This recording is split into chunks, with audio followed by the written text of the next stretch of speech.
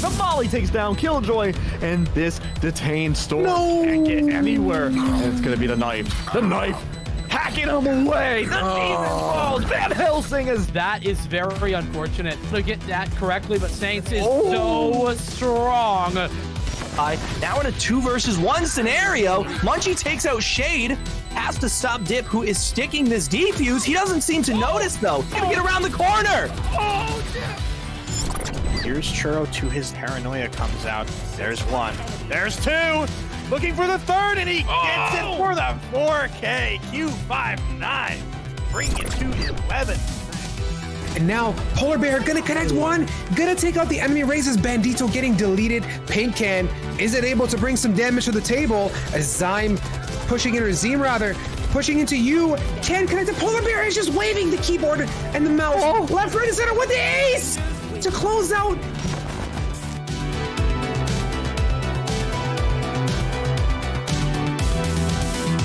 Okay, who's got the snacks?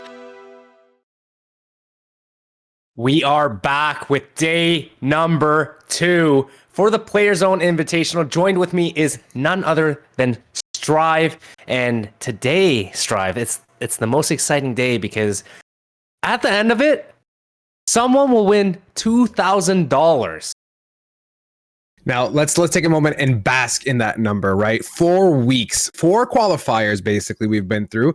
1 day of let's say the main so far. Yesterday was your first set. This is day numero dos, and now 2,000 beans on the table. I don't know how much better it can get. We had some really nice games yesterday, massive showings and tons of amazing talent, and now we are only going up endless. The skill gap now between these teams should be getting tighter and tighter. We should be seeing much higher level of gameplay and just all around really good games. So looking very much forward to it. And as you guys can see down below, we're going to be casting the likes of Noble versus Last Round Save. It's going to be a best of 3 as always here tonight, guys. And map-wise, Bind Haven and Ascent by the looks of it.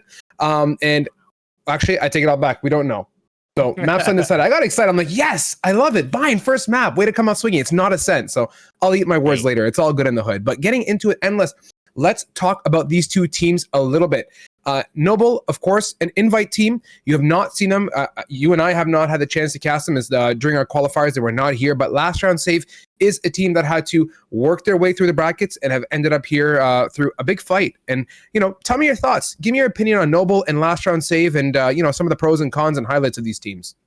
Well, the pros of Last Round Save is, we got the opportunity to see them rally against Pugstars during the last Able Esports qualifier. Yes, and sir. Dude, I don't know if you remember that Haven match, but quadruple overtime Strive. That was something, man. That was just back and forth. No idea what was going to happen to the point where they finally rallied back and won it in a 2-1 fashion in that series. And they defeat them, proceeded to win that Invitational, and that's how they made it here. And throughout yesterday, they started off, they're coming into this playoffs as the 2nd seed out of Group C. So they lost to Akela, and they also ended up beating Lunch Club 2-1 in the series, and they also took out Zero Marksman 2-1 in the series.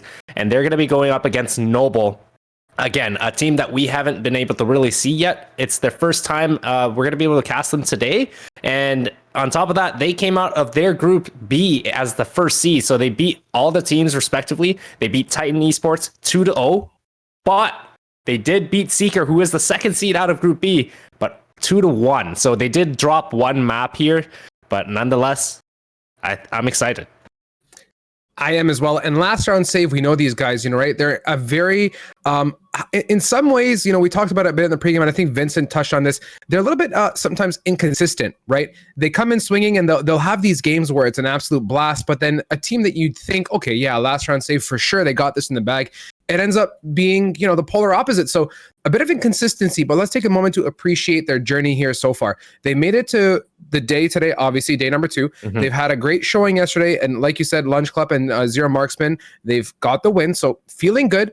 And I think at this point, they're definitely going to be more polished and well-rounded. And of course, it is of no surprise to see them here. They've fought their way through and had incredible matchups. And Noble, for me as well, a team that obviously did a whack load of work yesterday. I'm sure they're they're pooped, to say the least, or tired from the amount of work put in those games, and they're here now with 2 wins in their back pocket. So feeling good. And for me, Noble is an invite team. So let's just take a moment and appreciate the invite team that showed up yesterday. Endless ended up being an absolute monstrous team. And today, now again, I'm expecting something similar out of that. Noble, new to me, but I mean, let's appreciate some of their wins. Like, we know that they've had some wins in various events, right? They beat teams that you guys may recognize, Dreamland, Sakura Storm, on the way in not necessarily GLG events, but in the NSGs and the Super League Arena. So these guys have had big showings against notable teams, which leads me to believe they're going to be really good talent to watch today. And for those that are joining us today and you know, for the first time and not really understanding what this invitational is, it is basically our first VAL-AM invitational. It's a $2,000 event grand prize. And we had 4 qualifiers, each sponsored by an organization. And all those teams did qualify, right? There's 4 invited teams in total, but 12 qualified teams that are entering into this tournament. And today is the second day of it. Now, this is the opportunity that all teams wanted to get to. This is the place they wanted to sit at entering the second, because now it's the playoffs. It's a single elimination best of 3. But I mean, winner ends up with $2,000. So can't go wrong there. No, definitely not. And guys, something cool for you all too.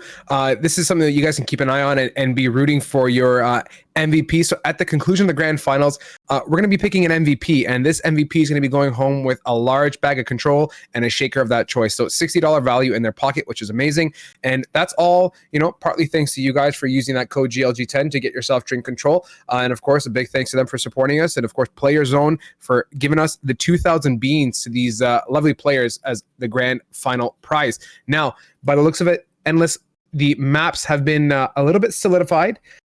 Looks like LRS is going to be picking Haven on their first map, and Noble's going to be picking Split on map number 2. So let's talk, right? Let's do one map at a time. I don't want to get too ahead of myself and talk about 2 and 3. Haven, map number 1, Haven. Oh my God, I got to calm down. My camera's going to fly off. This is interesting to come out swinging on Haven map number 1 for me. I think you and I can comfortably say, I'm again, I don't have, you know, statistics buried in the back of my head, but it's the first Haven map 1. Have you seen this yet? I haven't.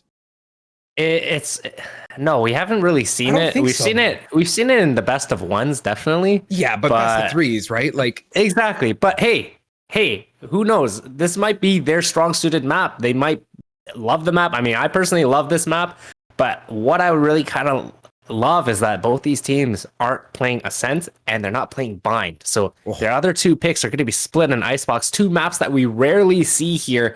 And because Icebox is the 3rd map, Strive, tell me about it. We want to see this map 3 more than ever.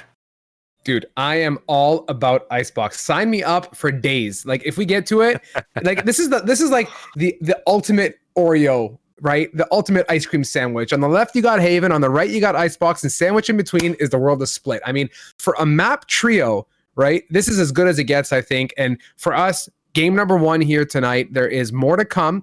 2 more sets of best of 3s as well on this channel here. So for those that are getting settled in and going to be watching for the night, you're here for the long run. Make yourself cozy, get comfortable, and you know, enjoy the time with us. And as always, be sure, guys, to, you know, hit up those socials.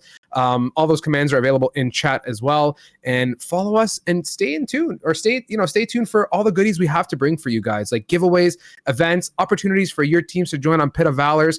You know, all these things it's available to you guys, and there's prizes at the end, and it makes us happy, keeps Endless and I on our feet, to say at least a couple times a week here to keep you guys entertained. And now let's talk about maps. Endless, how do you think this is going to pan out for us here? Let's talk about map number 1. Any early predictions or thoughts? Who's going to come out swinging and take that one home, or are you kind of fencing a little bit here? Well, this is a tough one, because going into this series, everyone would say, okay, Noble was probably the favorites coming out of this matchup. Sure. But the only factor that I'm kind of seeing is, I mean, last round save have just been absolutely on a tear since the Able Esports qualifier. I mean, we've seen them absolutely almost lose the series out to Pugstars, but they ended up rallying back, winning that. And not only did they win that, they continued on and won the qualifier. So and now they're here. They're back here today. And they did lose yesterday to Akela, but they continued to rally through, beating Lunch Club again 2-1, Zero Marksman 2-1. And those are all pretty decent teams. And that's what's kind of putting me on the fence there. I'm not 100% sure, are they going to be able to rally through this one, or is Noble just going to completely come out and outclass them? I'm fencing with you as well. I'll take, some of your notes are going to be, I guess nestled in the back of my mind getting into this. I'm going to give you my hard prediction because I like doing it. This is an opportunity to kind of flex a little bit, right? For me, I have a very good feeling about Noble Esports on this map. I think it's going to be a tough battle for last round save, but Noble's going to come out on top. And map number 2, as always, you know me, if I give 1-1, the other is going over to last round save. And, let's consider it that they're taking map number 2, or the map number 1 pick was actually last round save's choice, but I still think Noble's going to put up a battle. But map number 2 here on split, I have a good feeling last round save is going to take that one, and we're going to get to see map number 3 Icebox. That's my prediction. Let's see how far it goes. If not, you got 10,000 points. I'll agree to it. If someone goes and redeems 10,000 points on the main channel at some point and sends me a screenshot, I'll eat a sock again. All right. I mean, well, we could talk about it since I'm a little bit hungry, right? We're going to describe this match like an Oreo, like you were saying earlier, because since you said Oreo, I couldn't stop thinking about it. So is it going to be a double stuffed Oreo or a triple stuffed Oreo? And if it goes all 3 maps, it's definitely a triple stuffed Oreo. And what better to finish that 3rd map on Icebox? I'm game, man. I'm looking forward to it. We see these teams now slowly filing into the custom game, getting ready to rumble. And of course, I want to give a big shout out to the team here tonight who's going to be taking you through this. Vermilion Rose in the production gang, and KC is our observer. So if guys, Endless and I, the love, we feel it day in and day out because we're here talking to you guys. But always remember what goes on behind the scene, including the production team and the event schedulers and anyone that gets us together. That's what makes this possible. And we want to give a big shout out to them as always. But now, Endless, I want to touch on some of, let's see, what can we discuss here? Okay. Let's talk about critical focus points and lessons learned from yesterday. Let's talk about Haven first, right? Thoughts on the important factors that these teams are going to have to keep in mind when playing here, and what's going to set them apart and allow them to build a big gap score-wise? Or do you think that this is going to be a pretty traditional map whereby we see standard plays, nothing out of the box, or are we going to see some interesting aggressive and defensive strats come out? I think Haven is definitely going to be one of those more aggressive maps. Like we said, the defensive side is not the easiest on Haven because it's such a wide map, right? But if they get that early aggression on that defensive side, it gives them a lot of information to be able to react towards it. But however, we also see instead of playing too aggressive, some teams like that play style of playing a little bit more passive and playing a retake on that A site. Sure. We see that time and time again, but generally, it really depends. I mean, Noble going to be able to start off on that defensive side. I do know them as, a relatively aggressive team, and they got to be feeling confident, right? They know they're supposed to win this matchup, so to speak, but last round save is not going to make it easy for them, and they're really going to have to earn this ones. But with that confidence, I can feel Noble will probably get really aggressive to start off.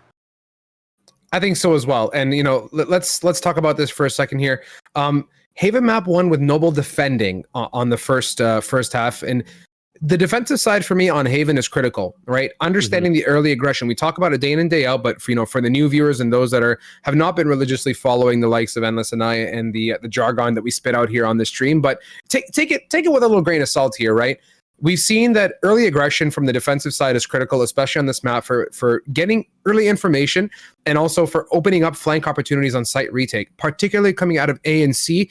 If they choose to plan on B, that mid control and that window control is critical because at the very minimum, it will block out one potential plant position on front site whereby teams will like to play in mid cubby or towards garage or even in window after for a post plant. So that flank is really important. And at the same time, depending on which site these teams like to go on, that early aggression from C respectively, if they're taking on A, getting behind them nice and quick gives you an opportunity to come back from behind from short and long. But we've seen that backfire day in and day out.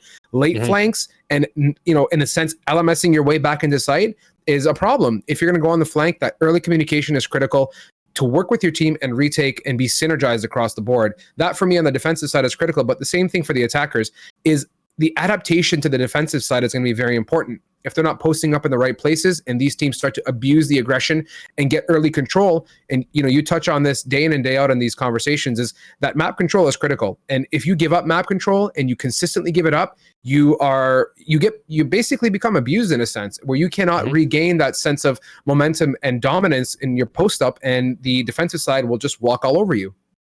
And that's 100% true. And that's why being that, set up in that proper default to start off each round is super crucial, especially on that attacker side, because if you're all grouped up to one area and you're not really taking it fast, you lose complete control of the other side of the map. And when you do that and you're facing up against an aggressive defensive team, that puts a lot of hesitation in your rotations, and it kind of forces you to commit.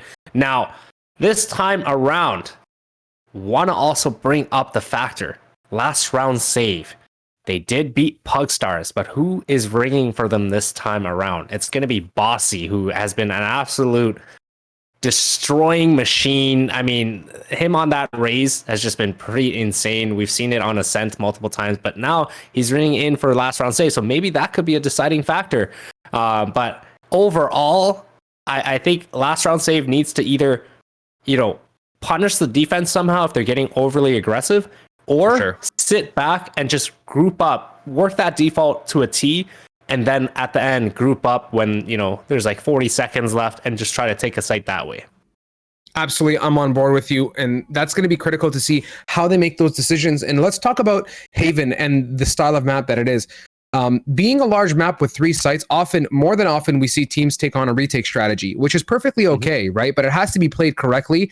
And we saw some beautiful gameplay on Haven yesterday, whereby the A pinches didn't even come through short and long. I can't remember which team it was. I remember vividly it was a Phoenix that went right up through B, and with the support of smokes went right through Link, pinched, and absolutely collapsed on A. And that type of take is really should not be allowed, right? That's you have to have those choke points on lockdown, and it's going to be interesting to see how these teams pull rotates and exploit different parts of the map to get into different sites, right?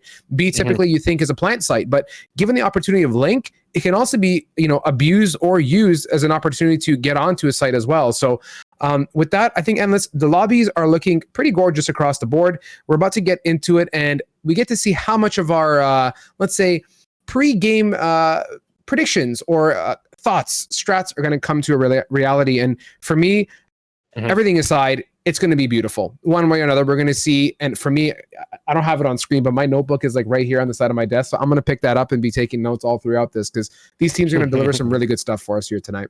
Oh, for sure. And, after thinking about it, actually, while you're talking and seeing all these names, I remember this is the map that last round save gets super aggressive on that defensive side. We've seen Glyph on the Omen getting good control nonstop. And let's see what these comps will end up looking like. You see Bossy locking onto that raise, which is exactly what we wanted to see.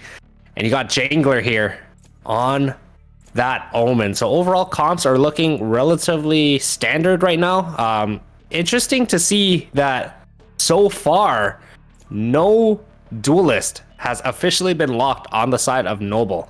Only a few Sentinels, and Menace locking on to that Yoru. Hopefully that will be their only duelist going in on the side of last round save, though. They have those 2 duelists in Bossy and Yoshi right now.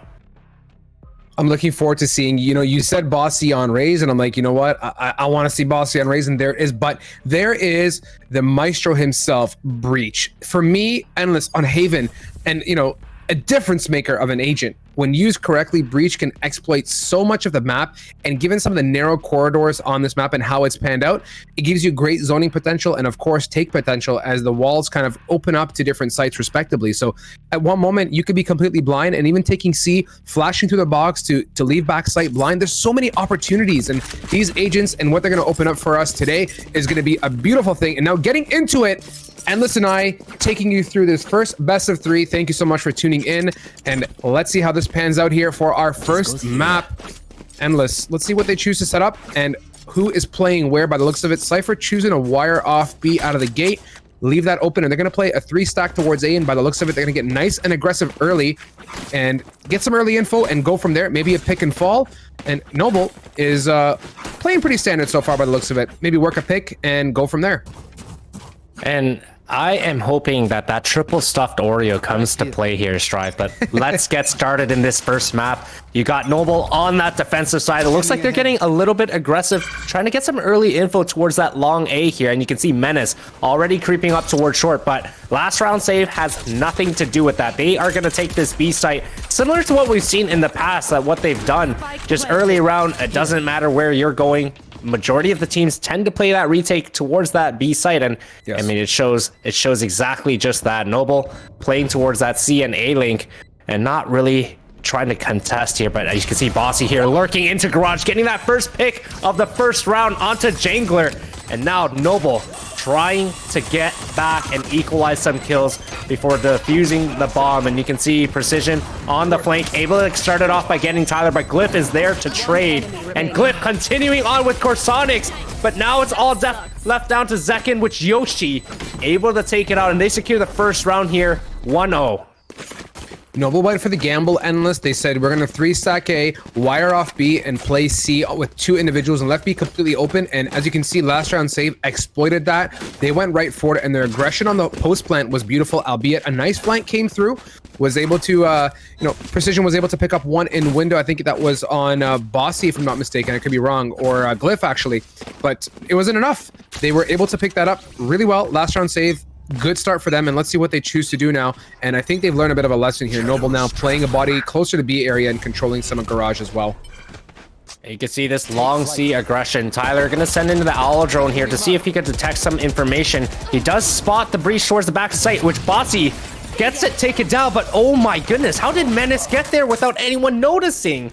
Bossy there to trade it with Yoshi, but now Jangler still in sight. The Boombot does detect him, and here comes that nade to force him out of that position. Down to only 20 health, I believe. But look at what last round save is doing. They're not committing the site. They got the picks they wanted, and now they're just going to fall off and take this A site. This is the beauty of this map, Endless. So many opportunities, so much rotatability. And now Glyph is going to put that spike down on A. Good plant for short and even for long. And he's going to play a nice post plant towards spawn area as he's walking over. Jangler, likewise, just chilling right now. He's trying to make something happen here on the flank for the retake. But there is the likes of Yoshi as Glyph picks up one and leaves it all up to the lit Jangler, who Yoshi is posted up and ready to take him out in second round to last round save. So far, looking really good and strong on these takes, Endless, but now we are getting into the almighty gun round, where we get to see some good stuff come to be. And this is a great start here for last round save, securing the pistol round, and oh my goodness, King, you missed that jump. You just lost 20 health for no reason. I'm not sure that was the idea there. Maybe it's part of his plan. He just needs the pressure. Minus 20 HP will make him frag just that much better on this. Maybe. Sometimes you need that little bit of pressure to make things a little bit more interesting for yourself, right? And change your playstyle. Just that ever so slightly. But right off the bat, Recon Dart coming down towards mid, trying to spot some of the last round save members, but that is not going to do anything. And you can see, again, Noble playing this retake towards that B site. And Yoshi able to get that bomb down and dashes away just in time with only 33 health left. And now it's up to Noble for this retake. As you can see, all 5 of last round saves members all playing towards that mid. Begs the question of how much util do they really have here to block off window, and they don't have much. They're Bossy to get one, and we see still cages and smokes are present as Corsonic's gonna pick one up as well. Heavy stack outside here. Precision decides to swing. He wants to clear it out. Menace and Zekin, one apiece now, shooting through. Menace did make some contact there. He's got to listen close. He gets one onto Yoshi, and he has a 2 versus 1 situation. A lit Corsonics is in sight.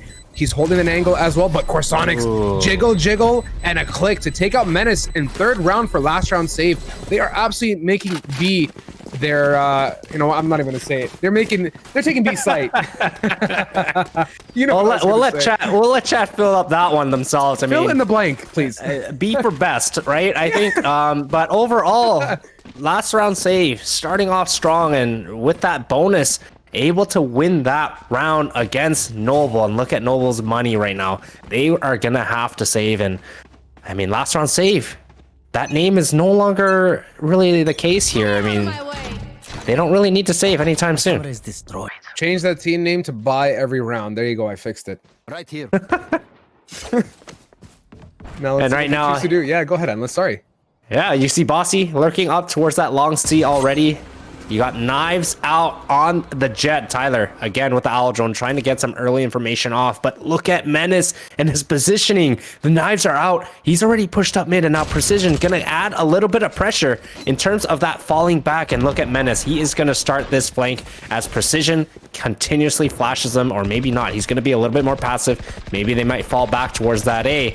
But now it's up to Precision to add a little bit more pressure towards that mid for Menace to be able to capitalize on that.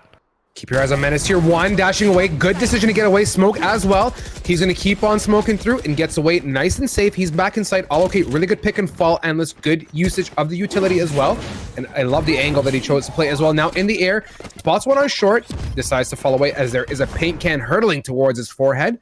And now, unfortunately, last round save is down a member.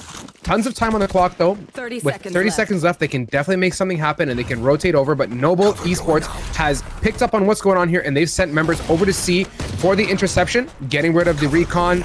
And now here comes the take. They got to get in sight fast and get it down, Endless. And here comes that paranoia. But Menace, I like what he has done that round along with Precision. They got that early info and they got the early picks, but now, I mean, there's not a lot more that they can do. Bossy left with 2 seconds left. Gonna try to get one more kill down, in which he does connect, but can he get a second? He does! Will he get the third? Oh my goodness. That freeze time almost seemed like it was never gonna end. No, I was like, sometime today, please. How many more kills is this guy gonna get? But that would have been, you know, unfortunately, let's take it from the fortunate side. A lot of weaponry taken out of their hands, so that's one aspect of this, which is fantastic. But at the same time, last round save ran that clock down a little bit too much, Endless, I think. I thought 30 seconds was ample amount of time to get in sight, but as soon as Noble started rotating over to C and blocked it off, that 30 seconds was really insufficient. That's true, and like I was saying, what Precision and Menace did there, they did a little bit of a pinch. Precision tried to aggro a little bit towards that mid to push things back. And Zekin starting off with the Hunter's Fury, tagging one and killing one, but Bossy's there to trade and equalize the situation. But Precision playing off close mid, gets traded off by Yoshi finally, and down to a 3 versus 3. But back to last round, Precision, that's where he kind of fell off, and I was expecting a fast flank when Menace was able to get that initial pick and calling, you know, 4 or 5 towards that A site. But you can see right now, last round save, getting into that garage, but they do not know Menace is there. Menace to lurk. Maestro 1 and 2. Shoot and dash. One more pushing him. Can he get it? Yes, he can! He is so quick, Endless, with that operator. Monstrous. And you know what? Close or long range, Menace is a monster. Bringing that home with a 3-piece to his name. And now a second round for Noble. Bringing it up. The heat is cranking here. And let's appreciate the early trades, Endless. These teams are working together as a squad, and you can see those trades coming out nice and early, which is fantastic.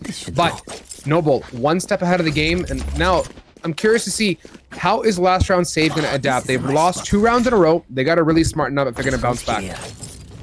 And right now, this is where their gun round has to come into factor. They need to be able to shut down Noble because they are coming up on a little bit of a run here. As you can see, Menace floating his operator back towards that A site, and that's what we liked seeing yesterday, right? We saw that for on the way, floating that operator around, and I mean, it catches people off guard. So last round save has to be a little bit more wary now that they know Menace is not necessarily dedicated towards C or A, and that he's just floating around. So they need to kind of think twice before they peek each angle. Let's see, now at this point, the round is definitely slowed down tempo-wise, Endless. With a minute left on the clock, both these teams have all their members up, and a cancel coming up from that Omen, and a massive paint can coming out of Bossy. They're going for it. Yoshi now on C, has full control. One more to connect onto Menace. A swift flick as well. Numbers now still in favor of last round save, so they can get this down and hold them off here. Bossy, absolutely slippery. Invisibility cloak activated. Working in garage. Can he open up this pick at this point? And yes, he can. Oh, my goodness! What? What was that flick? Bossy. That was something else, man. That was a flick and a half. But look at Corsonics and his flank. Yes, Forget sir. your Rolling Thunder. I got you. Corsonics in the right place at the right time. Somebody sent him a postcard and he knew exactly what was going on. Well positioned to pick up round number 4. I thought that Rolling Thunder was going to be the deciding factor, but Corsonics' placement there was so well done as he blocked off Garage, not in the same place that Bossy was playing, as we're getting a bit of a replay here. And look at Jangler. He just whips his mouse around, probably a full 360, falls off his chair and connects that one click to the forehead. I mean, it doesn't get that much better, Endless. That was just a flick and a half. Flick of the century there, but some say it could just be the flick of the wrist.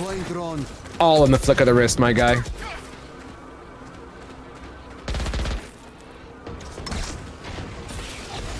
Now you can see Owl Drone coming up. Not getting a lot of information there, but Noble already falling off of A. So they're not really maintaining their aggression here. They tried to show that they were aggressive, falling off closely. And now you can see Bossy lurking towards mid. And it looks like they're going to try to default towards that B take. But look at where Menace is once again. This time, daggers out. And if Bossy chooses to take this, this could be a world of danger, as you can see. Oh, Menace misses the knives, but Bossy getting that opening pick onto Jangler, but they don't expect Menace to continue to wide swing. Corsonics there to finally trade things off. Yoshi as well, which puts Noble at only 2 players left standing. You see Precision here towards that A-link, trying to make something happen, and now it's all down to King, who hasn't really made a mark in this match just yet, but he's looking to get going. He's got to gas it up. Menace had the right idea, and I think when that recon dart came in, King taking his time with that classic, tapping away, getting Yoshi, but Tyler responds.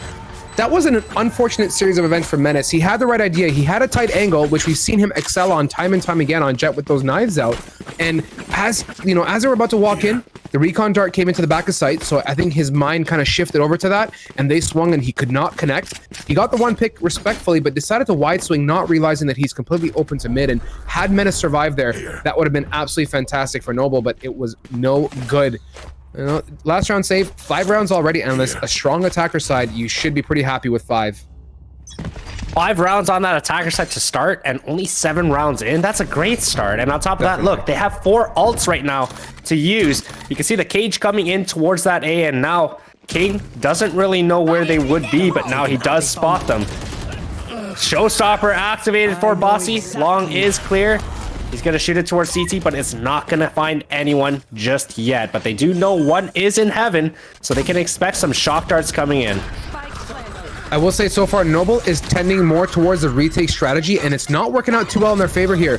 Zekin going to take a little bit of a paint can damage, I think. A slight tap before he's okay. Precision cannot see a single thing. Can he connect one more as the Roomba gets him out? Not before. He gets 1, 2, Endless. And now 3 versus 2 situation. Omen has little to no HP to his name. This is a potential round here for Noble, but they have to swing as a squad. And you can see the shock dart coming in. Zekin getting the first pick, but Corsonics there to trade. Now it's left down to the battle of a Cypher versus Sova. Both with, well, actually, the Cypher has a lot of health, and Corsonics is just going to be able to wait out the time. I like that play. He didn't get too aggressive there. He didn't try to wide swing and force a possible situation where he could lose a fight. He just waited for the tap of the bomb and then re-aggress there. Let's appreciate the discipline coming out of Corsonics, and I do love, if you guys notice, they're on short. That duo swing out of that Omen smoke really left Precision in a tight position. He couldn't figure out, who do I shoot? Because there was 2 people looking right at him. That type of unity on the swings is what brings home rounds, and so far, last round save has been doing superb with 6 rounds to their name. Noble definitely needs to change up their playstyle, maybe get some early info, or play a more of a hold position, double up on sites, and maybe gamble at this point, because they're losing a lot of unfortunate rounds. Well, right now they're looking at King, and they know, okay, he's not having the best game right now, starting off at a 1-7 scoreline. So they're looking to attack where he is playing, and they do know he's playing towards that A site. You can see Glyph already in sight planting the bomb, and you got Yoshi up close and personal with the knives out. But that's what happened last time when Menace did it. I guess it's the randomness of the right click, which unfortunately did not connect in that scenario. But Menace, now with that operator, getting that opening pick for the retake towards Bossy. But you got Yoshi close up, and the Hunter's Fury just distracts King a little bit too much from his own teammate. But Yoshi coming in again, getting 3, gets 4, going for the ace. And now Menace is running for his life. And doesn't matter. Yoshi coming in huge, extending their lead to now 7 rounds, Strive.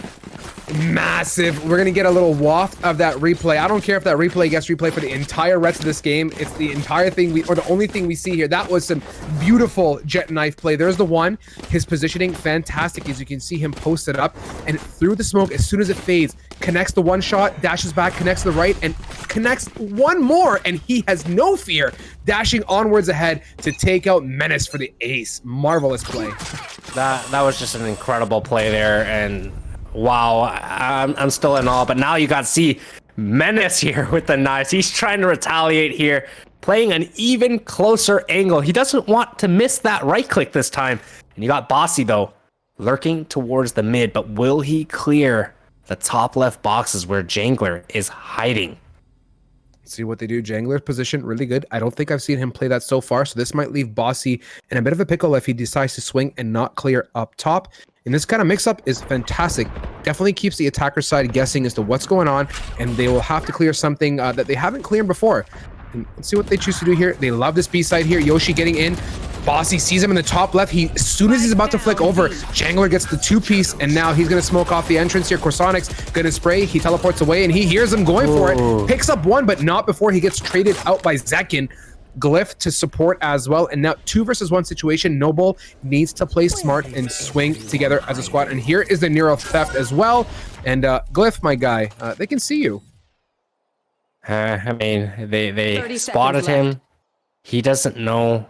This is going to be an extremely hard round for Glyph to be able to pull off here, as the crossfire that Noble has, but the smoke to isolate, and now it's only down to 1, but the King, better positioning. Glyph did not expect that, but he definitely made it a lot closer than it should have been for Noble. But finally, Noble able to finish up a round. Second kill for King, and third round for Noble. 2 more rounds on the board here for Noble to potentially pick up and bring that delta even closer. And I'm still in awe about that jet play that we saw. I'm still like vibing on the inside. That was something in itself. And listen, I like what Noble did there. They worked together as a team and they played smart. It's about capitalizing on the buddy system and making a move together. And now let's see what last round save choose to do, as they are heavily biased towards long C. Alodrome being sent in to get some early information, and let's see if this Pulsum rotates over from Noble and gets that support on C. But by the looks of it, the polar opposite Endless. They're shifting over and C is completely open. I think they've just been conditioning the defense by doing the same set of smokes and Alodrones non-stop, round after round. And oh my goodness, Menace! Corsonix has no idea that Menace has already lurked out. Oh, and Menace continues on, does dink Bossy as well. And now you got Jangler in sight as well. Low, or no, he's not low on health. Glyph is. And just like that, Noble's going to be retaking this site. And last round save. Not a lot they could do here. Tyler trying to extend it a little bit, but doesn't get the diffuser. Noble clinches their 4th round this half. And I want to say that the flank from Menace really changed the overall retake situation, because now they had to worry about the flank, they had to worry about the retake from spawn and garage, and it just was one too many angles and they weren't really set up for it. No, I thought Tyler was going to do some funny stuff there and able to hold that from long and bring it home, but not enough. Noble, much needed round number 4 to their name now, Endless, and can pick up 1 more before we switch off. I'm liking what Noble did. You know, I had this bad feeling when I didn't see them rotating and they gave up sight, but the retake was really well done and well executed, so I will applaud them on that, and they can definitely pick up 1 more here given what I'm seeing so far. And I like the way Noble played that, right? They didn't over aggress. They didn't try to hold down the site on the entry for last round save, and instead they were patient, they waited for their teammates, and they retook together properly.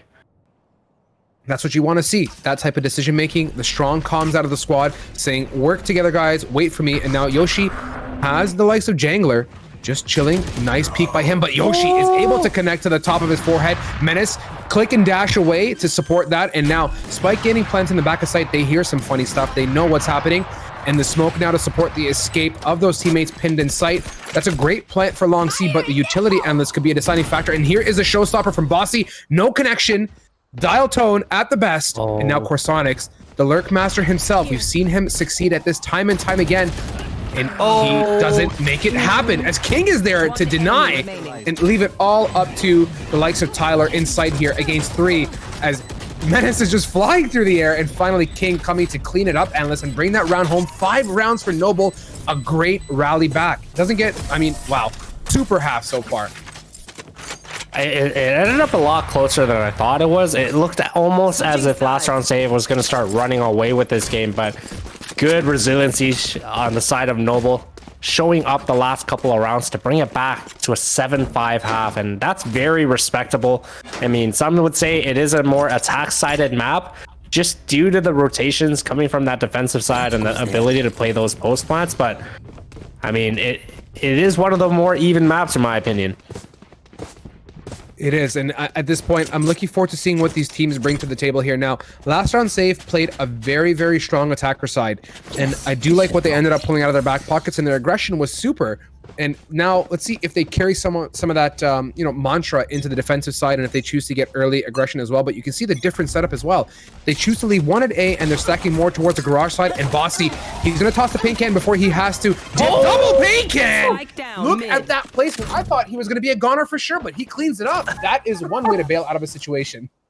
Oh my goodness, I didn't expect them to run into that, but I guess they were too far committed, and they probably body blocked each other to the point where they couldn't really fall back. But man, did that work out in their favor. And you can see Tyler here. Oh, with that instant dink with the frenzy.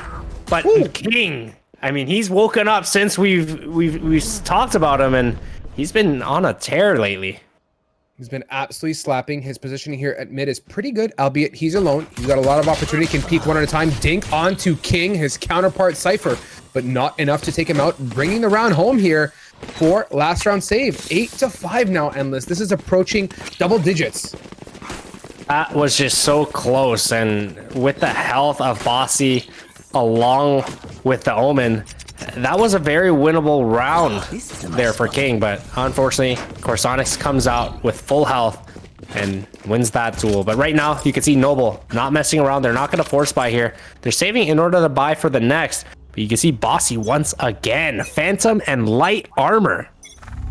Bossy, the boss himself, choosing to buy. No fear whatsoever. He has confidence that he's going to be able to connect here. And Menace waltzing right into sight. No fear whatsoever. Shorty in hand as well. And looking pretty good for the plan here. Now, the beauty of this is we get to see last round save flex on that retake. Let's see if that big gun purchase from Bossy is going to pay off. And you can see Glyph fighting into garage along with Yoshi, and the perfect crossfire and help comes in for them to be able to take that full control. And Yoshi continuing on, getting Zekin, and all left down to Jangler, which finally gets taken out by Glyph. And our guy Bossy gets to keep his gun as well. Isn't that a beautiful thing? I don't even think he had to fight anyone there. That's okay. He gets to keep the gun. Fight or not, I mean, his investment didn't go down the drain, so that's a start. Exactly, and I think Bossy is a little bit smarter than that to lose the gun, but look at the game Yoshi is having right now. Sitting at 20-9, being up 9-5 here, and on top of that, now, I mean, sitting on knives, which he's going to be entering this round in hopes of getting one of those Noble guns down. But Noble really needs this here, because if they lose it, for one, last round saves gets those double digits, and they're going to have to save the next, which sends it to 11. Yoshi on those next level mushrooms, he's just inhaling those, getting big. 20-9 now. Bossy destroys that camera nice and quick, but Precision swinging as well with the likes of King. And Yoshi finally able to take him out, what he couldn't do early on. And he's still playing aggressive. Absolutely no fear. He's going to smoke and get across. And I think his objective was to pick up that gun, which he may have done so in now a regroup situation here for Noble. They only have 4 members on their team, and they're up against 4. At this point, they have to get maybe one more pick, ideally, and go from there, as it looks like last round save is heavily spread out, Endless, all sites on lock. And see, that's what happened. Noble got that opening pick onto Bossy, and right away, Yoshi was able to get that trade and equalize the situation. And that's what they want to do, but that's what Noble wanted to kind of prevent. They want to get that opening pick, but they don't want to lose one right after. But because they played it to a T and they got those trades, it kind of equalizes the situation. And on top of that, there's no gun down on the side of last round save. Now Yoshi with knives out plus a Phantom to continue on this round, and you can see Noble starting to regroup as there's only 30 seconds left on the clock, and they're going to be defaulting towards this A side here. Last round save fell flat on their face with this type of timer situation last time. Now Tyler in a great position, cannot see a single thing. However, as Menace getting in, Yoshi to connect here, his crosshair placement on point now. Blind looks away, cannot make the magic happen as Menace and Jangler one apiece now, leaving it up to Corsonics himself to retake out of heaven here with a Spectre in hand. And just like that, he's been denied, drops down fearlessly at this point, says, you know what, I gotta go for it, with Menace to bring it home. That's not bad.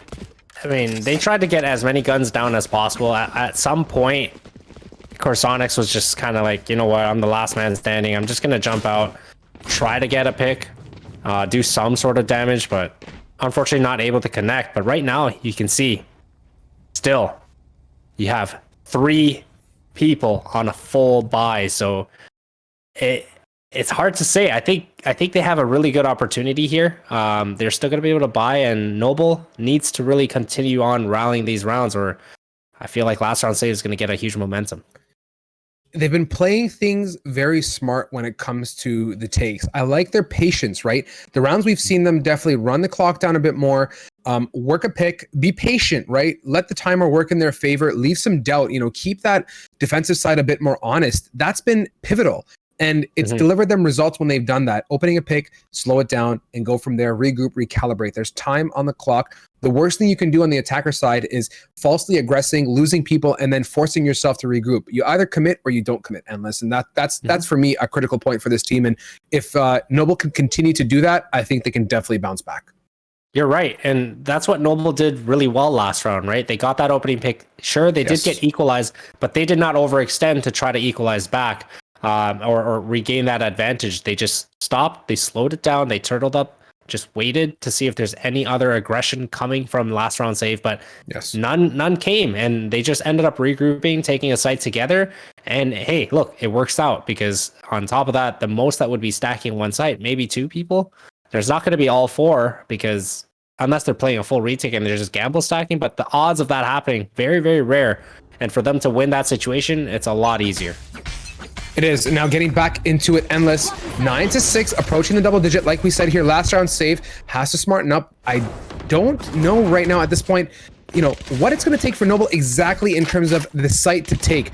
I don't think they've had enough rounds to fully absorb the play style of last round save and understand where they're aggressing, where's the utility set up. That takes time, but now approaching double digits, time is not on their side. They got to work something quick, and at this point, rely on some raw aggression and aim here to make it happen. Jangler playing for the flank, being patient, minute 10 on the clock as well, and they're going to regroup. B is a great site to take. You can see we do have an individual in Garage Jet there, and we see Silva playing Link, now sending that owl drone at 58 seconds to make sure no one is at mid. They hear it, they're going to take their time. Drone getting taken out, so he knows there is somebody in window, which leads you to believe they're probably turtling, so anything's an option. No reason to over-rotate, but we do see Omen. He bails ship out of C, leaving it all up to Yoshi now in window to call it and rotate and hold, or even play for the retake with his squad. Zekin sending in that owl drone, trying to see if there's anyone playing towards that B site, but oh my goodness, Yoshi getting a little bit aggressive, and that's what we were talking about. King standing there waiting for some sort of aggression, catching people off guard, and the second they get that opening pick, they just take site completely, and just like that, they have that B site. Bomb is planted, and now only 3 members left on the side of last round save to be able to retake this. So looking good right now for Noble. They're playing it very, very passively to the point where, hey, why aggress? Let's see if they make any mistakes, and we'll just punish them for it and open up the round.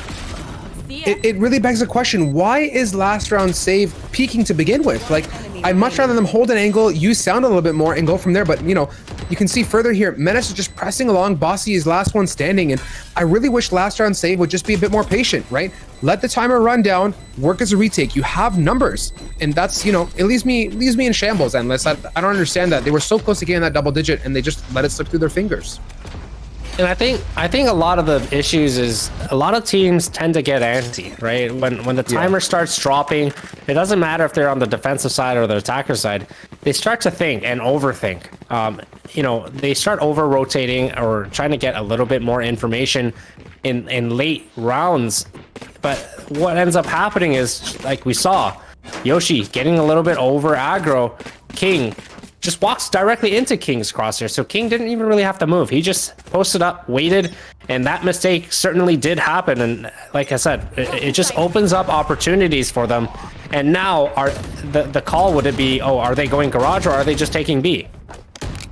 Now we can see Spike is dropped down outside of window room. They're working it very slow here. I think last round save is kind of gonna have to really heavily turtle at this point, as Noble is playing this super well. What worked for them last round to me should be a rinse and repeat situation. Wait for a little bit of info, right? Get aggressive, wait for a peek, work off of that, and then push, or even rotate off. And King again connecting. We did not get a whiff of where that took place, and Bossy pushing out of garage, but King opening it up one more time. And opportunity is there for Corsonics. Hello with the Deagle. If you weren't awake, now you are, Menace. As Bossy with one more to his name, he's going to bail ship there with the satchel, and it's up to Corsonics, who is pinned on short here, as Precision doesn't bother to really clear out short. This is going to be an opportunity for Corsonics to get on site and make something happen.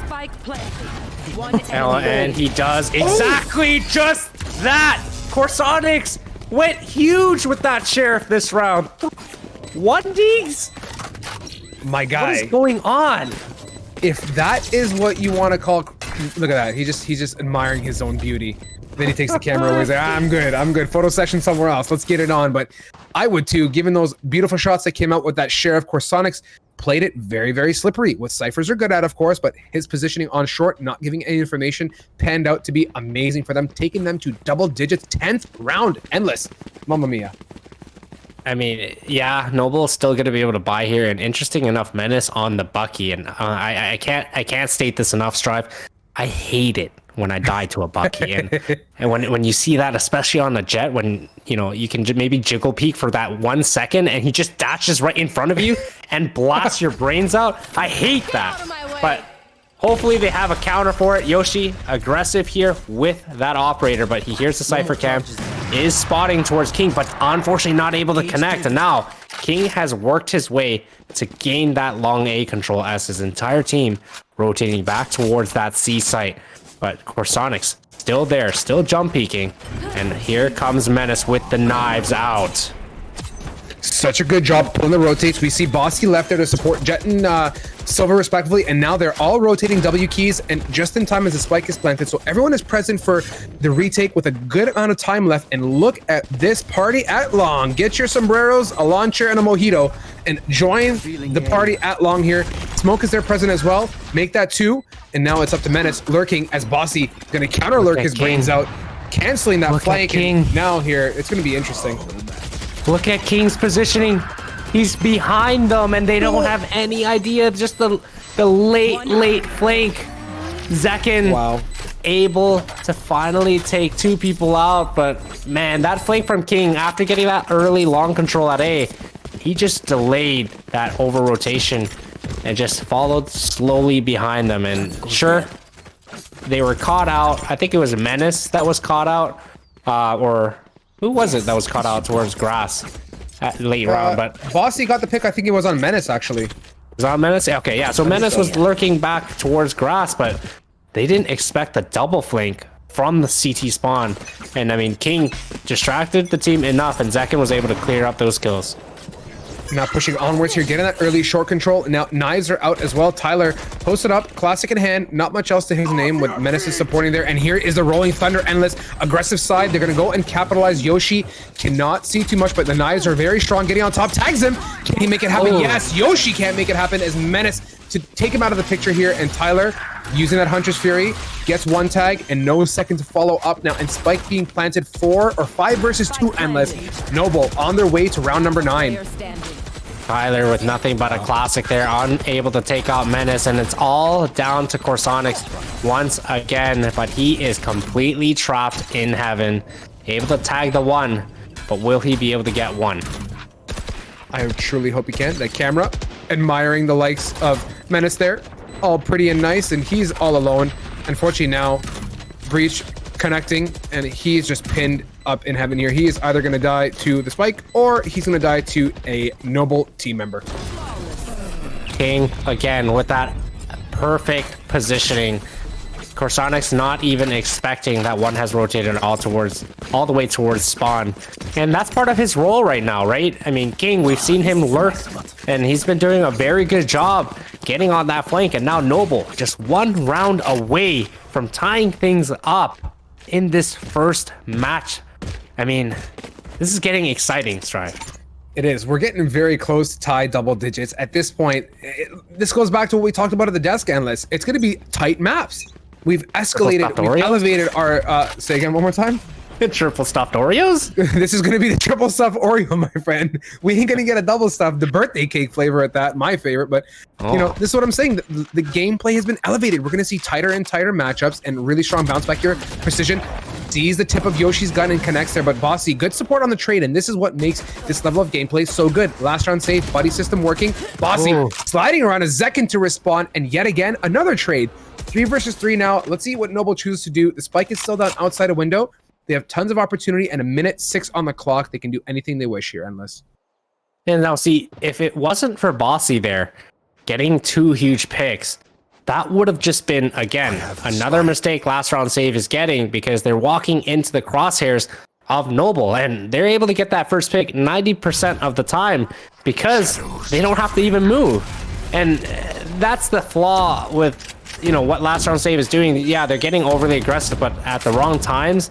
And it could bite them in the back. Have it not been for Bossy, I mean, they would be down 1 or maybe 2 people right now. Definitely. And now, like, look at the current situation.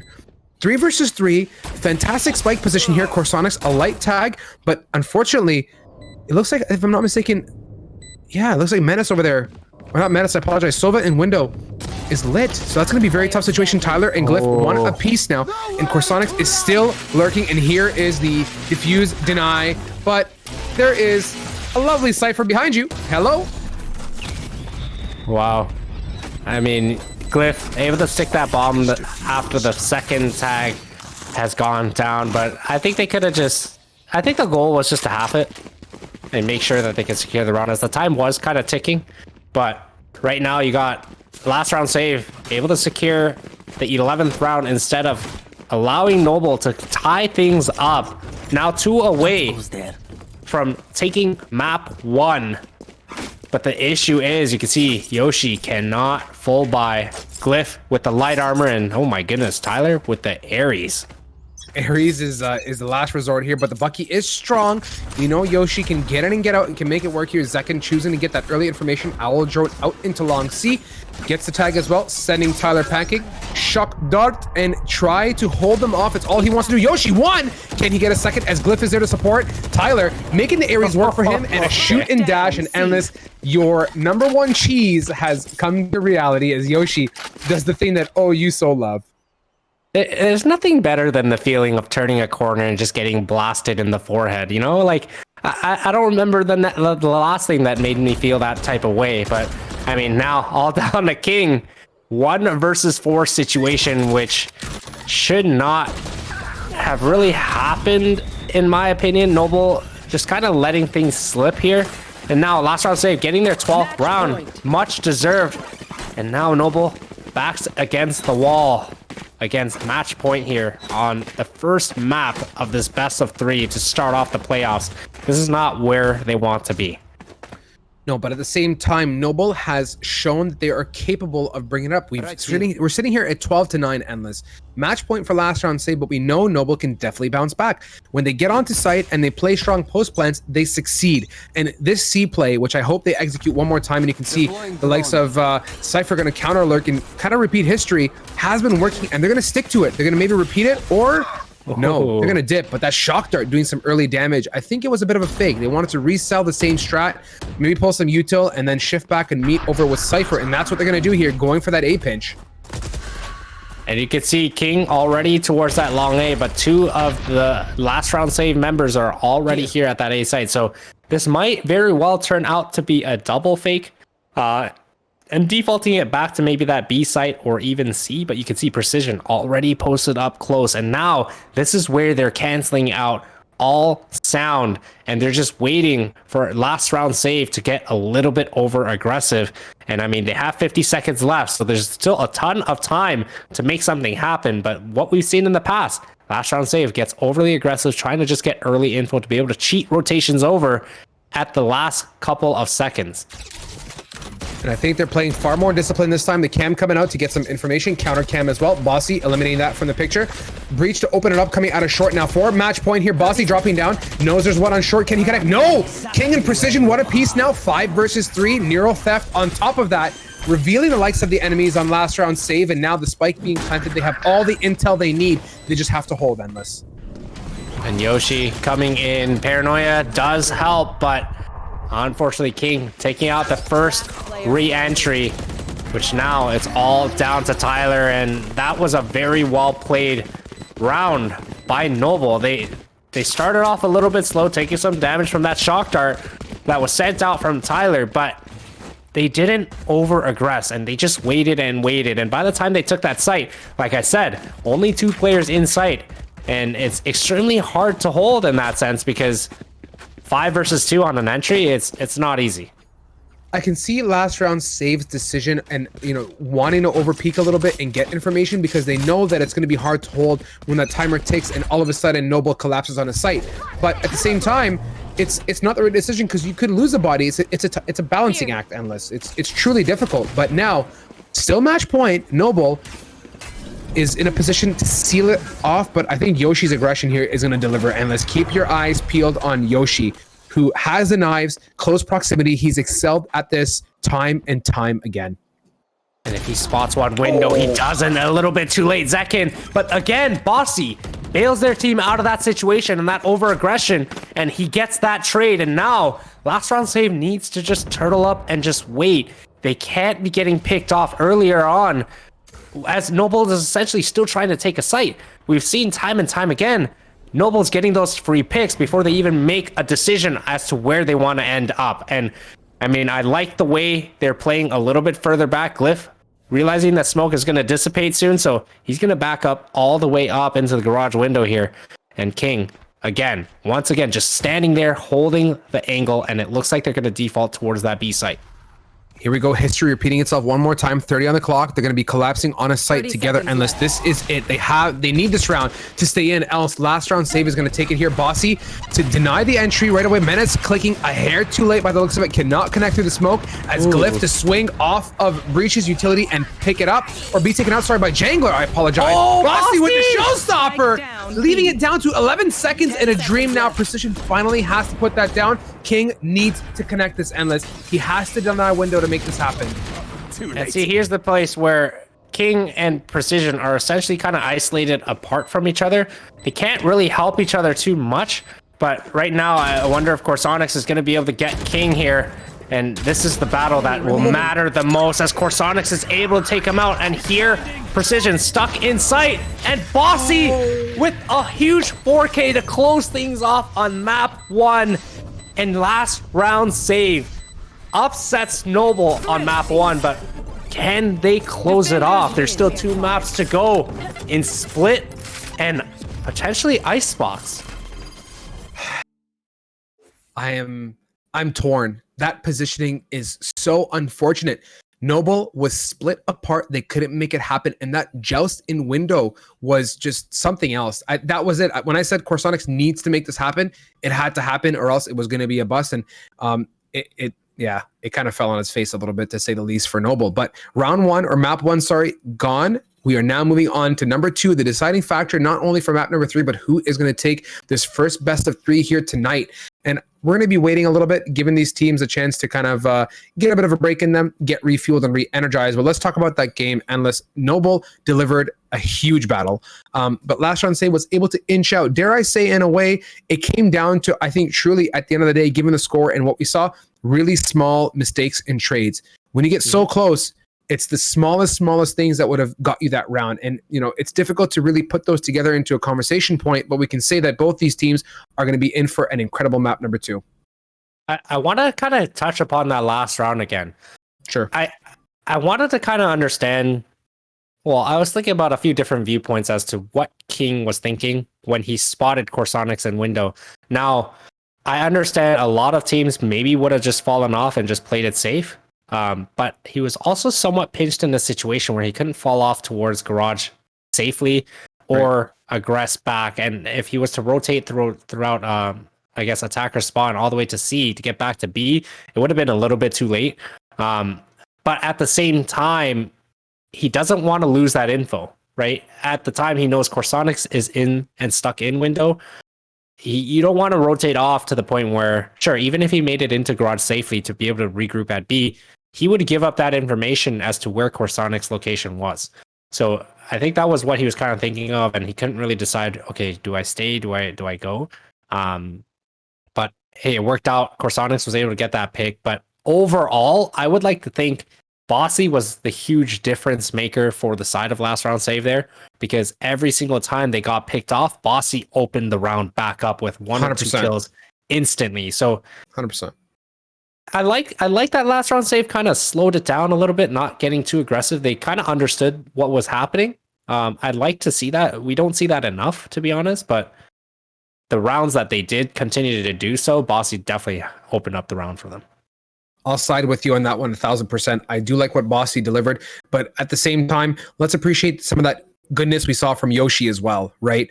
A monster, like that jet, the utility, the use of that knife, that amazing ace that we saw too, like clip that for the books. That was really well done and well executed. And I will say that, that should be something that Yoshi should be proud of, and the team should be taken forward onto this next matchup.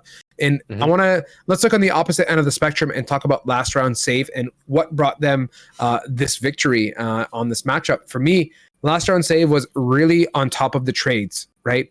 Really on top of the team aggression, working together as a squad. And I like their decisiveness on the defensive side. When they wanted to retake, they played retake. When they wanted to hold, they held. There was no mishmash or indecisiveness of that. And to me, that is what brings you that one step closer. And in this case, a 3-round difference, which is really, really, really tight. And at this point, going into Split now, a map that is a bit more traditional in the sense we have one less site to worry about, albeit it has been kind of rejigged and we don't get the chance to see too much Split now, Endless. The viability of B with that opening change, some of the slight nuances and changes towards the A side as well. And even at mid at ropes area, it gives us a bit more diversification and things to appreciate on this map and makes the site takes a bit more viable. But we're going to go back and talk about Split now. For me, and we've said it, mid control is critical. That male control opens up a lot of opportunity as well. But more than anything, the composition on this is going to be huge for me. Are they going to go with the Sentinel Killjoy or the Sentinel Cypher? That's to be decided. And keep in mind as well, last round save, they were the ones that picked Haven. So Split coming into this one, Noble is the picker of this map. Yes. And I think they're going to be able to take this one. They came really, really close to Haven. And again, Haven is one of those maps that's so hard to start off on because everything has to be perfect, right? Yes. A lot of communication and things like that. But moving on to Split as a second map, this is a very team-oriented map as well. One of the more team-oriented maps that's required and that you can't really just pug around, right? The communication and holding mid on that defensive side is just so crucial. And you need to know when to give things up. And you can see, I mean, like you said, it does come down to the comp, but it does, I think overall, what sets each team apart from each other in skill level is probably the communication here. Yes. I'll side with you on that. Communication is critical, especially on the map like Haven with the 3 sites. Communication is more than critical. There's so much more to worry about and so many opportunities. And, it's a bit of a less traditional map in the sense of the aggression, but now moving to Split, I think for me, it's going to be even more important. Split has one of the longer rotate times as well. And if you're buried inside of site A, by the time you get to site B, going through screens and everything else, it takes you a good amount of time here. And now, beautiful people, getting into agent selection by the looks of it. We're ready to get some champions down on the board. Let's see what they decide to go with composition-wise. Endless. Oh, we see your favorite breach here on Precision. And that's what we like to see. But overall, I mean, so far, Yoshi sticking on the jet along with Menace. Bossy still on that Raze. And Raze has been pretty crucial in their takes at Haven. And I mean, the nade alone and along with the satchels just gives you so much room along with having that jet alongside. But this time, Zekin going with the Raze as well. Killjoys on both ends. No Sova on the side of Noble, but they do lock that Breach and Omen there, which, actually looks like it's going to be the same comp all around. This is going to be something to watch. I do like Bossy and Zekin sticking with the Raze, a very viable agent on split. The entryways and elevation changes, lots of opportunity for aggression and defensive usage of that skill. And Jet, of course, always proving to be a key core component of every team's composition. But at the same time, let us appreciate the unified Sentinel. So looking like Killjoy is going to be the deciding factor here for the site lockdown and the opportunity for Nano Swarm and the turrets. We see heavy usage of that towards B particularly, but at the same time, the usage on A is it's there. But I think we're going to be seeing some Killjoy action on B for me, Endless. I like that. Any Sentinel on this map, regardless if it's going to be a Killjoy or a Cypher, it works out really well. And especially having a Killjoy on that A site, it's so hard to take with the turret setup, the mollies, and the alarm bot. I mean, there's just so many different positionings that they can set it up for, whether it be the chokehold entering the lower side of A, or it could be on the site to prevent plants. And there's just so much randomness, and the site is just so big that there's just multiple different areas that you can kind of randomly get control of. And at this point, let's see, and you're right. A is going to be the play. Definitely Killjoy setting up all the utility there, ready to go. And you can see, look at the sidedness, and let's be completely open, not a single soul in sight, and they're choosing to double up towards mid and male respectfully and hold that down, which again goes back to what we said about getting on site. And by the looks of it, they're going to play the retake, but Menace nice and quick getting in. Another one onto Tyler, trying to get rope control, but look at the teamwork on the swing. And just like that, the world is their oyster. They're choosing to take on ropes here. Corsonics is ready and able. One right click onto Menace, alarm bot, and a bail as Glyph is there to connect. Frenzy 22 HP gets taken out by Jangler, and now 2 versus 1. Corsonics has no hope, unfortunately, as King is there to take that out. Wow. I mean, if King had lost that fight, that would have been a very, very close round all of a sudden for Noble to take over, as they started off with 3 huge picks. And it was interesting to see them drop towards rope, because they got 2 towards male, 1 towards ropes. So that essentially isolated all the players that could be on that B site. Maybe there's one-on-one and a split, but I think B would have been easier to overwhelm. I think so as well, and they chose to go up mid, and we talk about mid control, but it goes both ways, right? For the attackers and the defender side. And they chose to take mid control versus getting onto B, but at the same time, the retake out of Heaven onto B, and if you rotate off of A towards CT at B, it's pretty nasty. So it's tough to hold on the retake as well, and it's the elevation definitely throws you for a bit of a curveball on B. And now they're sticking to their guns, taking it pretty slow. Nothing really too fancy for Noble here. They got some early information, and now they're going to rotate back towards that site we wish they took on round number 1 and collapse onto B through main, but there is an Omen smoke, which is going to put some delay on the table. You see 4 of Noble's members already grouping towards that B main, but Bossy, with that boom bot, able to draw out some information. And here comes that paint can. Does a little bit of damage, but not enough. Menace coming in along with Zekin to start things off. 3 big kills to gain control of that B site. And Yoshi here with a shorty. Gonna be able to play up close, maybe dash into sight and get someone off guard. But it doesn't seem like the case. Zekin there to protect his teammate. Oh, Corsonics gets 1, but Precision takes him out, and they secure their 2nd round here. The site's on lock, and this map selection here from Noble, their map choice, was it for a reason? Well, obviously, they feel comfortable on it, and they're coming out swinging here with 2 rounds so far. And last round save, they got to smarten up a little bit at this point. We see big guns now in their hands, which is going to be fantastic, but if they lose these, you can very well expect Noble to continue pushing ahead and picking up maybe even 1 or 2 more rounds thereafter. This is where buy rounds are a little bit confusing when you know the other team is bonusing, because do you get overly aggressive and catch them off guard and risk the opportunity to lose your guns, or do you just play the range and play a little bit more passive?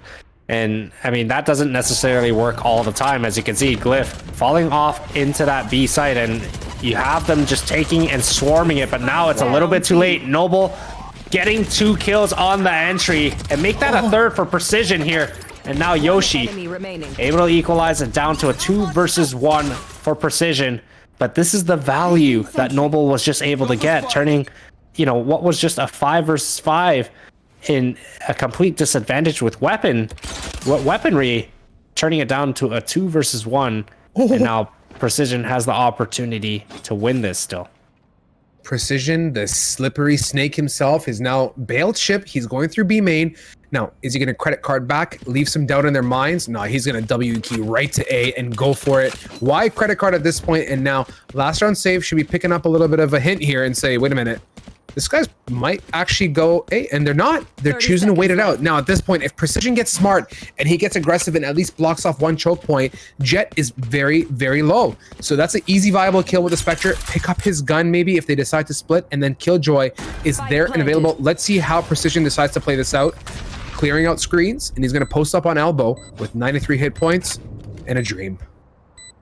That's a very interesting play. I understand what last round save was doing. They didn't want to risk anything. They wanted to stay together. And you can see they're doubling up this entire time. So Yoshi right now, followed by his teammate right behind him, Precision. Not sure what is going on, but hears them towards elbow. And this could be bad as they almost line up. But Corsonics there for the trade. So huge round for Noble, able to get that bomb down, and on top of that, bring it down to only one player left for last round save. And now the economy on their end is a little bit wonky. Yeah, just a smidgen, but let's appreciate last round save and the unity on that retake.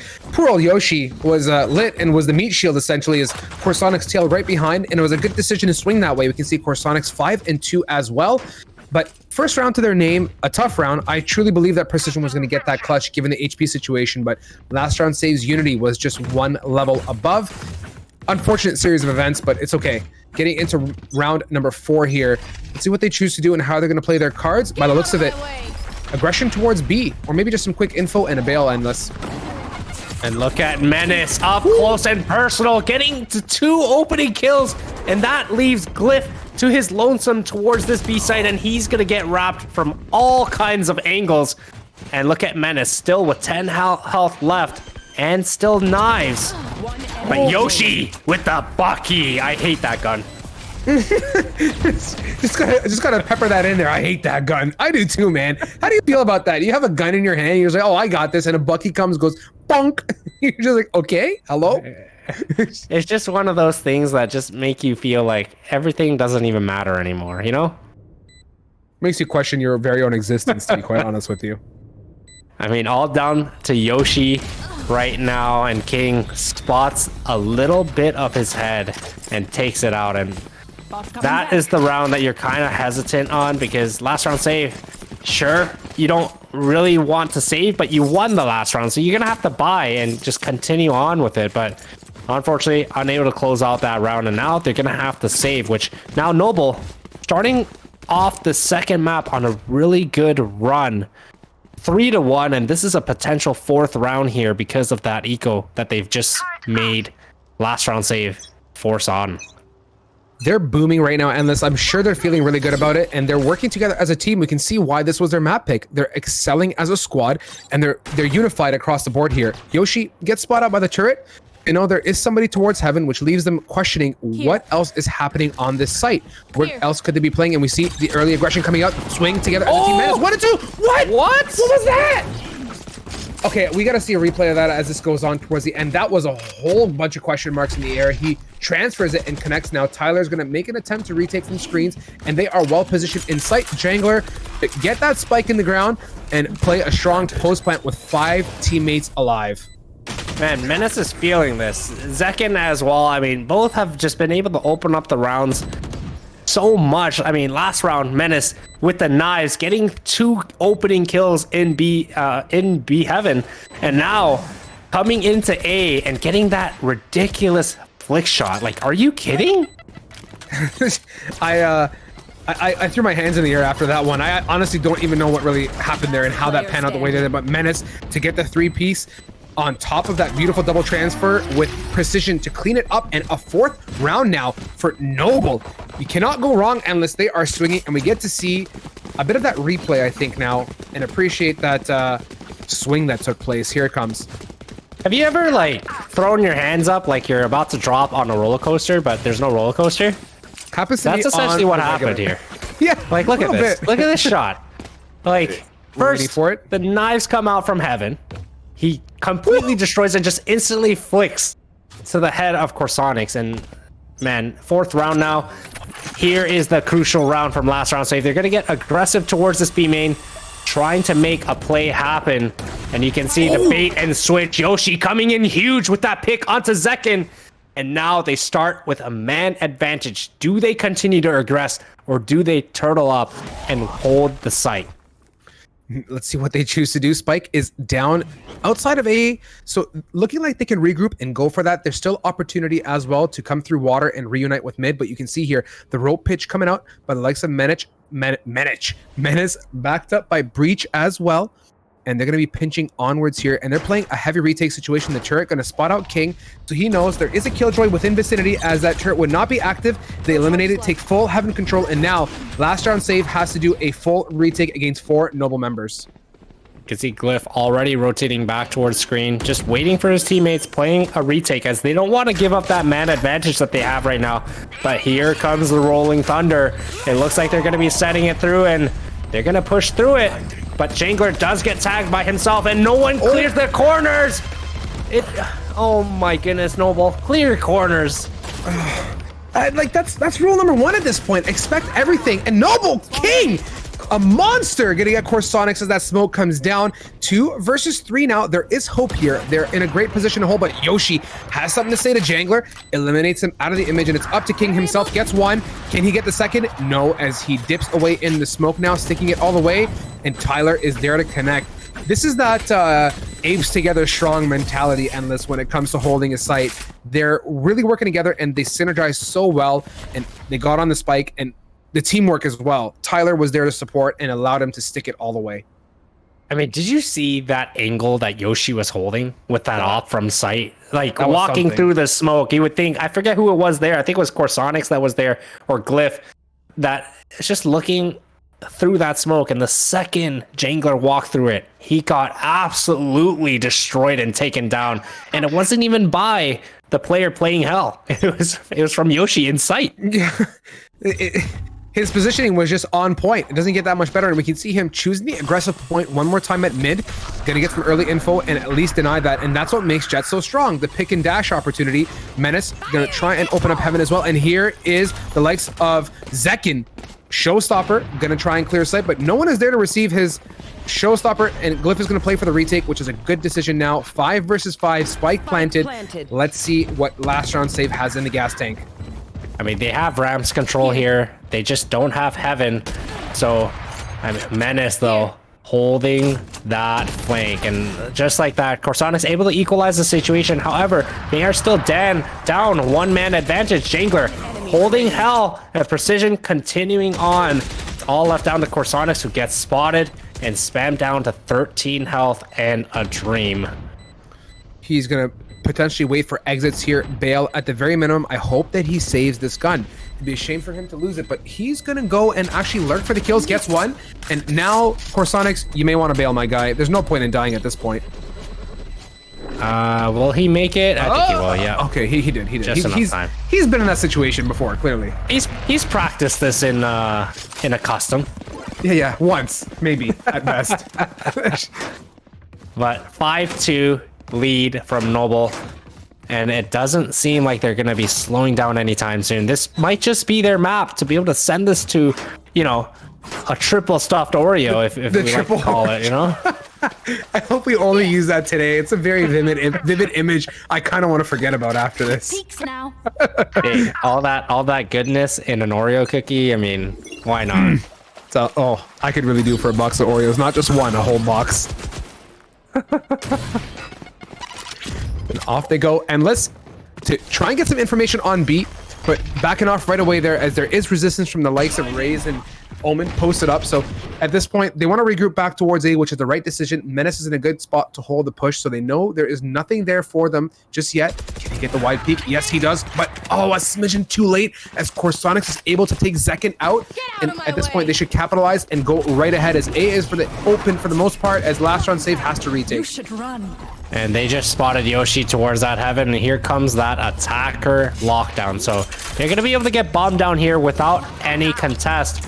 But can Yoshi fall off of this, or will he get detained? Oh boy, he's detained on a rope on top of that. So that's a bit unfortunate for him. He can't do too much as he waits for that to fade away. Menace is posted up in sight. Great positioning with the operator to hold it off here. Bossy gonna decide, do I swing or do I not swing? As Jangler is... Oh, I thought he was gonna get blasted unless as Precision with the double kill. And Noble Esports leaving it all up to Glyph at this point. Getting the flag. One clap onto Menace. Not even giving him a chance to right click. He gets away nice and safe, but there's still 3 up, and he's gonna save that operator and go away. Far, far, far away. That was a really good shot from Glyph, and just because of that shot, he's able to secure that operator, which could start slowing down the side of Noble, because right now, last round save hasn't been able to buy an op to the point where it makes Noble kind of hesitate in where they're going. And right now, on the hands of Yoshi, who is on that jet and has that dash ability, this could be what changes. I mean, this could be what slows Noble down completely now. Last round save is faltering in the sense of the duelist. You can see Bossy 1 and 8, and that you have to consider is an impact agent. You need Bossy to be live. Bossy needs to be opening up opportunity, getting it to site, and working together to open up, you know, potential for them to take, and for Noble to, or sorry, for last round save to defend rather. But you know, it's tough. I really wish he was a bit more aggressive with the utility, and I think he's just not getting any luck today, unless. Is he Bossy already lurking up close towards mid? He does hear some towards that market, but he is going to wide swing. And oh my goodness, it doesn't matter if King is set up. He gets those. That's what we need to see from Bossy, opening up the numbers, like we said. And now the Rolling Thunder as well. Zekin in a great position on top of the boxer at back sight. And he's going to hold it off as well. Joined by the likes of Menace, who bounces way over to join him. And Precision, blind is Bossy, getting traded up by Tyler as well. One more for him. That's a 2-piece. And leaving it all up to Zekin with the 4K. Tyler the monster, endless. Throw the question marks in chat. I don't even know what just happened. Like, they were just seeing him one by one in many different angles, and Tyler taking absolute advantage of that, killing 4 and helping switch up the momentum ever so slightly. And they secure their 3rd round here, 3 away from tying this up. And right now they're on that defensive side, but ever since that, I guess, update and map update, does it make it more attack sided? I don't really know. I think B opportunity is definitely big, right? But really, opening up a site, does it make that much of a difference? I say yes to a certain extent, but no on the other side. And here is the likes of Menace pushing right ahead. Jiggle, jiggle, but cannot connect onto Glyph as he gets traded, and that's what makes Breach so strong. The successive use of those flashpoints is great, as Jangler gonna lurk as well to pick up one on Bossy in rope. Bossy not having the best time of his life so far. And now number advantage, health advantage, as well as Omen is heavily lit on the side of last round save. With a minute 12 left, Noble gonna play nice and smart, maybe work one more pick and then choose a side to go to. And see, this is the issue that we were talking about, right? This was the same issue that last round save had last map, was Noble isn't even committed to a site just yet, and they're losing numbers for no reason. And look at Glyph, his health is basically non-existent now. And with 40 seconds left, finally, Noble is finally entering a site, but they're losing just way too many people before they commit.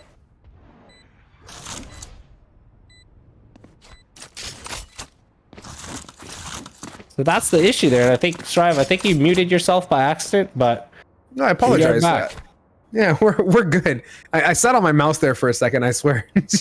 No, I'm kidding. Yeah, that was I was saying, yeah, but at the same time, let's appreciate Noble and, you know, what they've been able to do. You wish they would go in with 5, but at the same time, they're connecting it. They're coming up with 6 rounds on the attacker side. I mean, how much more can you ask for? And last round save is giving up early picks. It's really shooting them in the foot, and they got to really gas it down a bit. Commit to one strat. Are you going to push or are you going to retake? And they're just getting picked off in the most awkward places. We saw Bossy getting picked out at ropes. Not even a chance to get towards site before he's eliminated. And that's what I'm saying. And even then, Noble, they got B main. They got male control. They got B heaven control. And at the same time, they didn't commit just yet. They kind of waited around to see if any last round save members would continue to overextend, and in which they did, because you saw, I think it was Yoshi trying to peek towards that B main, and he got taken out instantly. And they would just keep working off these picks early round, and that is what is essentially setting last round save apart right now, because they're just losing people before Noble is fully committing to one site.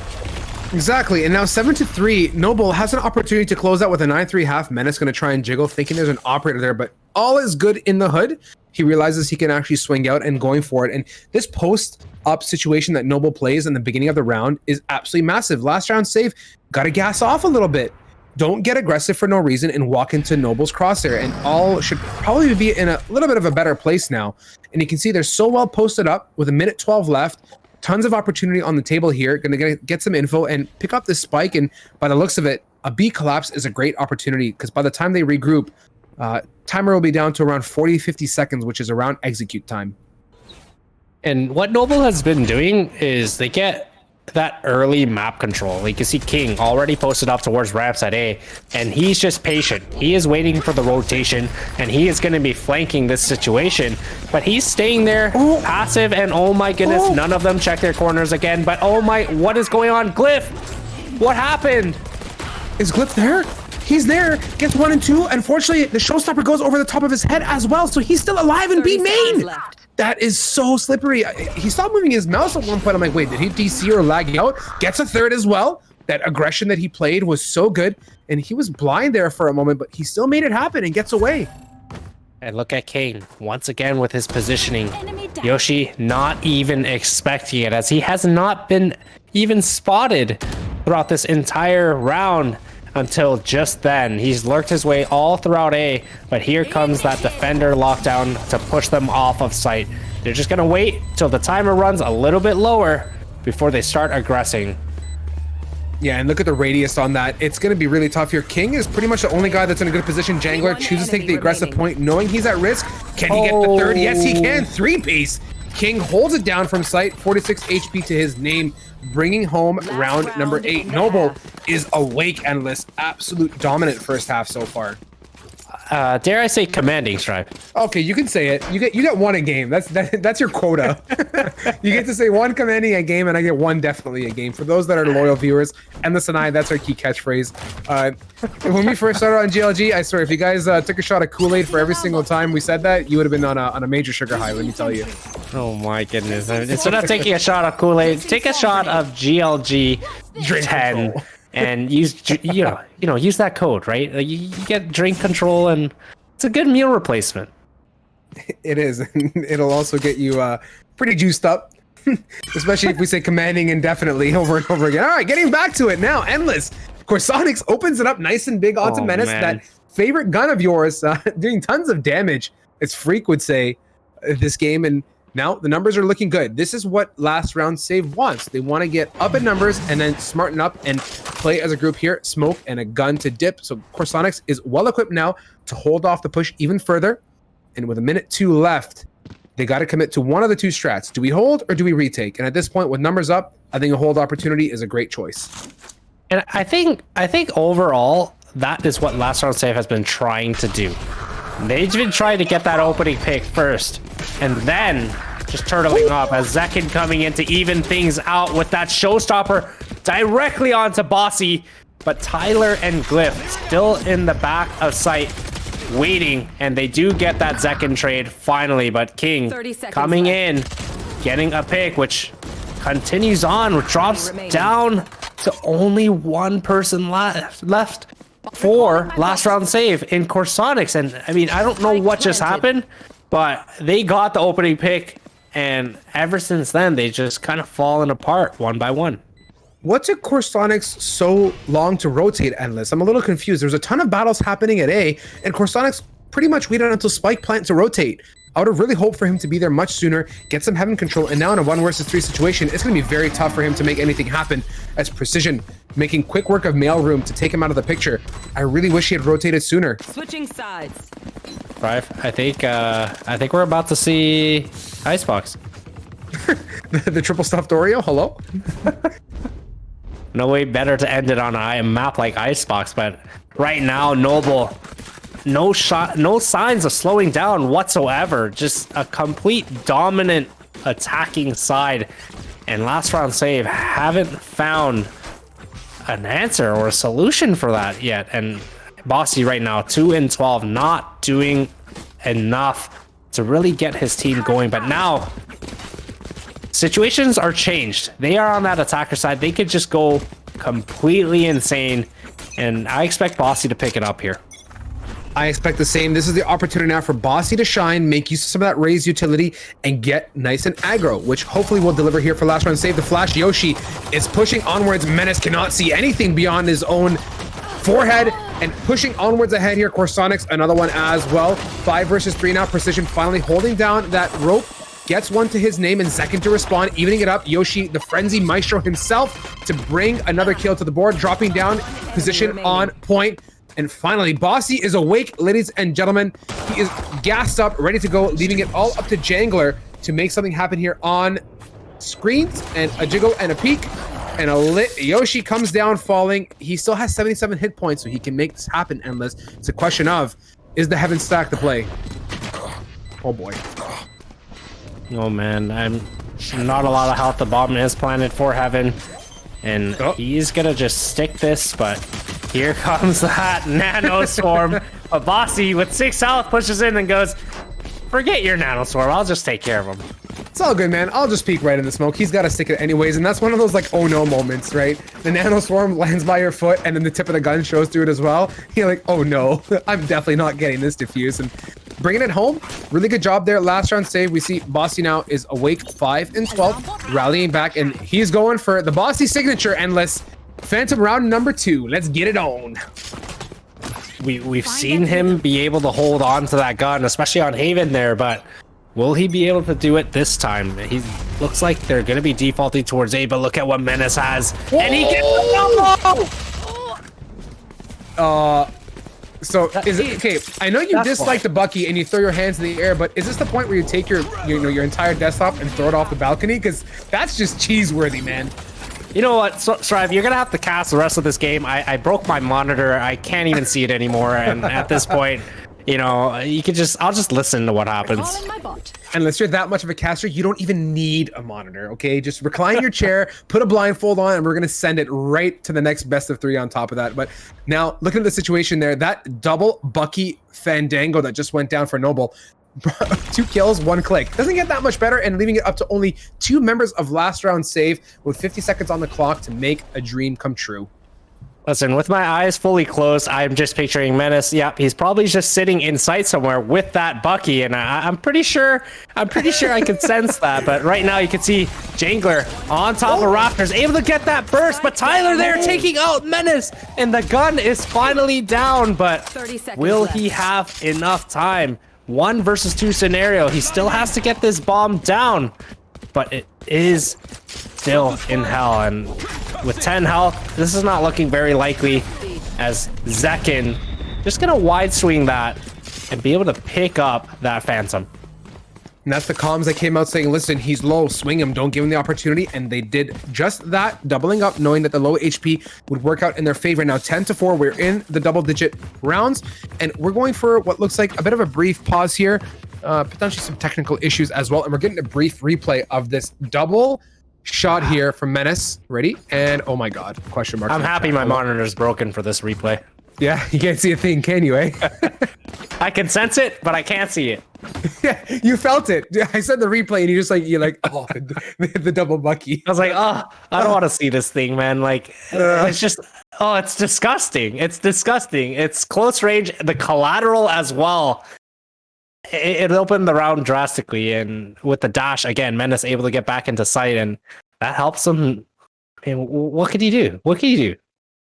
At that point, you just do one of these, right? The roller coaster hands in the air moment. Just take your hands off your keyboard and mouse and just question marks above your head. That's all you can do. Tough situation by the looks of it. Tech pause, and we have word that one of the players' power went out.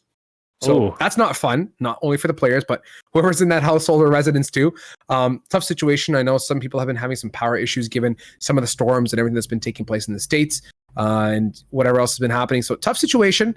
We're going to wait that out and let them hopefully restart and get back in. But let's talk about this matchup here so far. Endless 10 rounds in the back pocket of Noble.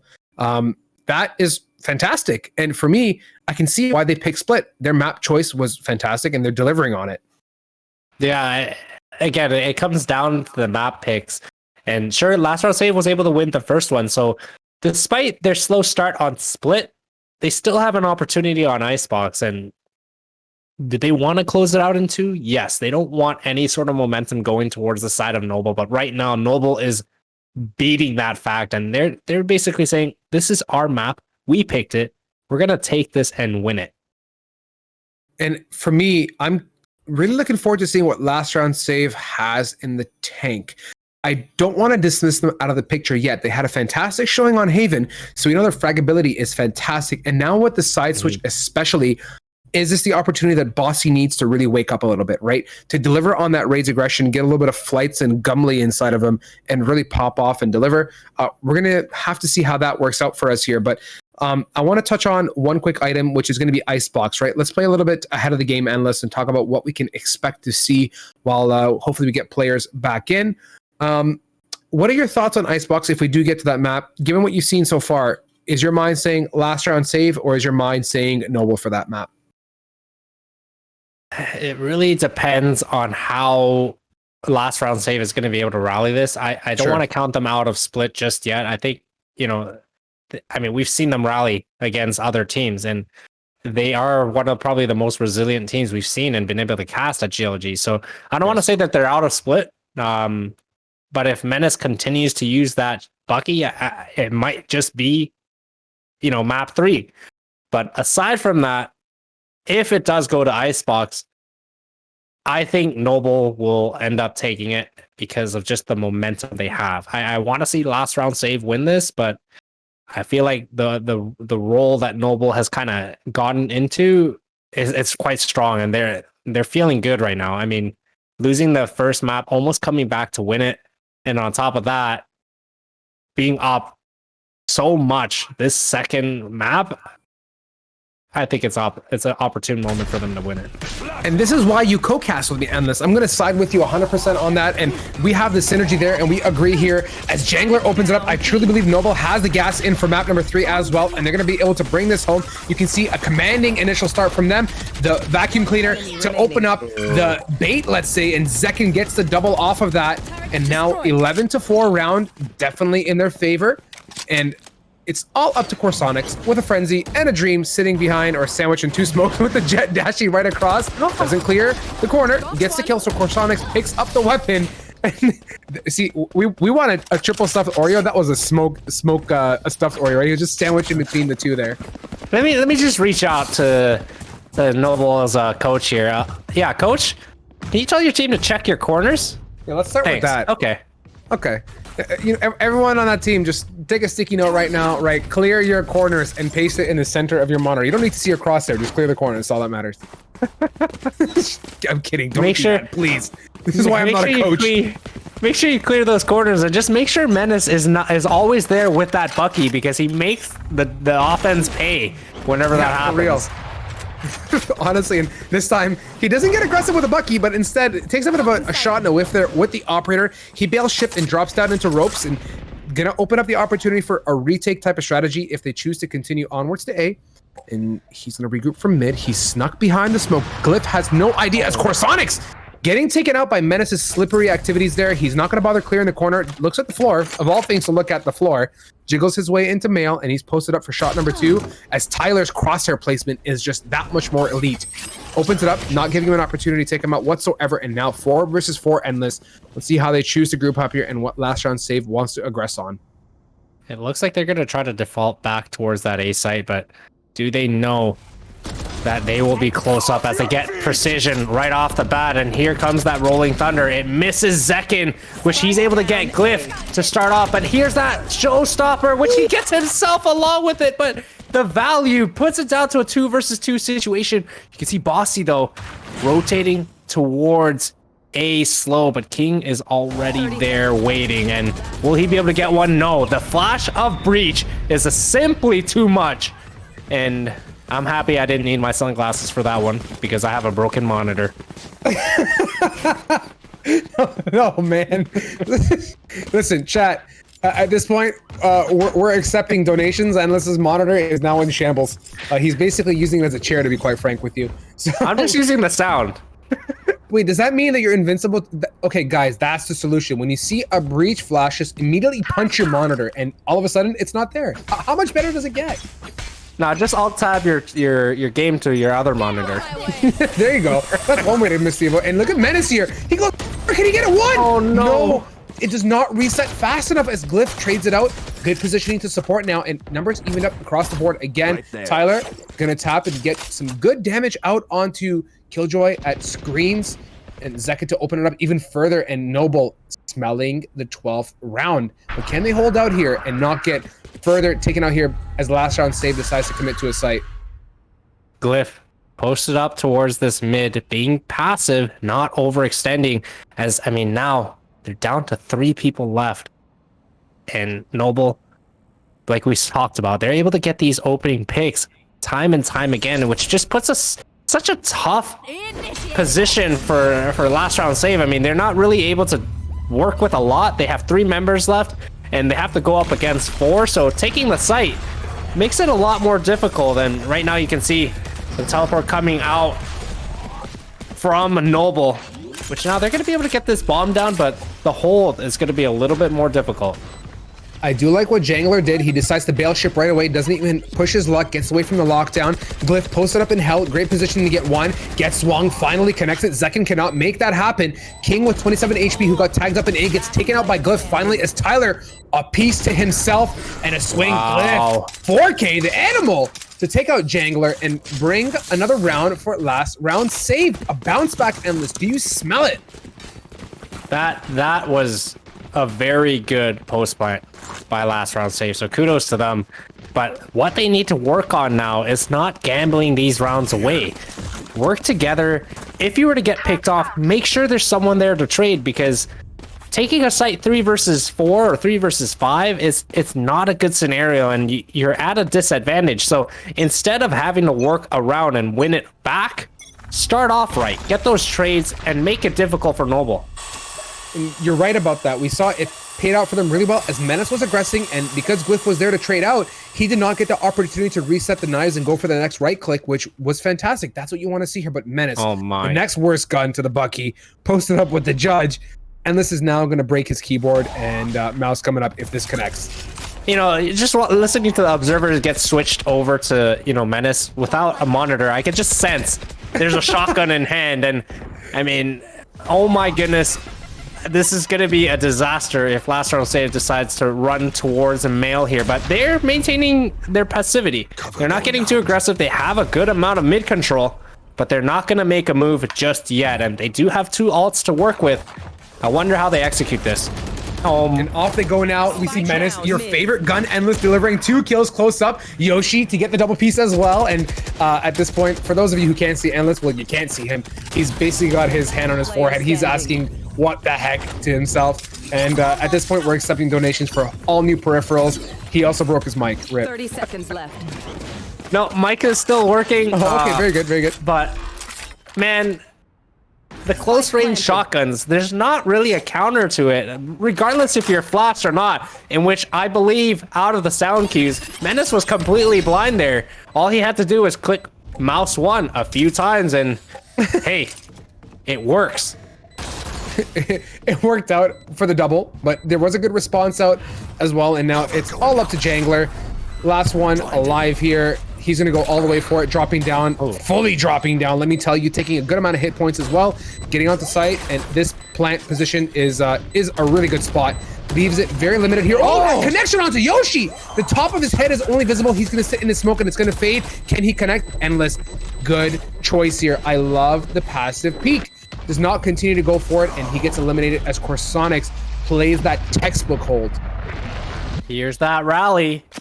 Last round save. Coming back ever so slightly. 3 rounds in a row. Can they tie things up? I think so, man. I truly think so. My gut's telling me last round save was saving up the gas tank, filling it up, you know, made a brief stop to refuel, and now they're going to go all out and bring us back to a tie.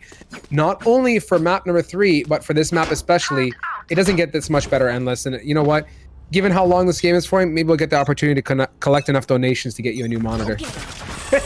I don't know, man. I might just break it again if I see another shotgun, but you know, it's working. Man. It's working. I mean, Noble, Menace specifically, just absolutely tearing it up with the shotguns. But you can see, I like the difference of what last round save is doing now. They're not getting picked off too early. They're kind of working it a little bit more methodically, and you know, they're getting that mid control. They're not aggressing too much. They're not overextending. They're just holding it. They get it and they hold it. Exactly what King was doing last half and on the previous map. They just get those early controls of the site or areas on the map, and they just delay. And that's critical. That type of play is pivotal, and it gives them the opportunity to work a pick, take their time, and feel out the defensive side. And now they are going for it here. Last round save committing. Zekin has the paint cannon in hand, sending it out to clear it out. Good swing with it as well. There is the breach utility pushing him away to stairs, but all is good. He's opened up a pick now, and this is what Noble needs. Now they can play smart. There's 35 on the clock here. They know they're shifted towards male, so rotates are also coming. Good decision, and they can hold. They got to retake as a squad here. Swinging Jangler cannot connect, as Tyler is above him to bring it home. Bossy one apiece, and this is falling apart. Endless. Last round save collapses onto B, and they're going to get that spike down very quickly. You see Zekin here absolutely overextending there. Oh my goodness, why? What is in this guy's hand? No. And oh, Corsonix almost gets him in the back. But will they be able to hold it off? King getting Corsonix, and now the fake defuse comes into play. Showstopper from Bossy, but look at the health on the side of last round save. This is very, very winnable. Oh. But Glyph and Tyler with that absolutely amazing crossfire. 8 rounds now for last round save. 3 away from tying this game. And right now, Noble is on another save. I was really expecting Noble to capitalize off the number advantage, but last round saves' collapse on B was so well executed. They went for the immediate pinch, and Noble had nothing they could do. They were getting pressed from both ends, and they got eliminated. And at this point, I'm sure last round save is really learning the nuances of what Noble brings to the table. And again, Endless, with your 7th monitor that you pulled out of your closet, Menace has yet again another Bucky in hand. Oh my, that boombot came in, and Yoshi gonna take absolute control, but they do not expect King to be there. Bossy, once again, there to trade, and we've seen that over and over, even on Haven. Bossy always in a good position to trade, but again, Zekin with a Bucky, taking out Bossy, which seems to be his kryptonite this game. And now down to a 3 versus 3 situation. They do have a Rolling Thunder on both sides, but do they use it? Sonic's the monster, and here is the Rolling Thunder that you mentioned. Endless Jangler has a Bucky for the long range, cannot connect with the right click as Corsonix picks up the 3-piece as well. That Rolling Thunder did a number, but not enough. 9th round in the books. This is the fight back. This is what last round save has been loving and wanting to do, and at this point, their A takes have been fairly impeccable. Endless. They've done really well. I mean, they set up slow on a little bit of a default, making presence known everywhere around the map so that Noble isn't getting overly aggressive and trying to push something. And then afterwards, they cancel all noise all across the map and they work something together. And it's working out really well right now because, hey, they've won, what, 5 straight now? Yeah, it's been that, and it's been a rally, and I'm loving what they're like. Let's look at it and appreciate the setup here. They're lurking. We can see now the lockdown coming out as well, and this is just one big fat bait. They're so well positioned. They've already pulled all of the rotates. The defense is saying, we're bailing, man. They're going to commit to this for sure. As Menace opens up one pick now, denies some of that A access. As King one more as well. And Menace is now saying, guys, hello, get back over here. They're aggressing. It was all a ruse. And finally, they get the spike down as well. Let's see if they can make this hold happen with only 3 members. And this is a very tough situation. Yeah, the bait worked in the sense of the rotations for Noble, but Menace is still there, and he's able to get the one entering the site, and it puts them down to a 3 versus 5 advantage, or disadvantage for that matter. And here comes Zekin, Showstopper coming in, getting Glyph, turning it down to 2, all down to Tyler now, and Menace again securing the round. And They end the last round save streak and send it to match point. Now, here's the question. Does last round save change their style of play? Because we've seen a lot of teams, when their backs are fully up against the wall, they change their tendencies and it might end up hurting them. It might. It's a good question. You're definitely correct on this. We do see that shift in play style. The teams kind of get a little bit antsy, or they start to get concerned and will deviate from their roots and will go towards more passive or aggressive or mix up their placement or positioning. And it's going to be interesting to see if last round save follows suit. But at this point, Noble, 1 round away from sealing this matchup here, bringing it home. And if they can do it, we are going to the triple Oreo Icebox map 3. And oh my goodness, does it matter if it's a op or if it's a shotgun or it's just getting a double, a huge collateral. And now he just dashes out of sight. Jeez. Last round save, gonna be able to get this bomb down, but only 3 people left. And there is still a defender killjoy lockdown and now down to 2 people. This is not looking good. Corsonic's trying to come in on that flank, getting Zekin, but doesn't connect to anyone else. And now it's all down to Glyph and his Lonesome. Not a lot of bullets, not a lot of health. And Jangler gonna be able to close out this match. 13-9, and we are going to the triple stuffed Oreo stride. Let's take it to Icebox and back to the desk endless. A match of, dare I say, this tournament for me. Let's take a moment and bask in the glory of that jet hold in sight. This went from, okay, he's in trouble. He's going to get 1 pick and then maybe get traded. No, he gets the double, the collateral with the operator. The man that lines it up with the Bucky can also do it with an operator. He gets away and then somehow gets to insight, jumps over the screen, and then goes through elbow back to CT, and he's good. Like, that to me is the finest of Jet Util and the usage of smokes. A fantastic match. A bit of a mirror image, -1 round, of course, between map number 1 and 2, and now going to Icebox. Let's give a big round of applause to both these teams for the current situation we've landed ourselves in and they've got themselves into, and really applaud Noble for bouncing back after a really tight match. Often tough, but there's a reason they picked Split Endless, and they delivered. And I don't know what the shotgun made me do. I swear I broke my monitor, but it looks like my webcam is a little bit broken as I'm sort of greenish. And oh my goodness, as I'm waving, Strive warps into time. And I don't know, that's what Buckies tend to do to you, right? And I mean, I just don't know what was worse. The fact that Menace was getting doubles with Bucky, or he's just getting doubles with the op, and it really ends up hurting the side of last round save, especially trying to group up all 5 members to take this A site fast. Instantaneously, 2 members drop to the ground, and it's happened 2 rounds in a row, and it's just tough. And when it comes down to that, at the end of the day, Menace was able to weave his way out of that site and just play the full retake 5 versus 3, and it was very well played by Menace. I mean, what can you do at that point, right? That's almost as bad as getting taken out by utility, not a weapon, right?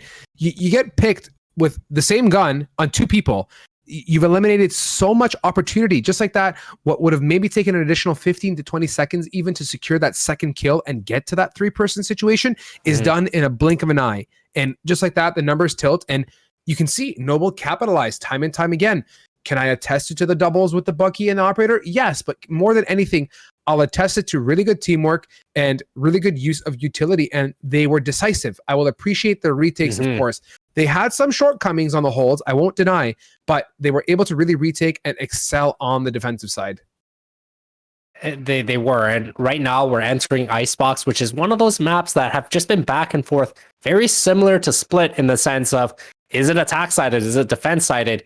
And let me tell you, Strive, no matter how many times I play comp and end up on that map, I always end up on the worst side. Like, my teammates just end up not knowing how to play the map whatsoever. So for me, I hate playing the map. I love watching it, because when we get to watch it and cast it, it's always in a team environment. So you know that the teams kind of have an idea how to play off of each other and what is required to succeed on that map. But comp-wise, I never have that luck. I always seem to get the short end of the stick on Icebox too. I'll be honest with you. It's one of those maps. It's like you think you're good, and then you just get a team that decides to throw every single round and run up tube with 5 people. It's like question marks in the chat, left, right, and center. But the beauty of this map, and we've seen, let's talk about composition, right? And let's talk about tube. Sage, a pretty good choice, and can block off that tube access, which is a bit of a tricky one sometimes. But more than anything, at this point, we see Killjoy heavily favored on this map, given the utility, the nano swarms, and the alarm bots that really give you the opportunity to call out rotates early. And Icebox, again, is another one of those maps that has a fairly large rotation time depending on where you're playing from. But at the same time, the beauty of this map is the opening under tube. It gives mid control the opportunity to come around so quickly in support. And it is a bit of a denial as well for the attacker side, where the defensive side can get posted up underneath tube and open up picks into mid if there's no smoke. So we're definitely going to be seeing an Omen. I believe we're going to definitely see a Killjoy. And we have seen the powers of Sova on the post plant as well with that Hunter's Fury that pans out to be superb. And I think these teams are ready to jive for the most part. The lobbies are filled. They need a brief break to recenter themselves. But Endless, what are your thoughts here? And do you believe it's going to come down to a noble win or a last round save win? And what's going to be the deciding factor? For me, I'm looking forward to seeing the composition and the usage of utility more than anything. I can basically tell you 2 things that we're 100% going to see here, Strive. Okay.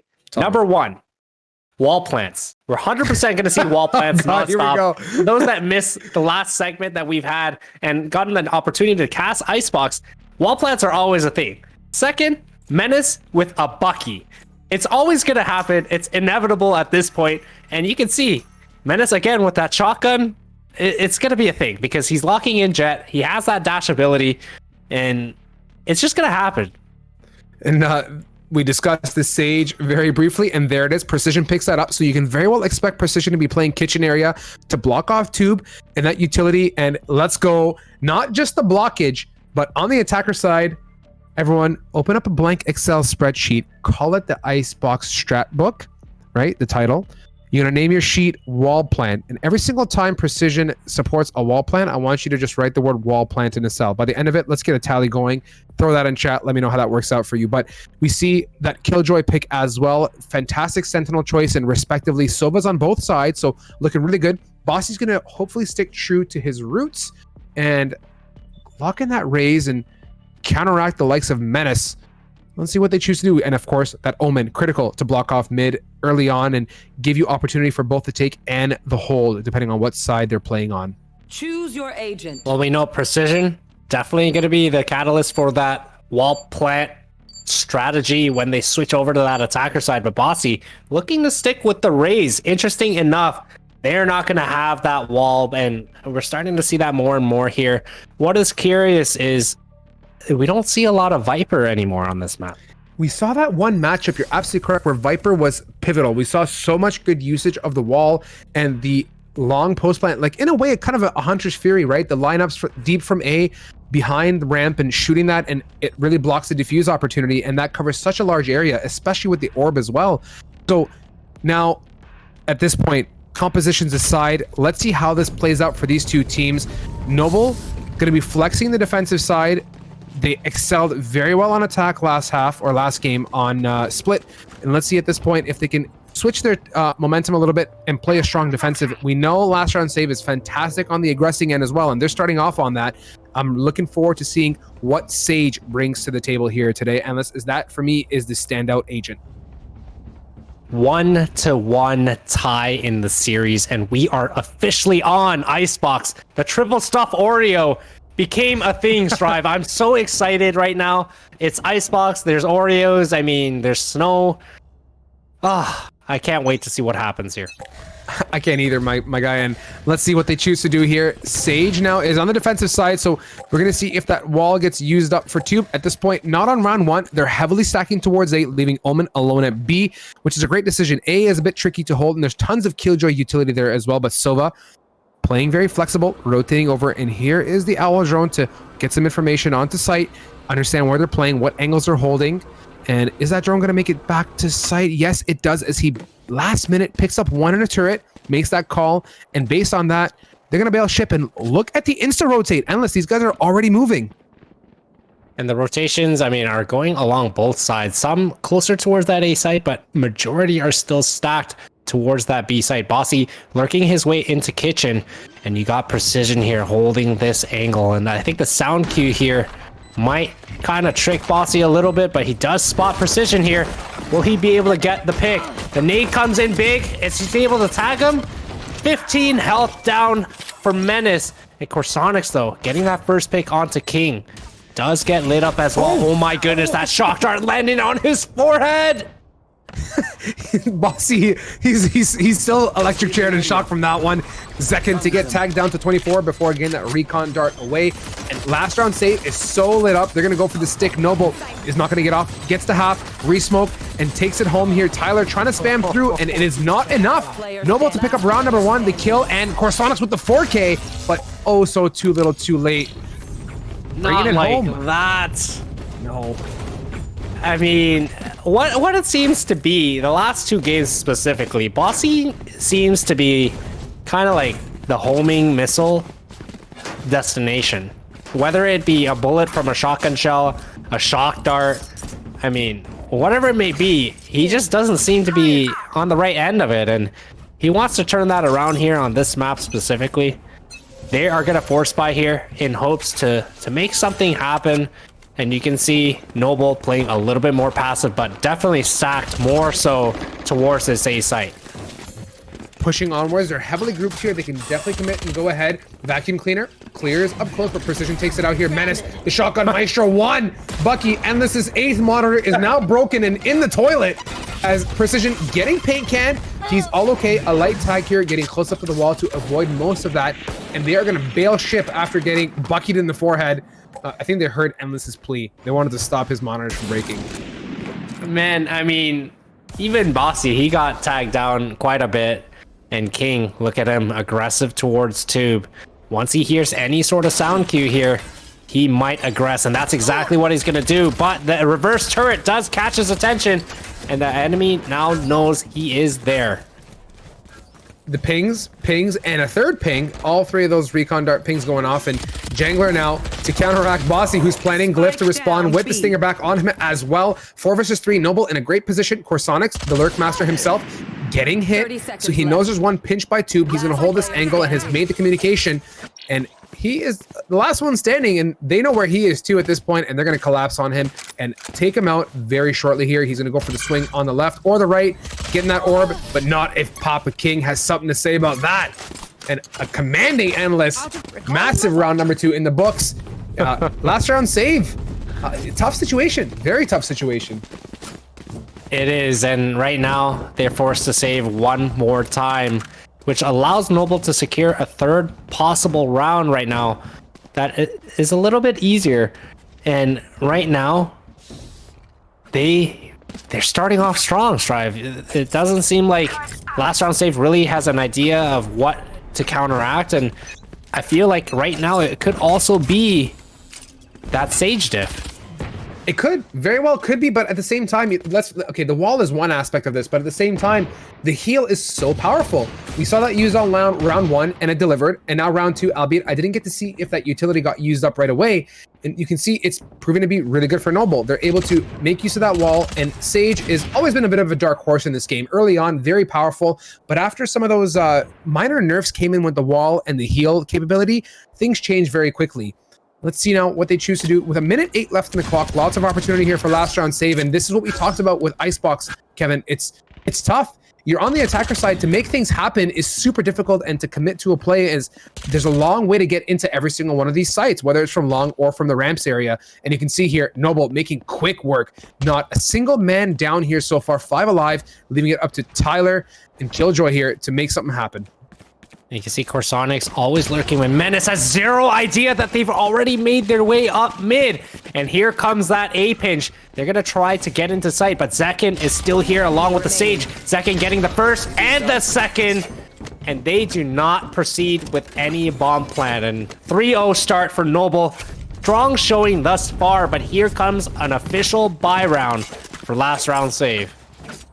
Guns to our name, an opportunity to bounce back as well, but Noble here is doing a great job. It's fantastic they picked up these first initial 3 rounds. This pistol is critical on this map, and like you said, once guns come in the hands of the attacker side, it's going to be very, very difficult for them to hold off, as there's much more firepower. The long range capability opens up, which is what Icebox is all about.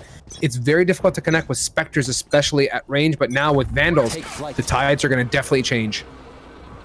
Owl drone coming in for Tyler, and you can see Menace aggressive with the knives, unable to connect here though, but still has a sheriff in hand, but gets knocked down to 70 health. But nonetheless, Glyph making that noise towards B. They already made their A presence, but now Corsonic's already lurking into kitchen. But can he hold it, as 2 of the Noble members are headed in that direction, which he unfortunately doesn't get both, but Jangler there to get that trade. And just like that, still a 4 versus 4 man tied advantage or disadvantage. But Precision there with a double. Tyler finally able to get that trade out, but now finally able to get this bomb down. The shock darts though, however, taking him down to 42 health. He does have the Hunter's Fury to play off of, but there are still 3 Noble members that they have to worry about. Hunter's Fury is going to be viable for this whole tier. I don't even know what to say. How did Precision make it through all of that situation there? Oh, come on now, King! Unfortunately, the Spectre P shooter cannot connect as Glyph turns around, 22 HP to his name and connects there, evening the numbers up as Jangler leaves it up to 42 HP. Tyler pings, and he knows exactly where he is, bringing it home. How did 3 Vandals not take out Precision before he was able to get 2? I can't comprehend that. That completely fell apart, and Noble getting round number 4 now. You know, sometimes it comes down to body blocking and the communication as to what everyone should be watching on the entry. And it seems as if they were kind of just blocking each other, not sure where to look. And Precision able to just take advantage of that with the Spectre, spraying 2 down for that matter, before falling to his death. And just like that, they eliminate last round save on their gun round, and once again, forced to save. Let's see what they can make of it at this point. They're going to have to keep weaponry. Corsonics, did Corsonics keep that Vandal? I don't know why you do that. I really hope he didn't there. Recon Dart getting quickly eliminated out of the picture. Jangler is in a pretty slippery position. He hears the teleport. He knows someone's up top. Gets 1. Can he get the second? Sprays a third. Cannot transfer to Tyler. Jangler's position and ears are just on point. He hears the TP and he knew something's up here, and he looked in the right place at the right time. I mean, he is on another one right now, getting to that round, and to, I think, the previous round as well. His spray transfer was just so clean there. Unable to get the third, but hey, he's picking it up here. Now you can see the wall being put up. Well, I mean, that's a reverse wall plant because they're defending here. I'm only pulling your leg here at this point. It's still technically a wall plant if they plant behind the wall. I mean, depends on how you want to swing it, but now even up across the board for the most part, Noble has the advantage. There is the spike down and going to be put down rather now by Tyler. He fakes it. Zekin pulls out the Hunter's Fury. Patience. He's going to run it down. Cannot ping anybody. Maybe right here. Yes. Gets 1 off. Taking down Corsonics to 45 hit points. And there's the dart as well. Taken out. And they got to plant with 28 seconds and commit to something. But they don't have too much of the name as Menace, the big operator himself, to wipe 1 and 2 to take out Corsonics. And a 5th round here. Noble, Endless, stomping last round save, who cannot catch a break. You know that jumping op? I've started to see a lot of that, and you know, it brings me back to the old Counter-Strike Source days where that was waiting for you to say legit a thing. But today I even played a deathmatch where one Omen specifically, all he did was try to jump peek corners with an operator, and I'm not gonna lie, he did get a couple of kills, but I don't know. Now that I see Menace doing that, it just kind of brought me back to what just happened. But a little bit of the update so far in today's playoff tournament. This is the only map 3 so far. We've had Seeker beat Akela 2-0, on the way beating Soccer Storm 2-0, Cosmic Divide beating Trade Like Pros 2-0 as well. So a couple of pretty good upsets there. I mean, seeing Seeker beating Akela, that was definitely not something I was expecting, but congrats to them. And right now, this is the only map 3, like we said. And we get the pleasure of bringing you the Triple Stuff Oreo map number 3. Get yourself a box of Oreos for our next best of 3, guys. We're going to be with you here. And here's the attacker lockdown. And Precision gonna walk his way through, gets one nice connection there, has full HP, getting swung by Bossy as he hears those shots coming out, and they're gonna push onwards here. This might be their round finally, but Bossy has less than 50 hit points to his name. They're gonna have to get on site and plant. Let's see how Noble retakes this endless shock dart around the corner, knocks Tyler down 20 hit points and some of his armor, and a second, and now he has 45 HP, and they're gonna push onwards here to retake. You can see Menace here with that operator, unable to connect onto Glyph there as he teleports away, but gets a second opportunity, doesn't receive it. Zekin, however, getting Bossy once again. Here comes that paranoia. King, always in a good position, but Glyph is ready for him. Corsonics along with it, which now Hunter's Fury is activated, and they are able to secure their first round here.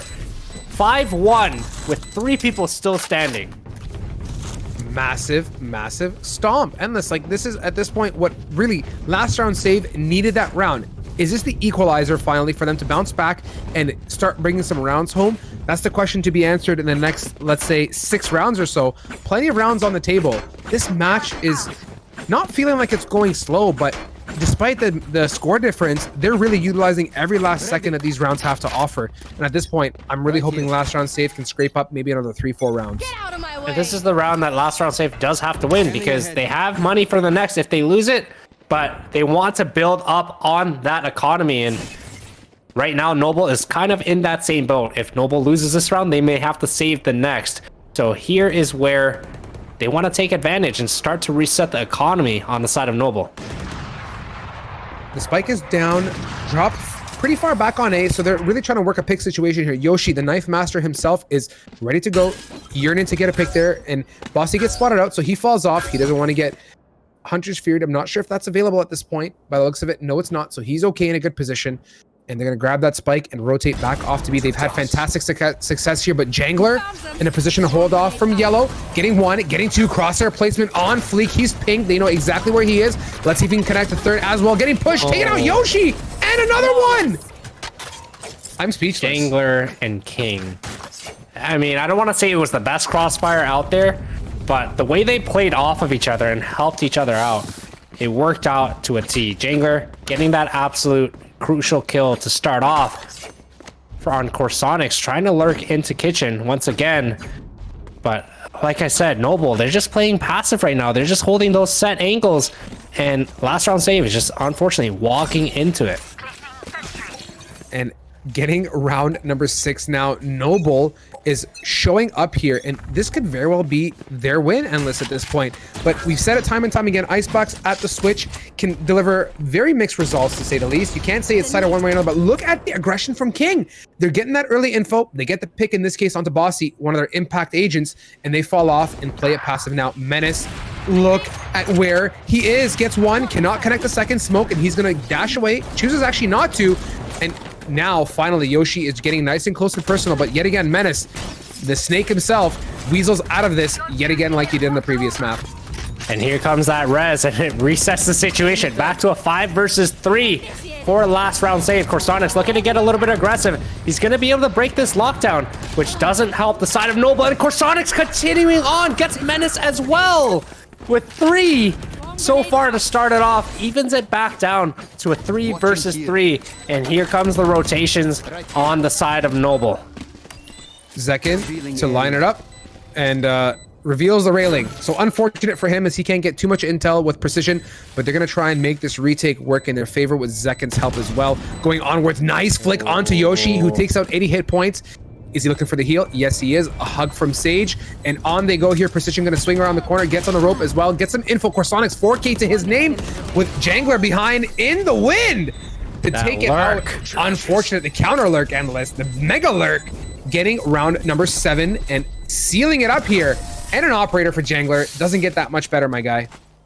Noble just seems completely on the same page right now. I mean, the lurking coming in from Jangler that we've seen, along with King, I mean, on the other maps, it just ends up being such a crucial play. I still remember that play on Haven when King lurked all the way through long A and on the flank towards C side. And now you have the exact same thing happening on the side of Jangler, lurking through their spawn and flanking.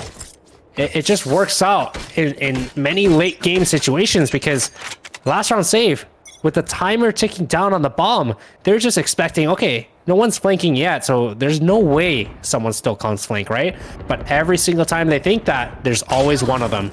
And Glyph! What? He went big weasel on top of the box there. Menace thought he was in a great position, but got absolutely one Guardian to the forehead here. And now Precision posted up in sight, choosing the aggressive point. No fear whatsoever as Sage, as he's dropping down. He's like, oh, there's a person here. Nice jiggle to take him out of the picture here. Glyph, the monster, getting a 3-piece to his name. And now last round save on the way for a round number 2, if they can hold off here on the retake from Killjoy and Sova. And right now you can see Glyph in a very aggressive angle. Zekin might get caught off guard. Glyph trying to go for this ace, but won't be able to do so as he is starting to reload. Zekin able to get that pick off finally to end that streak, but still puts him down to a 1 versus 3 scenario. Zekin able to get one with the shock dart, so this is becoming way more likely. As now just down to a 2 versus 1. Gonna fake tap the bomb. Unable to connect to Corsonics, but still brings us down to only 2 people standing, which was a 1 versus 4. Tough situation, but round number 2 goes to last round save, and they're bouncing back endless. There's still a couple rounds on the table, potentially 3 more that they can pick up. If they get it, it's going to be a good and respectable half for them. But if it goes the other way with 10 rounds towards Noble, it gives them a very, how can I say, open gate or open pathway to close it out and getting them the series. Remember, guys, this is map number 3. Winner of this takes this series so far. And again, this is the only one that has been going to the third map so far. And Noble almost looking like they're going to be taking this commandingly, for that matter. And it looks like they're starting to run away with it. Glyph, though, has something to say about that. Getting the first opening pick onto Precision, which is much needed. But there is Menace there to equalize the situation. Glyph, however, already worked towards Hell, but he does have that ult to teleport to get some more info. And he's going to teleport all the way towards Kitchen. Spike is down now here. Last round save is going to play a heavy post-plant situation as Glyph, the Guardian Master, now Vandal in hand, takes out King. He capitalized on Menace this round and is able to bring that gap even further ahead. And at this point, Noble has 3 members left. They got to retake with 3 against 4 of last round save. Bossy's in a great place here. Showstopper in the air, flying. He tries to shoot at Menace, who's mid-air and does not connect as he falls down. Knife kills there as well, with Glyph getting a 3-piece yet again. Shock Dart 1 and 2. Corsonics able to respond, and now 1 versus 2 for Noble, as just like that, Menace is detained with the Hyper BM. Knife to the chest, endless. That's as bad as the Bucky for me. I should throw a monitor at the wall. Honestly here, I mean, I think Bossy would have liked that opportunity there to get that knife after all the shotgun shells that he caught to his face. But hey, his teammates were able to help him out for that, so why not? Why not? Put a knife kill in your back pocket for this tournament, and on map 3 at that. So we have finally, or rather, we have full guns on both sides here. Tyler sticking to his roots, going with that early recon drone to get some information, see what's happening, and is going through. He spots one, gets no ping off before it's destroyed. So he has some intel as to there is at least 1 jet there. Not much else to his mind. And now they're going to take it slow. Spike is dropped down outside of A. The counter drone from Zekin. Going to get the ping off, unlike his counterpart. And now here they go to get some quick information on B. They're pushing right on through, but the Spike is still all the way to the other side. So they're banking on a big rotate here and a reuniting, but Menace is there to cut it off as Tyler 1 step ahead of the game. Posted up, and now 5 versus 3 endless. This could be the 4th round they've been yearning for. And this is a good start to the round. They got 2 huge picks to start it off, and on top of that, at completely different areas of the map. So now it adds that hesitation in for Noble. Do they rotate, or are they still committing towards that B site? As you can see, Bossy still lurking towards that B site, so he's going to be looking to assume the lurker role in this round. But Glyph continuing on. Now it's all down to 1 person left in Zekin, and Glyph continuing to push through, and they secure their 4th here, so getting a little bit closer. I would like to see a 7-5 for the first half, as I mean, it's looking to go the long run here. It isn't. Let's take a moment to appreciate the 3Ks that Glyph has pulled out. I think that's either the third or fourth 3K round for Glyph in a row consecutively. So this man's been picking up whack loads of kills here. He's fully awakened. Is now 13 and 9 on the scoreboard, heavily contributing. Yoshi, on the other hand, not doing the best. 111 and impact agent is Jet, but cannot make it happen so far. On the other side, Noble, of course, Jangler counteracting and bringing some big kills to his team here. And look at the aggression out right ahead. Yoshi swinging, and he's got to focus.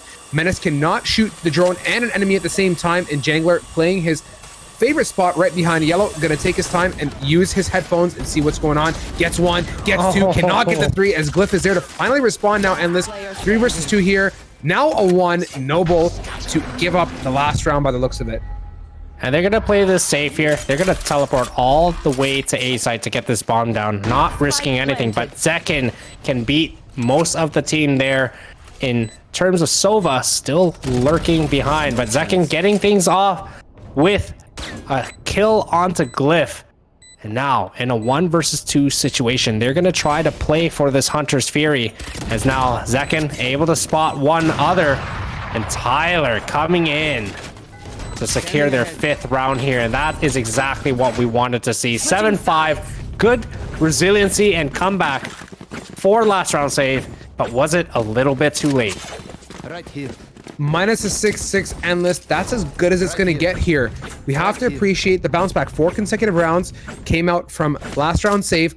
They've bounced back and rallied, and they have a good cushion here in the second half, but is it going to be enough? Noble, who had so much steam in the beginning, fizzled out towards the end, and as I think last round save kind of picked up on their weaknesses and was able to start capitalizing, but now they are defending in Noble's shoes. Let's see if Noble can change that momentum around and bring some of that early aggression on the attacker side and rally back, build some padding, and get them to double digits through these pistol rounds.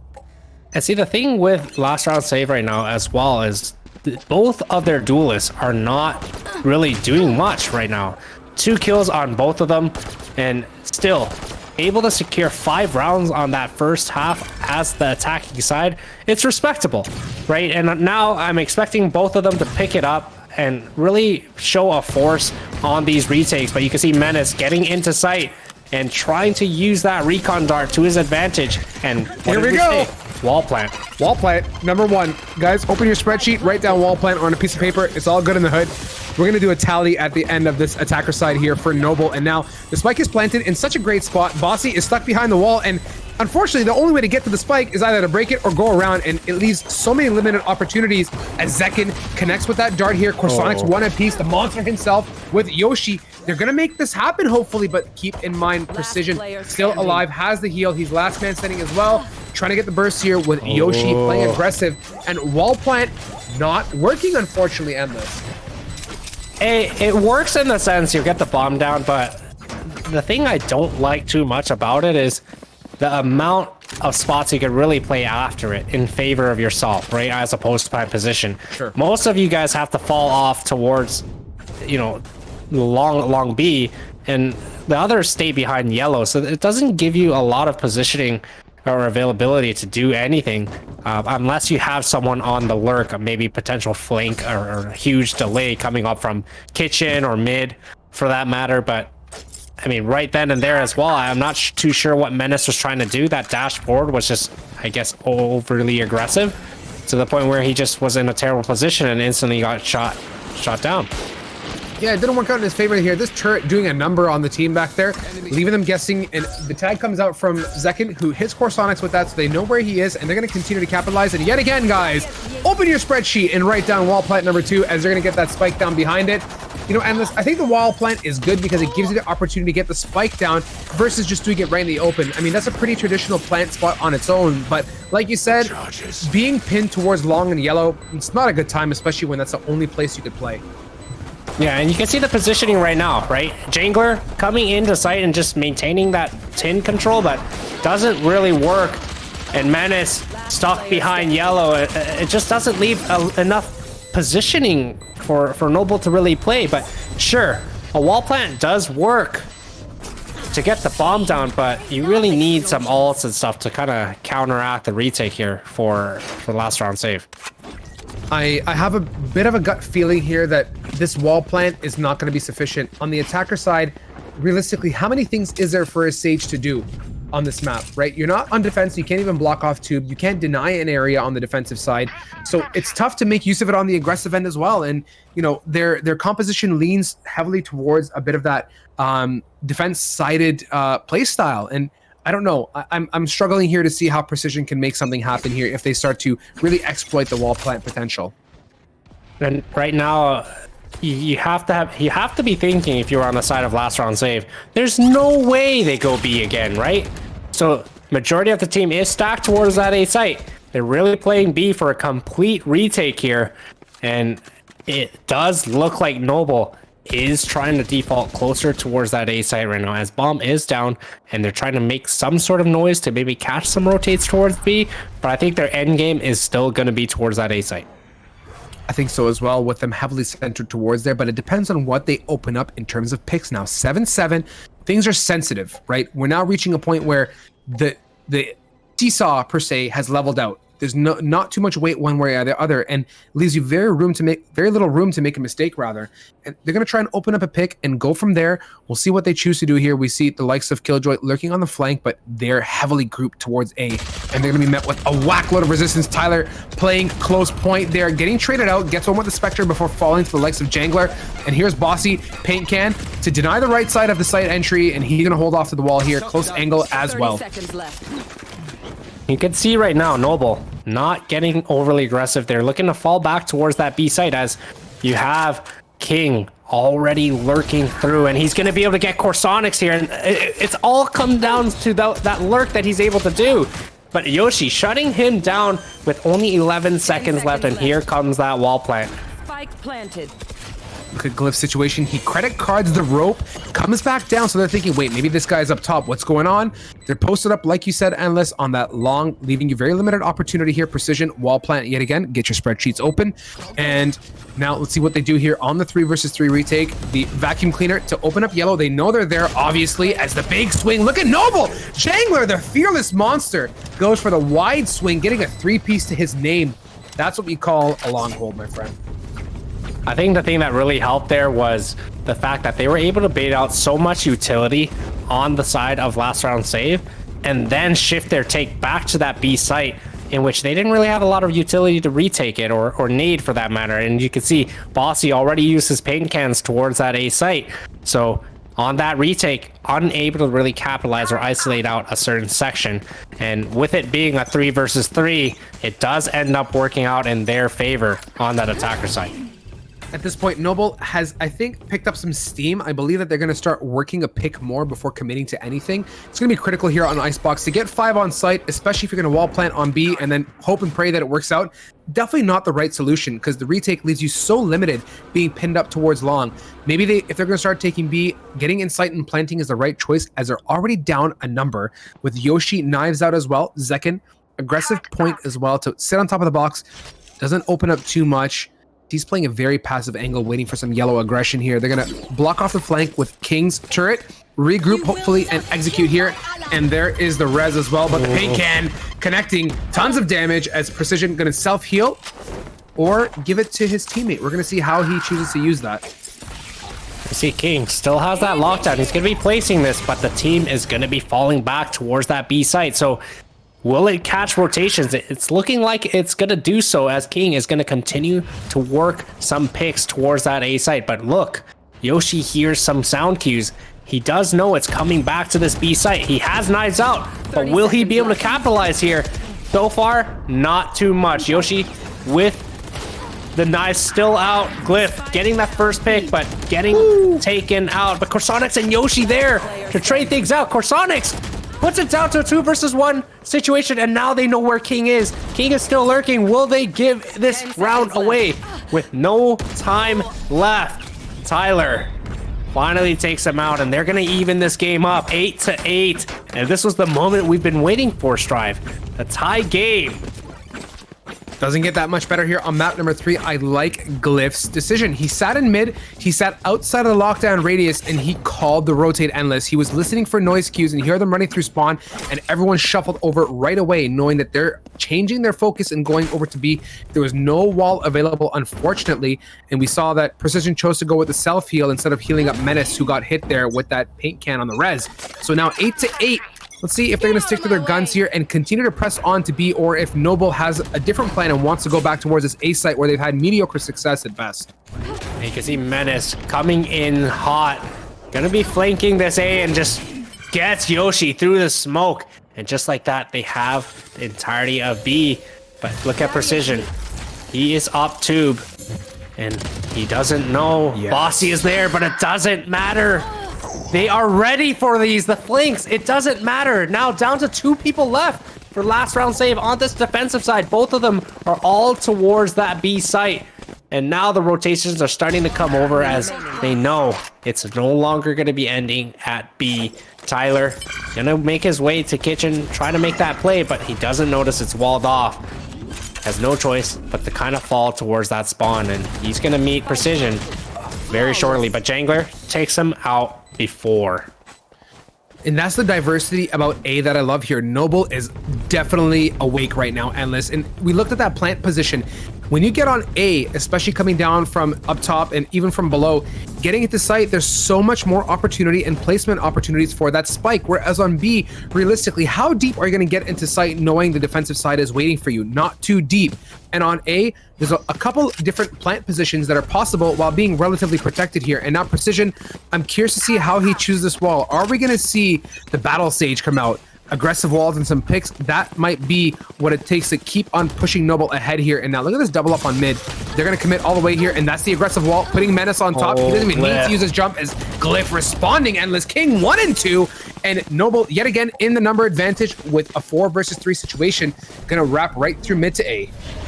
You don't see a lot of heavy mid takes here on Icebox. At least I haven't seen it. Even while casting, this is one of the very few times that you see, you know, a team like Noble just completely isolate mid and split towards that A site, and it's working out really well so far. But Corsonics finally able to get Jangler, but just like that, still 2 versus 3 situation in the favor of Noble as they have the A site and are already posted up close towards their spawn.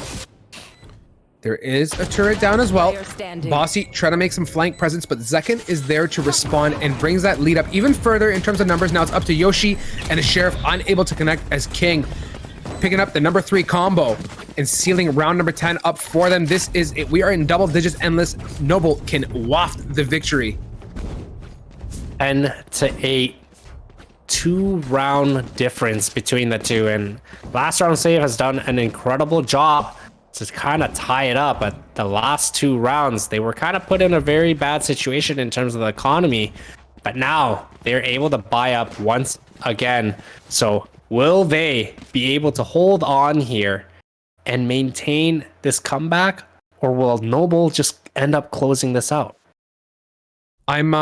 We're staying on a brief tack pause, by the way, hence why you see Endless and I, our beautiful faces. Wait, he's this way, right? He actually fixed his monitor, but he just ran to the source, Best Buy, whatever you guys have there. He picked up 7 monitors. He's back. So if you guys want to see him smash Moors, just hope he gets more Bucky kills. But let's talk about it, Endless.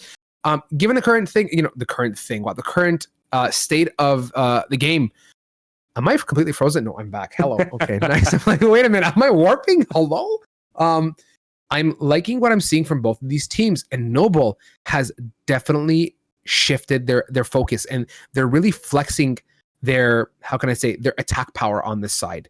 They're really pulling the rotates, and they're doing a good job as a unit. Now, do you believe last round save is in a position where they can bounce back, or has Noble kind of figured it out here with this whole Sage debacle that's going down? I think they can still come back. It's all about not wasting utility on the fakes, and I think last round save is starting to understand that. But despite the last 2 rounds that they lost, it really didn't mean too much because they were on an eco for the most part, right? So they were kind of at a little bit of a disadvantage, but now they finally have this gun round back, and I think they're starting to understand that Noble is just trying to get as much info as possible before truly committing to a site. And if they can get an opening pick, they're going to continue to do so. But then again, Yoshi aggressing hard. Glyph there to trade, but Zekin is also there with King. And now, last round save at a man disadvantage, but look at the positioning from Bossy. They have isolated mid completely, and now it's all up to them taking back the spawn. But Bossy there to trade, but once again, the buddy system working out in favor of Noble. All left down to Corsonics, who has the lockdown to work with, but is stuck in a 2 versus 1 situation, and they know that they are taking B. I can't quite wrap my head around this early aggression coming out of last round save endless. They're continuously getting aggressive in the beginning, losing numbers, and then leaving it up to 1 or 2 individuals to make the magic happen. And that's tough here, but Corsonix does have lockdown. If he chooses to place it, it would be a good decision. He's being patient. He hears the drone in the air, but last second is spotted. They know exactly where he is, and rightfully so. He decides to credit card. I thought he's going to go for the save, but no, he wants this badly as they're going to fall back towards long, and he's got an opportunity here to get some early intel as keep your eyes peeled. Sova is heavily lit. And this is that, wow, that ult was used to a T, understanding he is not on bomb. And here comes the Hunter's Fury, and Jangler just wide swings with his teammate. And Corsonix did not have a chance there. Last round save, got to back off the gas endless. Now they're in a position financially, of course, they're going to have to save as a squad if they want to go for the win.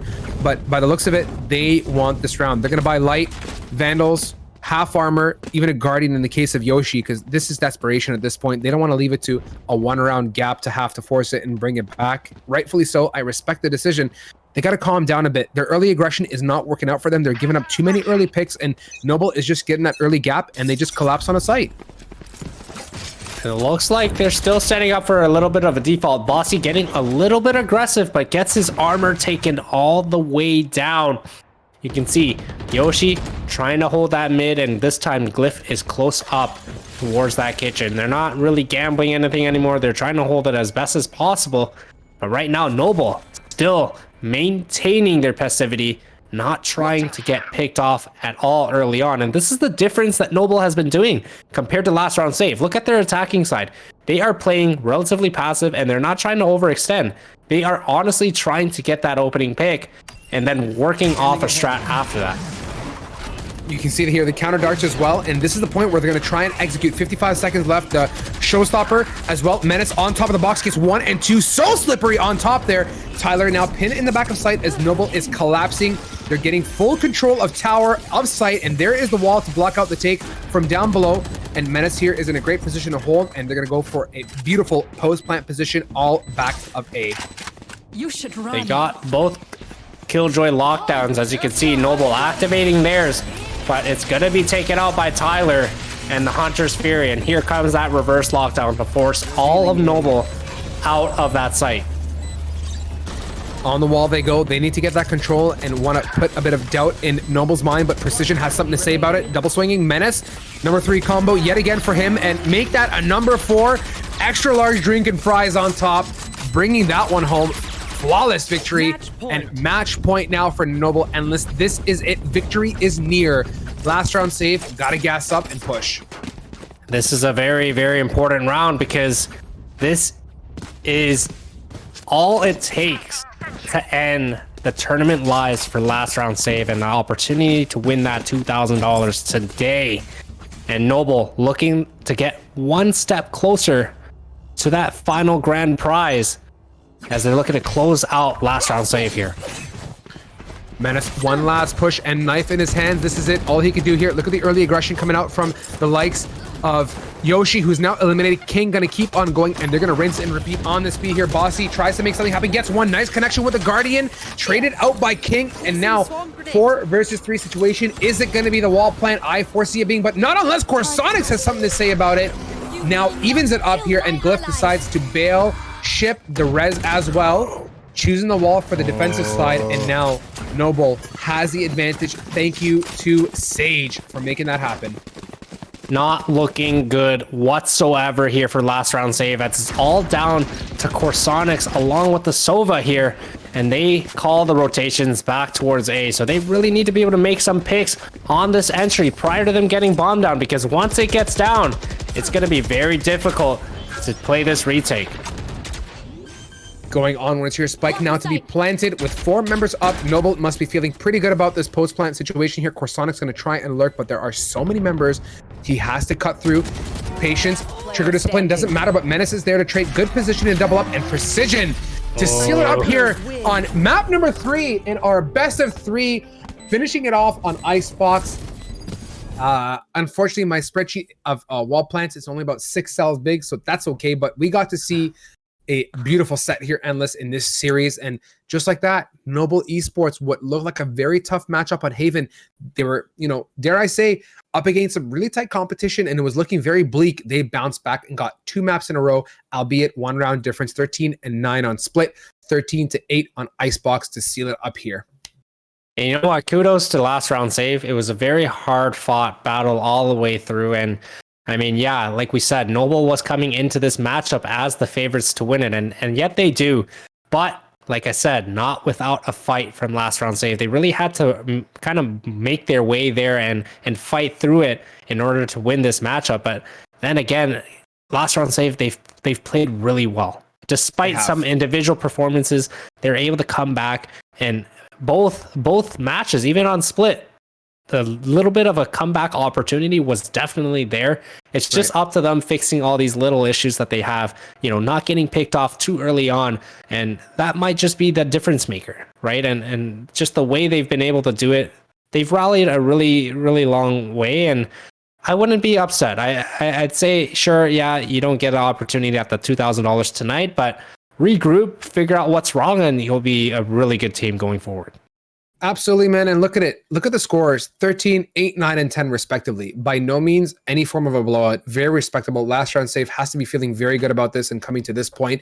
But Noble was just one step ahead of the game. They played their side so well, and they squatted up and made it count where it mattered on map number 2 and 3. And we got to see Icebox. Ain't nobody complaining about that. So with that, beautiful GLG people visiting us on PlayerzZone's channel now, get yourself a beverage, a snack, a bio break, whatever you got to do, because come back. There's going to be another set of best of 3 going to be taken through with Endless and I. Sit tight. We're going to check in with you very shortly here.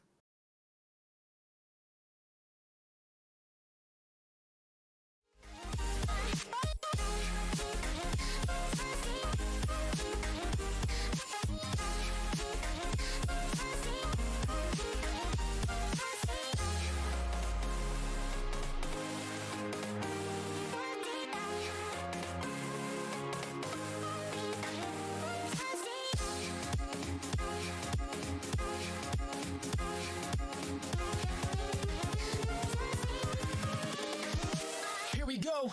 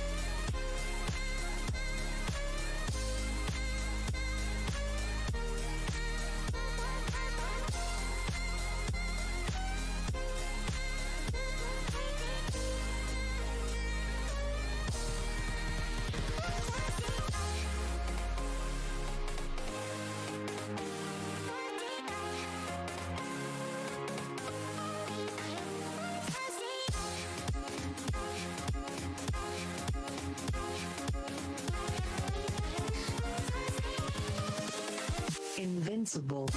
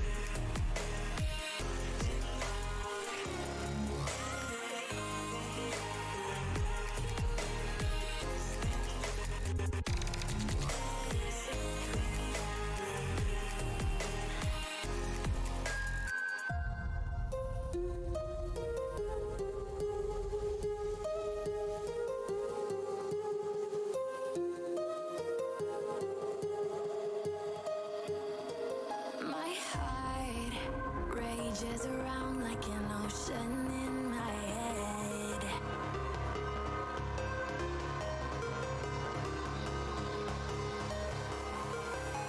I can almost feel you walking in the distance, but I know that it's not reality.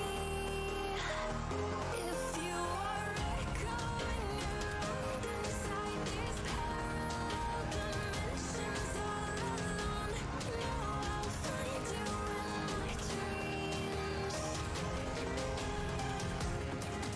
I'll find you in my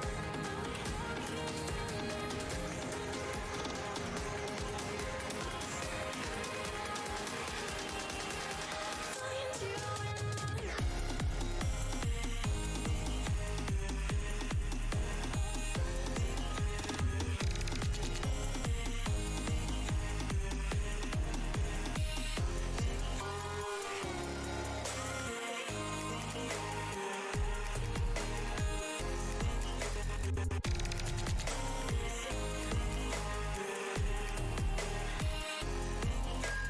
I can almost feel you walking in the distance, but I know that it's not reality.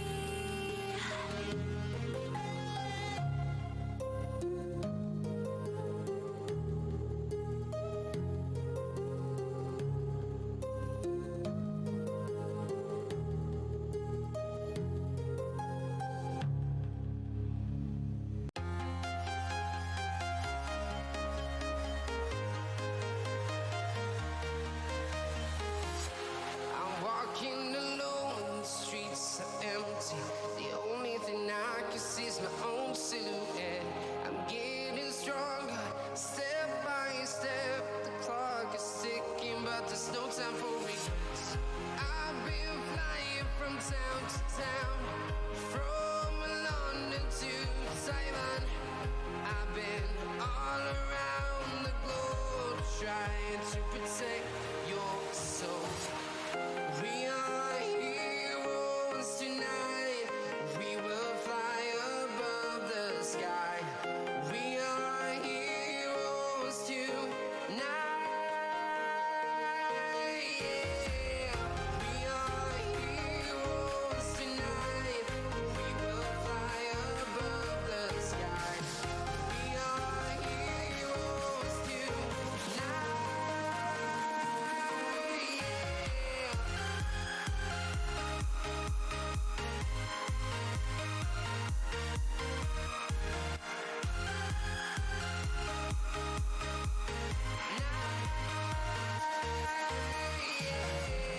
Feel like a dynamite, ready to explode right up in the sky. I need you to listen, I need you to hear, and don't show any fear. I've been flying from town to town, from London to Taiwan. I've been all around the globe trying to protect your soul.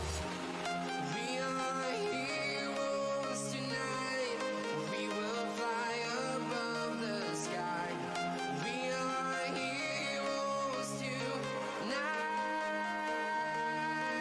Yeah. We are heroes tonight. We will fly above the sky. We are heroes tonight.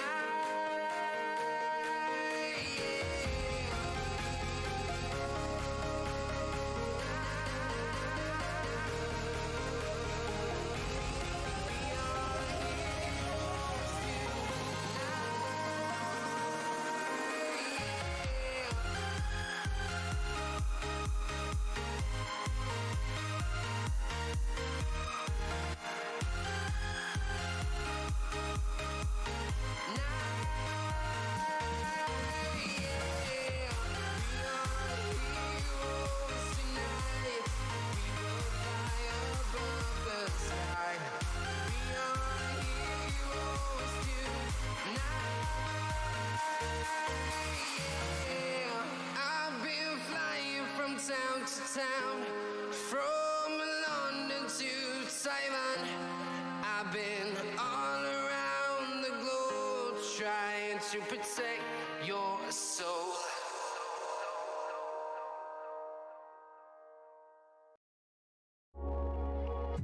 Midnight and city lights on the other side. You're calling me up at the same time. I'm in the daylight. You're calling to say hi, but your words they cry. If there's something that you need to say, I know it ain't easy living inside your brain for sure. You keep telling me that it's all okay, but I know, yeah, your silence speaks so loud. Your silence speaks so loud.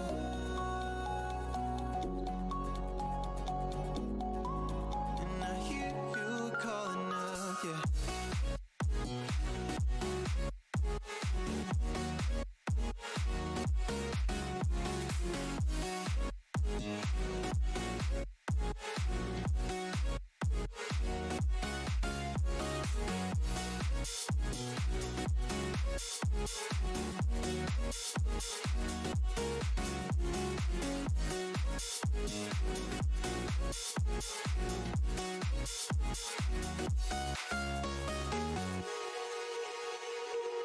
We're talking about nothing.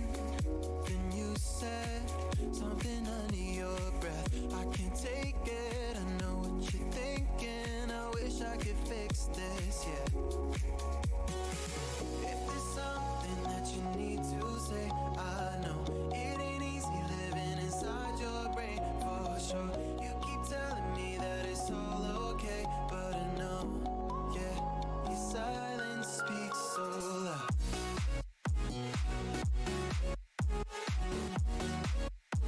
Silence speaks so loud.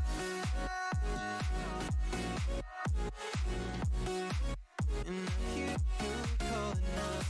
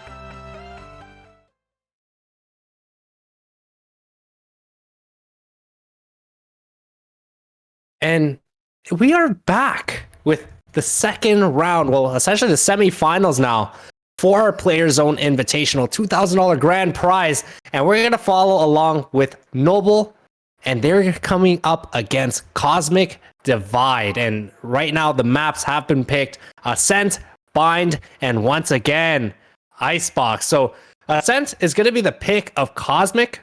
So Noble is going to choose to start off on that defensive side. Now, finally, two maps that we haven't seen yet today to start things off. And Ascent, thoughts, Strive. What are you thinking here? I am loving Ascent. I'm glad that it's here to seal it off for us on this one. Why do I say seal so much these days, man? It's just like, it's a problem. I gotta cut that out, man. Okay. To round it off, that's a better word. Hey, see, my vocabulary is expanding, right? One follow equals one new word that Strive uses in his daily vocab. Holy cow, I'm teleporting again. Bear with me here as I come back. But Ascent, Endless, a map for me. I love casting it. I love what it brings to the scene and to especially this tournament. Now we're gonna get to see really the next level of gameplay, right? We're now upgrading. We've gone and pared down the field a little bit, and now we're get to see Noble and Cosmic Divide, a team that really showed up yesterday. We saw Cosmic Divide. You and I got the chance to cast them, and they were absolutely monstrous. But aside for me, I don't feel comfortable giving you any sort of prediction or intel at this point. I have no idea where this is going to go.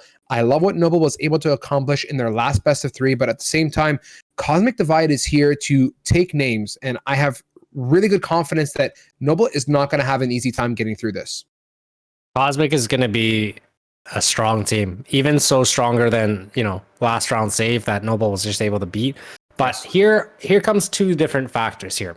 There's an angle where we can look at it. Okay, Noble, they were the only team left standing that has gone all 3 maps in the first round, right? And on top of that, are they burnt out, or are they even more so warmed up? Because Cosmic Divide, they 2-0'd TLP, Trade Like Pros, in the first round. So Trade Like Pros, unfortunately, are eliminated now, and Cosmic Divide going to continue to move on. But again, it was a 2-0 victory, so they had a whole time kind of just sit around and wait. So I don't know if they were maintaining, their warmth in death matches or whatever it may be, but I'm hoping that, it could come from either they're kind of cold, they're not warmed up anymore, or they're ready to go and they're energized.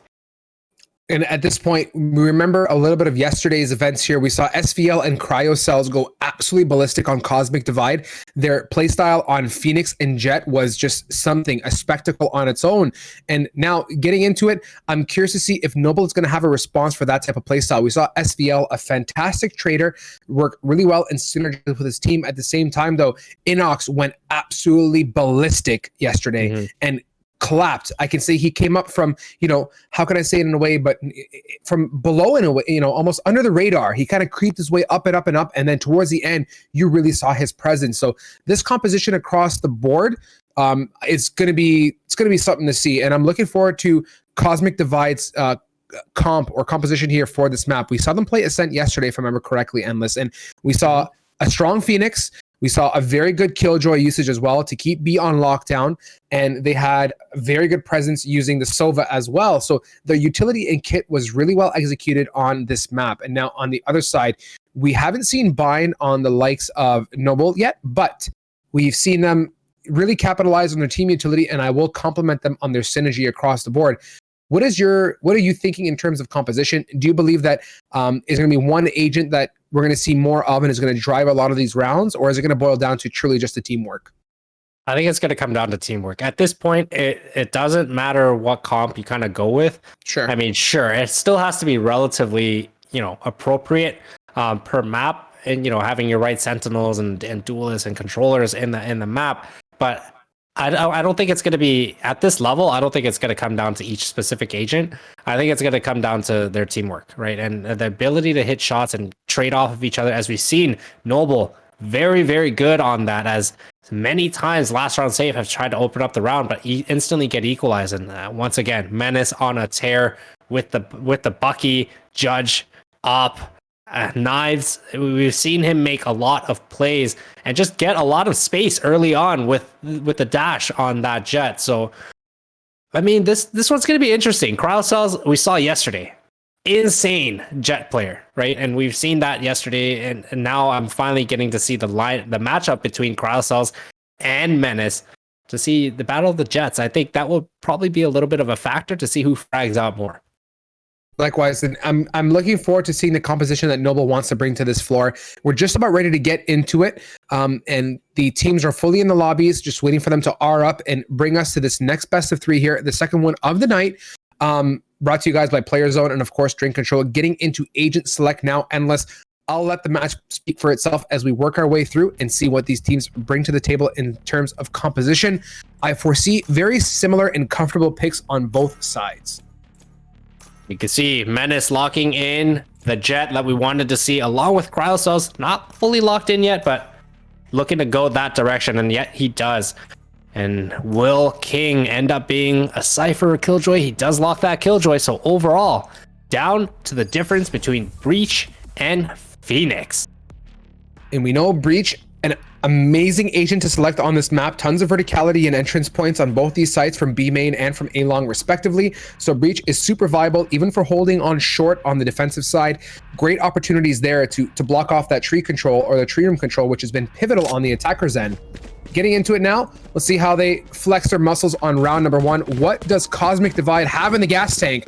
And are they going to bring pistols home, or does Noble Esports have this in their back pockets coming off of a 2-map win, or last 2-map win in their previous best of 3?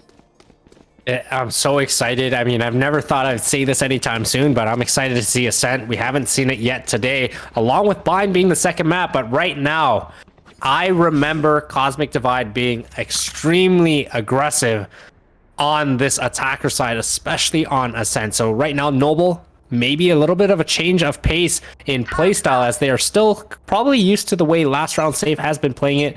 But now it's a completely new matchup. Will they be ready for it?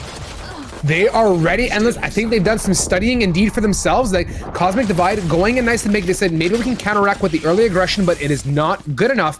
But Cosmic Divide has 2 agents which are heavily lit up, around 20 hit points apiece, and they're going to regroup and see where they want to go together as a squad. But Noble has a great opportunity to take out 2 with a set of bullets each.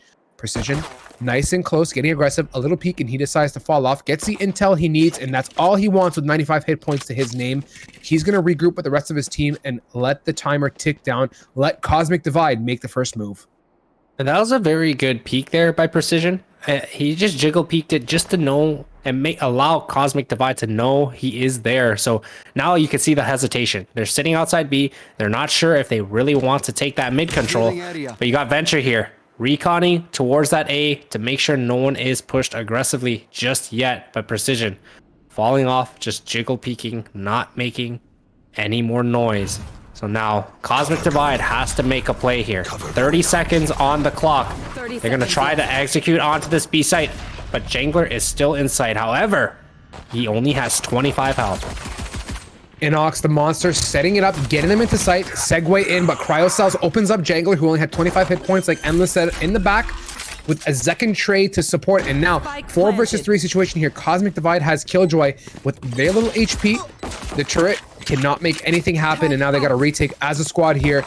Down a member 2. Venture ready to go with the recon dart to get the early intel as they try and get into sight. And here comes the aggression. Now King to break the alarm bot, try and keep B main at bay, as they're going to now collapse and go on site 1 and 2. Zekin and King a piece, and leaving it all up to the likes of Venture, who's playing from main, and they know exactly where he is. Endless. This is delivered and over with, as Zekin gets a nice 4-piece for his name.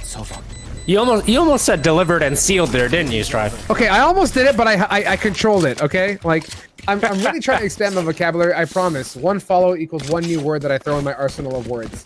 Honestly, I was surprised at the way Noble was able to open that round back up. And I mean, Cosmic Divide unable to hold that post plant, and they just dropped 1 by 1. And Noble, a great job with that retake, able to secure their first round here of the semifinals. And right now, look, Zekin on that Ares, which is the little sister to the Odin. I wonder what kind of damage he's going to do with that. We saw the likes of the Odin come out in our matchup yesterday with Cosmic Divide, and I think it was it Leviathan? Endless, I cannot recall who had that counter Odin. And they were just spamming each other through the wall, back and forth, and we talked about it. That recon dart opens so much opportunity with an Odin, and at the end of the day, Ascent at B, the walls are basically made of wet paper mache here, as SVL gonna go for the swing, a fire to clear up close. They get the intel, and at this point, they're ready to collapse, but they want to see, will Noble get a little cheeky and peeky before they execute? And Menace now, close angle here. It doesn't matter, he's got 1. Endless's dream is coming true yet again. Monitor number 9 is in the dumpster with Cryocells, a 2-piece. Open it up, and now 4 versus 3. Cosmic Divide has the advantage and an opportunity to get the spike down nearly uncontested. I mean, Cryocells coming in huge there, getting 2 picks, but here you have Jangler evening out the situation. Churms here on the flank and lurk, but Jangler is just a little bit more aware. Down to 2 people left on the side of Cosmic Divide, and this was their force round, so they do really need this round, or they're going to be really broke going into the 3rd here. And right now, Venture staying behind Generator, gonna send out that recon, spot some noise, but Jangler getting Inox. It's all left down to Venture with a possibility. But King, overall, better positioning, better crosshair placement, wins that rally And now Cosmic Divide will be on a save, and Noble leads 2-0. A whole lot of better everything. He also gets that Ares, a massive weapon in terms of bullets per second there. And King is going to be feeling good. He can post up on B with that, but he's, oh God, he's giving it to the Sova. What is it with these Sovas? I mean, fair. End of the day, he's playing B. There is wet paper mache walls there, which is fantastic to shoot through, albeit I don't think the Ares is as viable as the Odin in that case. But let's be honest, he's going to post up, and I think he's lining up for something here. If he sends a recon and then spams and gets a kill, I might smash my monitor next. That's your kryptonite. I mean, I think that's exactly what he wants to do. They're just going to ping it and just continue spamming in case people are set up there right off the bat. But Cosmic Divide, very aware of that situation. Not going to fall into that trap just yet. But look at Menace, aggressed already, having full wine control. And now Churms gonna be spotting that, ensuring that there's no one pushing. Inox able to start things off though, however, with that opening pick onto Zekin, and Menace finally getting Churms out, but Cryocells is still here with knives activated, but doesn't matter. Menace, Jangler getting a couple more, and now down to 2 people left on the side of Cosmic. What can they do? Not too much, unfortunately. Endless 4 versus 2. They're going to be in a position where no matter where they're going to go, they're going to be met with a ton of resistance, and they can't do too much off of that. And at this point, I'm not quite sure what it's going to take here. Jangler to open it up even further, leaving it only down to 1. And I'm curious to see, does Cosmic decide to go for the aggression exits, or what's their plan here? No. Precision, 1 step ahead of the game at middle to take out SVL, albeit he only had a sheriff, so not too much to his name. He picks up that gun, and on we go to round number 4 here. Noble feeling fantastic so far, Endless. And here's where Cosmic Divide has their full gun run, so they really need to take advantage here because the economy on the side of Noble is growing and growing, and right now this is not what they want to start off the semifinals. They want to add some pressure towards Noble before the momentum just builds to the point where it's a rolling snowball, and it might not even end up on Icebox if that's the case. I'm all for it. I'm all about that Icebox map number 3, but at the same time, Noble here is showing up to be a force that Cosmic Divide is going to have to work really hard to battle back against. And you can see their default setup that Cosmic is sticking to, which is very similar to what we saw yesterday, Endless. A bit, reminiscent, almost mirror. They drop that spike down deep and they work a pick, they regroup, and they go from there. The question is, has Noble studied some of that? Have they rewatched the VOD from yesterday, or had their coach or people, picking up some notes? Perhaps they have, and that type of, how can I say, an analysis or decision making of that sort by the coach pans out to be great. We see that time and time again in esports as a whole. Right now, they're taking it slow. They're not overextending, and you can see they're grouping up towards the short here.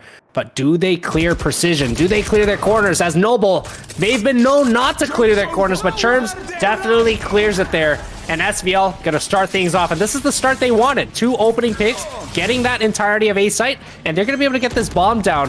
But here comes those shock darts to do some sort of damage from Zekin. No one really there to receive it there. Cosmic Divide has 5 members up in a good position to play a strong post plant, taking Jangler down to around 15 hit points as well. So that leaves them basically in a 2 versus 4 situation, dare I say, albeit because King very low. The alarm bot opening up the info. Cryocells tries to connect. He gets lit down to 25, and he's going to bail ship at this point.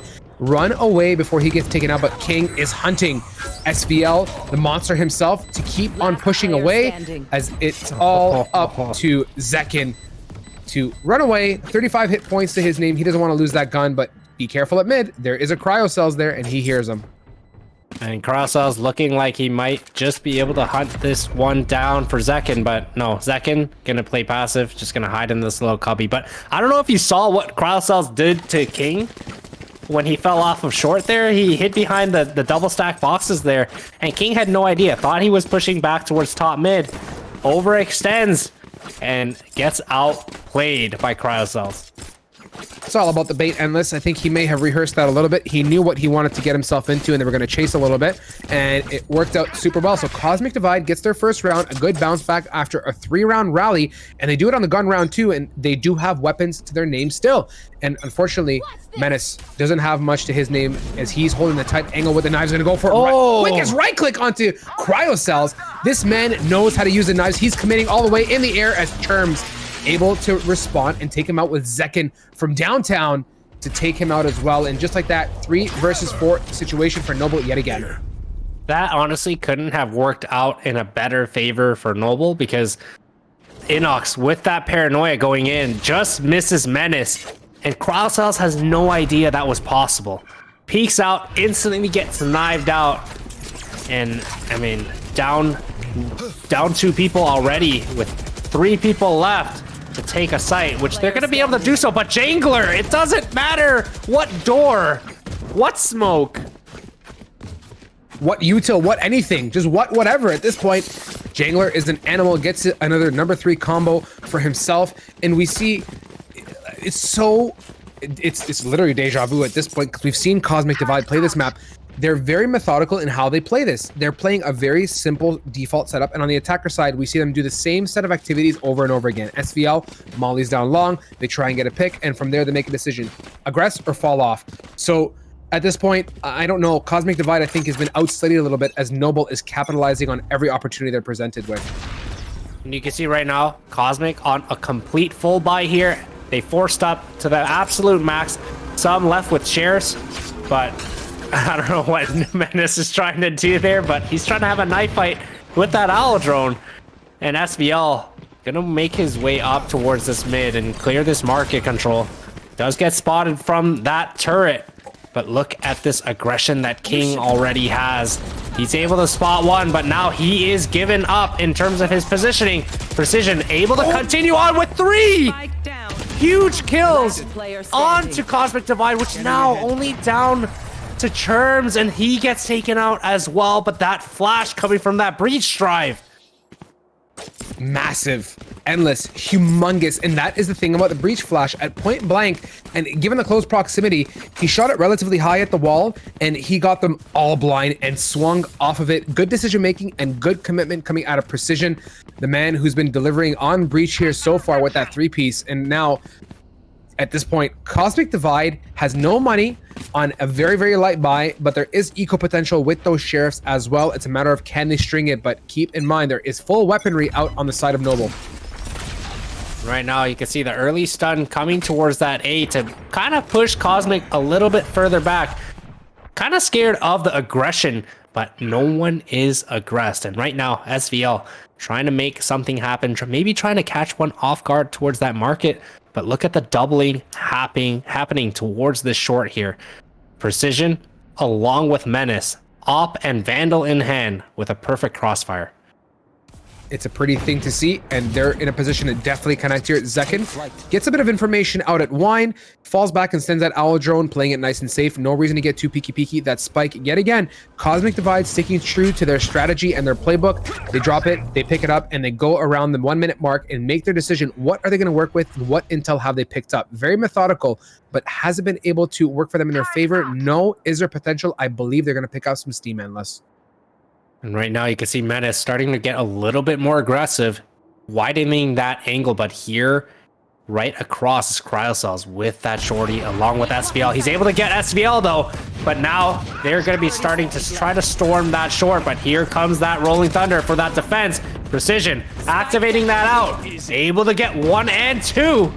Now Inox getting 2 as well to kind of equalize the situation. Still down an advantage here, but Inox gonna grab bomb and teleport towards that B site. And King still in B main, gonna be lurking towards the sidewalk. And if he gets this, he's just gonna be able to defuse right away. But Inox says no. Down to a 1 versus 2. This has now become a winnable situation. And if they don't play together, he can win this over. We've seen Inox deliver day in, day out on that Sheriff. He's able to connect massive shots, and now he's in a position to clutch this as well. He used that teleport to get that spike away, going for the peak as well. One aggressive pick. This is it for the ace. Clutch, Endless. Look at the positioning. He is so slippery. Taking his time, gonna weasel his way around the box as well, and gets outswung by Jangler. Only had 5 HP to his name. Tough situation, but he does get the 4K, and as you would say in the Endless Trap book, that was... I don't know, man. It was good value, Endless. Come on, Oh, man. you're right. I thought Yeah, you were but trying the to say that was program. commanding. No, it is commanding too, but the value was fantastic as they were on the eco buy, and it worked out in their favor. I gotta keep you on your feet, man. That's what this is all about, right? Exactly. I don't want to, and for those that like Oreos in the chat, I'm just kidding. But now 6-1 early start for Noble. I mean, Cosmic just hasn't had a solution, or they haven't figured out the way Noble has been playing. Sure, they've gotten a lot of site control, and Inox had an absolutely huge round there. But look at this aggression, Noble. With that breach flash, instantly Menace is just able to get that first pick, and just like that, up a man advantage, and they're just gonna start turtling up. I love the aggression from Noble. They capitalized on the paranoia and they went for the dash on top of the box as well and opened it up here. Cryo Cell spamming and a counter spam at that. Holding the angle, Precision knows how to use that left mouse button, taking the monster Inox out, bringing it to a 5 versus 3 situation here. Cosmic Divide getting outclassed so far and walking into the crosshairs of Noble.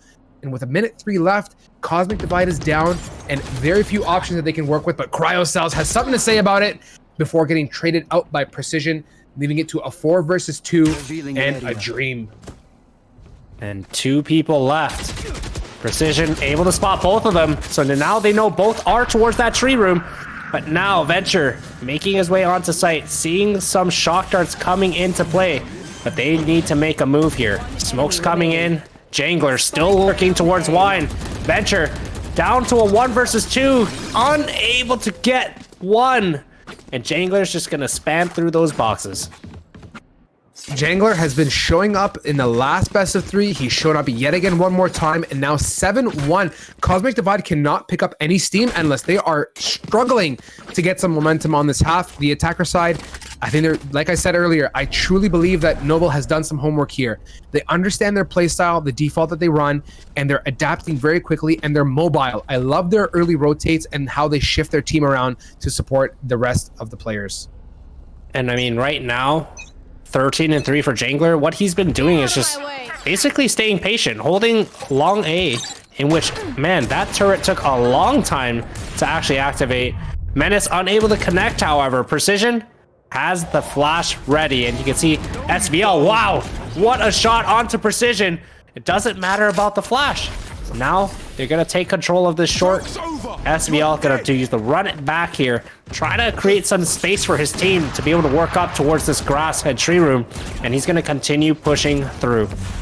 If there's one guy that knows how to flex on the map a little bit, it's SVL, but unfortunately, King! Look at this guy! Fearless. Venture thought, oh, all is good, man. SVL's gonna do some work, and I'm gonna be safe over here watching his back, but King has something to say about it, coming in nice and big with Inox to counteract as well, and for the first time in a while now, 3 versus 3 where there are numbers advantage, but just like that, I'm gonna swallow my tongue as Jangler gets a 2-piece for himself and leaves it all up to Charms to make something happen here with a spike. He makes the noise, and they know exactly where he is at this point. Down to 1 person, and here comes the Nano Swarm to be able to take up what little health he has left. And all that little bit of hope. Down to 1 versus 3. He's going to set up a Nano Swarm to be able to get this bomb down, or maybe not even plant. And King, right place at the right time, able to pick up his 3rd to close this off and send it to 8-1 here. 8-1, and Noble Esports Endless coming off of a fat win, and I honestly believe their momentum and their morale as a team has led them to this point. They're feeling really good about themselves, and they're delivering results, and at this point I will attest it to fantastic shots, great support, and unfortunately Cosmic Divide is a little bit broken up, or divided in a sense. We see a little bit of lack of synergy, and again, CryoCells decides to buy, albeit he does have 2100 to his name, but why not save? Why not bolster up for the last 3 rounds if you can? Oh, he spots the shoulder, and Menace staying again, another collateral. Oh my God, Endless! This guy's an animal. Let's make an entire montage of his collat so far this game. He's delivered on Bucky's, twice on operators in these best of 3s, and Inox is gonna try and weasel. Nice positioning on the side of his smoke, able to take out Precision, and this is a chance for hopefully Cosmic Divide to bounce back and get this round. But are they gonna swing as a team? And right now, doesn't look like that, as they are divided with the spike down at the top of mid. C-Strive, GLG has already crowned a Shock Dart King in Caprage. Yeah. But now, there should be a Collat King on Menace because, what, 2 best of 3s so far? And this is only the first map of the second one? He's already had, what, 3 or 4 collaterals? Unbelievable. He's something. He's truly a piece of work, and he's delivered time and time again. And look at Noble's placement. They're so divided. Inox is not even there to trade. And now he's going to get that spike down, which is great for the money, but he gets pinged out, and Zekken fearlessly strafes and takes him out of the picture. 9th round for Noble now. We only have 2 more rounds on the table here before we switch. And at this point, Cosmic Divide able to save on the last. They're going to have some guns to their name this round. 2 before they switch. Is it going to be enough to get up at least 2 more rounds? I don't know. I think if they end up losing this round, they're going to completely fall apart. 9-1 to start the semifinals. That is not a fun road ahead of them to come back from this. Yes, they are on that attacker side, but right now, Noble's defense is absolutely flawless. Only losing 1 round. And look at Jangler, 15-3. I mean, if that's not enough of a way to assert your dominance, I don't know what is. Dropping a 15 bomb, only 3 deaths. That means he's been contributing and staying alive to a T, Endless, playing this textbook style. And now I'm curious to see, is Cosmic Divide going to finally mix it up? But they don't. They keep on going back to this default strat. They're not playing anything heavy. They're not W keying anywhere. And at some point, you got to ask yourself, you're down 9-1. You got to mix it up here, or else you're not going to get a chance to get these rounds. And SVL, the man trying to make some engagement happen, and being a duelist, he's playing his role perfectly, or at least trying his best to do so. But he's yet again not supported with any kind of trade support. They're kind of venturing out on their own, 1 by 1, regrouping with the spike, and then they execute. And correct me if I'm wrong too. I mean, SVL has only been able to activate the run it back once that I've seen. I believe so, yes. Or maybe, I mean, it could be more actually, but I've only really been able to notice it the one time. And I mean, he didn't really get a crazy amount of value. He did create some sort of space to push back Tree Room. But aside from that, I don't really remember him being able to use the run it back to their advantage. And I mean, right now, look at Zekken lurking in that smoke, but will he catch them? Inox there to trade it. Could this be the round they needed?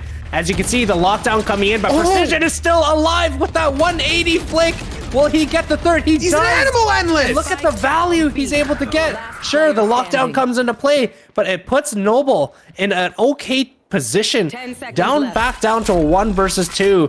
And I don't want to say it's extremely possible or likely, but Menace has been the guy, and knives are out and active. He gets the 1st.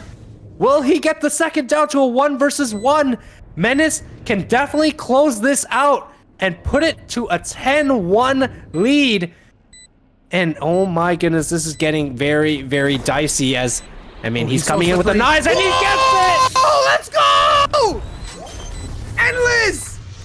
A clutch! My goodness. And right now, production is asking me, is this a commanding lead yet from Noble? The answer is yes. Oh, it's a fat Last yes, round caps, in the little half. letters, Arial, bold at that. And take a look at the scoreboard now, 10-1. We're going to get a waft of this replay, hopefully. That was massive. As soon as those knives came out, I started shivering in my boots. And look at Precision here. 1, 2, flicking and connecting on massive shots, gets the semi-wall bang on the 3rd as well before he's detained and eliminated. We don't get to see the knife clutch, but all things considered, Endless, Noble, Menace, massive clutch here. The man can get doubles, collaterals, clutches, 4Ks, 5Ks. He's got the whole thing so far in this tournament. He's been playing extremely consistent this entire game. And here comes that defender lockdown to force, I guess, Cosmic out of the site. But look at Zekken, able to get even more value, blocking it down. And right now, I mean, 3 versus 3 situation. Inox able to even out the scenario, but Crosshouse is still alive, and he's absolutely popped off last night for that matter. But right now, Menace is the catalyst for the side of Cosmic because they haven't found an answer or a solution for him. Not yet, but maybe they will on this last round. But Cryocells is counterparting on that. Jet has his knives, and now Zekken is going to have to swing and connect here. Makes it happen. Look at the synergy as Cryocells is bouncing onto Sidewalk to try and make that happen. Venture 1 apiece, and Menace again. Another 1 piece to his name, dropping down in sight. Venture is pinned, getting swung, gets 1 on Jangler. 9 HP, and the big man Menace to seal it up here. Round number 11. This is endless. You get to say it, my guy. You can go over I don't the even quarter want today. to. I don't even want to use that word. I don't even want to use that word. This is just an absolute certain type of show that's happening right now, and Cosmic Divide really needs some sort of light here because 11-1. If they lose this pistol, it's essentially GG's. It's extremely hard to come back from this, but they really need some sort of stepping stone to really be able to, I guess, even start a comeback, because right now it's not looking likely whatsoever. There is absolutely no breather room. If there was any tighter of a turtleneck you could buy at the store, I think they've already got it on, to be quite honest with you at this point. Cosmic Divide is at their limits. They have 2 rounds to make something happen and bounce back and then fight 10 more to their name to at least get the tie. So even if we go to overtime at this point, it's basically 11 rounds they have to push back on, but let's see if they can do it here on the defensive side. Post up is really strong, but Menace again, dashing right in fearlessly onto Cherms, denying Zekin another one. And this is what I'm talking about. This is what we needed Cosmic Divide to do. Commit to a site, hold W, and just make it happen. And Noble is delivering that to us, and they have such a big advantage. And unfortunately, Inox has 42 hit points and a dream. 4 versus 3, an attempt here from SVL, and just cannot connect. So unfortunate. They're falling apart here, Endless, at the seams. I mean, yesterday, SVL and Cryocells were just absolutely playing out of their minds. And today, we just haven't seen that yet from both of them, or neither of them, for that matter. And Noble able to clinch their 12th round here, looking like they're just going to close this out 13-1. But Cosmic Divide has no choice here but to force and hope for the best. I'm kind of, you guys can't see my face, but I have a little bit of a sad face on. I'm kind of heartbroken. We saw Cosmic Divide really push hard yesterday, and this must be heartbreaking. And it goes, it hits home with me too. And I'm sure our viewers, we have Cosmic Divide fans out there, and it's really unfortunate to see a 12-1 situation. Do I have faith? Of course I do, somewhere deep down inside. But when you're so far down 11 rounds and Noble has been slapping, and they're going to go right for it. W key, dashing in, Menace is in sight, judge in hand, and no one is there to receive. Venture able to capitalize on one, but jumping through Menace connects through the smoke, and he is just no fear with that W key and his updraft to get right in and push. And they're on the big flank here. Inox finally responding, but King is going to zone Nano Swarm to deny the entry, and he's posted up in the cubby at main, and he's going to call it and has support. Big swing from Jangler as the big bait, and he connects off of that. Going to go for it. 1, cannot get the 2 with SVL, leaving it all up to Menace, the Clutch Master, in a 1 versus 1 situation to hold off the barrage of SVL as he gets it. He gets the wing, Endless. Menace unable to bring it home. Really good job by SVL. The early GG's in chat, but it ain't over yet. A little bit of a little back and forth between the two, but Menace, I think he was just joking around there, jumping up and down, not really looking at SVL and taking him lightly, but SVL able to make him pay for that. But I mean, Noble, it's not the time to be getting overly confident right now. It's $2,000 on the line. Win whatever you have to win and move on. I'm on your side, Endless. It's about discipline, right? If you want to be a high tier team and you want to play like a disciplined team, no round is an opportunity to joke around. You got to take everything seriously, and that's what caters to your team style and mentality. But it's okay. It's 12-2. I'm not upset. At the same time, though, they could have easily closed it out there. They definitely could have closed it out, right? It was sort of just a little bit of banter going back and forth there. I mean, now Noble looking to end this off here. Knives activated, and they're not joking around, but they know that the side of Cosmic Divide has bonus guns here, so they're gonna have to get a little bit aggressive and in good positions to be able to catch them off guard. As you can see, Noble starting off with 2 huge picks. King taking out Cryocells there, and now down to a 4 versus 3 retake situation. Cherms able to predict where Zekin is going to be playing. Comes out of that smoke, but there is Menace still out with the knives. And oh my goodness, they did not check their corners. Down to a 1 versus 1. Menace alive with the knives. And if he peeks this close, it could be the end of it. But Venture clutches it out. Gun here. Endless at this point. I don't know if Menace was just messing around there. I think he could have right-clicked and picked that up, but chose to go with the left taps instead. Unable to close it out, and another round goes in the favor of Cosmic Divide. He picks up a Vandal off of that as well, and they're buying. Finally, Noble has big weaponry, but same time, if they lose this, their finances are going to be in shambles on the next round. Actually, I completely lied. They got finances still. They're going to be okay for the most part. But I'm curious to see, is it going to be enough? Is Cosmic Divide going to bounce back the next 9 rounds and have something to do here, or is it going to be GG after this one? Placing alarm bomb. I think they're going to try to end it off here. As you can see, Cherm's not really having a good economy. Has to be forced up on that judge, but we've seen Menace take advantage of judges. Can he do the same? And if he can, that is where Noble will run into a little bit of an issue. But here comes that lockdown. They're delaying. They're going to grab that orb. But are they going to commit? That's what Cosmic Divide is wondering right now as the rotations are coming over. But 2 of them are still towards that A. Venture starting things off with a pick onto Menace, which has been the go-to player for the side of Noble, especially on this match. And right now, 5 people still standing for Cosmic. Can they retake this? They're going to try their best as Cryo Cells opens it up now. Pushing ahead here, King, 1 apiece, getting swung again by Inox and Venture, 1 apiece as well. And now, 3 versus 1, Precision, the Flick Master looking to sidewalk, but Inox coming from behind on the double whammy to get another round. Now, this is the 4th, and for the viewers here right now, guys, Seeker has won map 2 on Icebox Gates on the way 13-9. So that brings the series for them 1-1. They're going to go to map 3, but here we are trickling on the edge of match over with 12 rounds in Noble's favor. It's going to take us into map 2 potentially here, but so far Cosmic Divide has been putting up a battle, albeit a little bit of BM coming out from Noble, kind of trolling a bit, and that's okay. Gives Cosmic Divide the chance to bounce back even further. And right now, could this be the little bit of a run that Cosmic is going to be stringing along to build a little bit more confidence going into the second map? Sure, they might not come out as the victors of map 1, but whatever sort of run they can get going is definitely going to help on that second map. So, I mean, Bind is going to be the next one. I think they just need some sort of a run, some sort of I guess, good news to kind of look forward to build on Bind here. Zekin making an attempt to open it up endless, sending that Hunter's Fury, gets 1 tag and not too much else to his name. A little tag on Omen as Precision opens it up yet again. The man himself has always been good at aggressing and opening up the picks, and they're going to push onwards here towards A by the looks of it. Cherms gets Menace, the monster himself, SVL, the clutch master, the engagement man himself onto Precision, and yet again Cosmic Divide is up in numbers.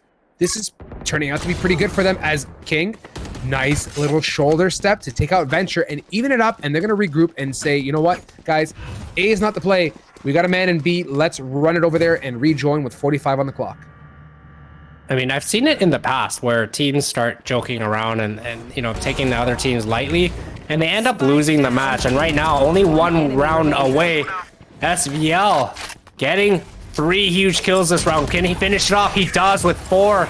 And right now, SVL starting to feel it a little bit, but is it a little bit too late, or can they hold on and rally back and somehow miraculously send this to overtime? We've seen it. It's been done not only in Valorant, in any type of esport game you want to pick. These fight backs come regularly, and we might be in for a treat as well. At this point, I'm looking forward to seeing what Cosmic Divide has in the gas tank. Maybe they're just defensive sided endless. It took them some time to get gassed up, and look at the situation. Menace is going to buy that nasty judge one more time. The biggest firepower or biggest gun on their team, but there is full weaponry on the side of Cosmic Divide, and they're going to be met with a huge push onto the A site. And you can see breach flashes coming in, cross cells working top side, and there you go again. Menace with a judge, and this might be the end as they are starting off heavy into that A site, and Inox able to make something happen. But once again, Menace with that judge. Man, I hate shotgun strife. Especially like when you have Menace who's got a coil spring in his behind and he's just bouncing up and down like a pogo stick. What are you going to do at that point? Precision cannot connect on that close range sheriff, and here's the run it back as well. He's going to try and send it, but gets dismissed. Cannot pick anything out of that and goes back to his body. Full health. Still a 3 versus 3 now. Venture, nice swing onto King, and Churms with the 2-piece combo to bring home round number 6. And here we go. Okay, now Noble is going to be like, listen, we've given them 6 rounds. That's a little bit too much. We have gun rounds. So now there's not a little bit of doubt, but I would say there's a tiny bit of doubt on Noble. Can they close this game off? They're 1 round away from securing map 1, but they just need to focus up and play their game here, because the more momentum they give Cosmic, the harder of a time they will have on Bind, because the momentum is just building and you're giving them their confidence back. And this is tough, right? You talked about it. 6 rounds in a rally like this after, I would say in a way, a troll round number 1, and they've come this far.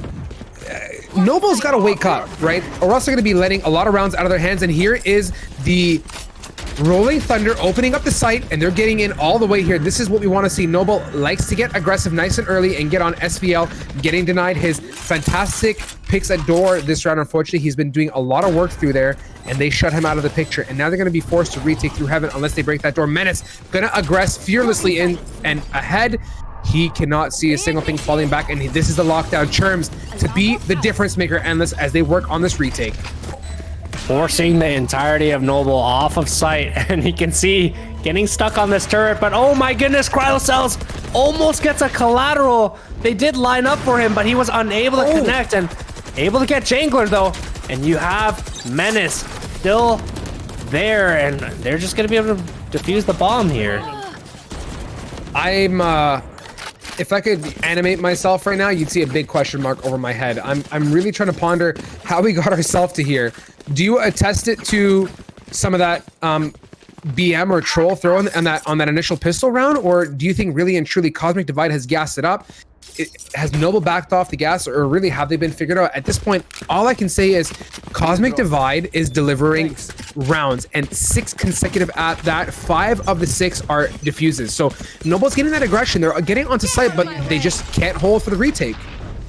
And right now, Menace Knives activated yet again. Can he make a play happen to close this thing off? Because ever since that round that he was jokingly giving away, Cosmic Divide has responded with authority, and right now 5 rounds away from tying things up and sending the first map into overtime. This is getting a little bit too close for comfort for Noble, and they ideally want to shut down this run right here, right now.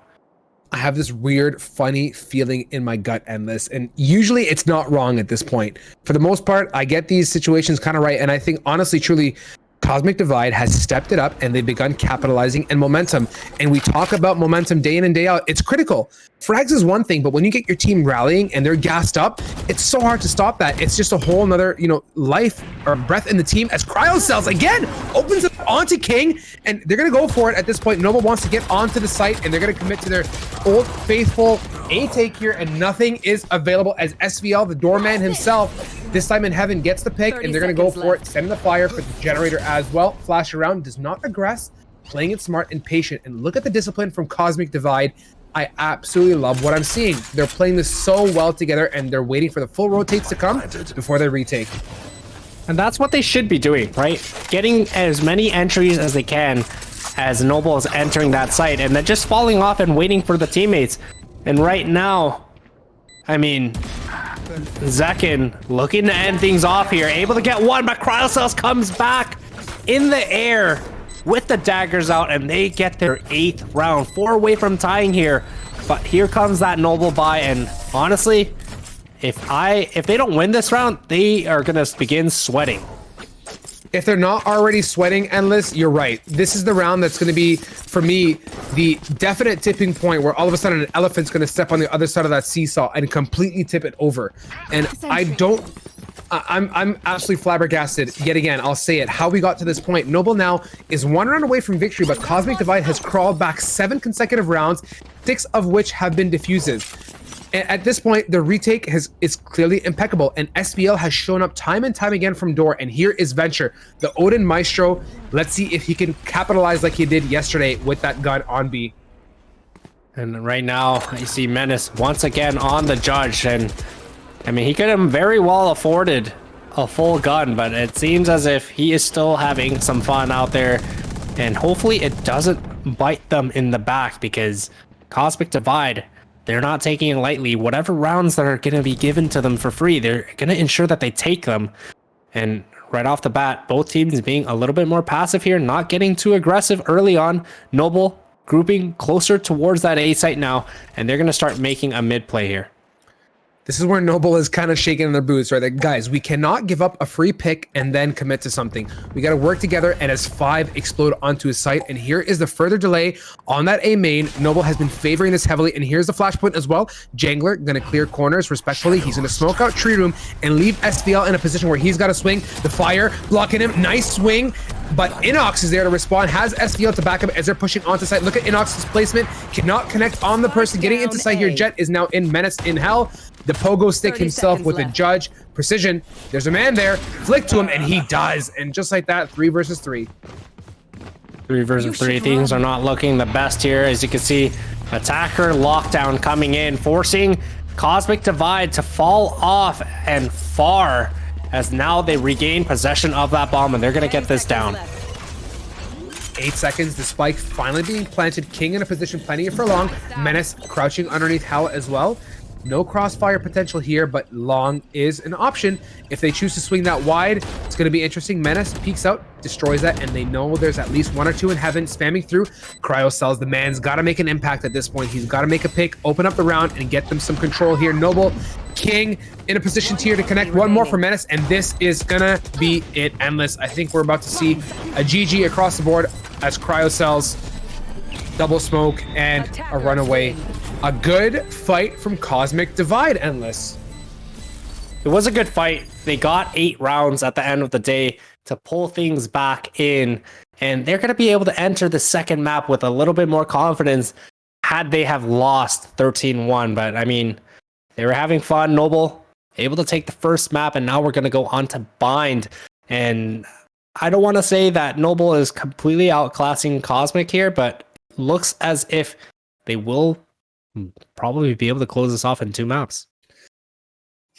I'm not on that same side, Endless. I truly and honestly believe that Noble has the fuel and the ability to come back here. Now, players kind of vibing a little bit. They may take a short break, but let's talk about this matchup that just went down on Ascent. From what I understand too, this is the first time that Noble has played Ascent at this event. So let's take a moment and appreciate that aspect so far. And going into map number 2, do you think they can gas it up here and take it all the way, Endless? I know you're kind of siding towards it. You think that they can, but my gut says different. I think Cosmic Divide is going to bounce back and really show them a lesson on Bind, a map that I'm looking forward to casting, of course, and even map 3 on Icebox will be great, but Bind is going to be really interesting to see. And I think given their play style and the likes and strengths of SVL respectively on that Phoenix and Inox on that Omen, they're going to be able to capitalize really well on this map. I personally think that Noble is going to win on this map, and close it off at 2-0. Okay. Reason being, Ascent was also Cosmic Divide's first map pick, so they lost their pick. Yes. And now moving on to Bind, there has to be a reason why Noble picks this map, right? They are comfortable with it. They've played it, and to honestly, to face it, they almost won Ascent 13-1. And if that was the case, and they weren't joking around, I mean, I think they're going to stomp them. And right now, the way Noble is playing and the way they're trading off of each other is just, they're confident. They just came out from a relatively long best of 3, going all the way to 3 maps. And now, I mean, they're confident. They know they should have won 13-1. They gave them 8 rounds. But at the same time, they're confident going into this, and they know they can close it out. I'm gonna take your words with a grain of salt, Endless. I'm really hoping we get to that map 3, because that's going to be the icing on the cake in this 2 series that you and I have had the pleasure of casting. Players are just trickling in. 1 more remaining on the sides of Noble in the form of Precision. And for me, Endless, I'm going to talk about this map a little bit more and get into some of the details and what I'm expecting at this point. It's going to be interesting to see how the comps come out and who they choose. Is it going to be the Rays of the Phoenix For me, I think SVL has excelled fantastically on Phoenix, and I believe he's going to stick to that, portion, his comfort zone on that agent. And at the same time, let's talk about a bit about the Sentinel choices here. Where does your gut say, or the better choice is it the likes of the Killjoy, or do you believe it's Cypher? For me on this map, I believe, given the layout and the setup, Cypher definitely trumps and has more value. Honestly, like both of them on this map. Okay. Regardless of what is picked.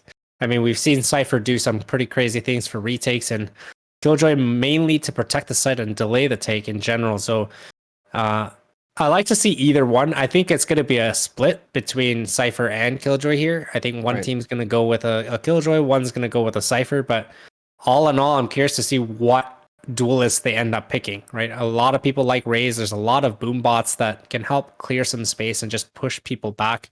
And then there's also the likes of Reyna, which we've seen quite a few times on this map, helping get some control. But overall, smoke-wise, controller-wise, I think Omen is going to win this fight in the choice here.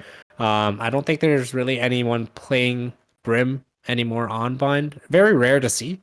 Yes. But yeah, overall, I think it's going to be pretty evenly matched up. Okay, and for me, I'm gonna touch on one agent which I still think has viability. You briefly went on it, and then is Brimstone.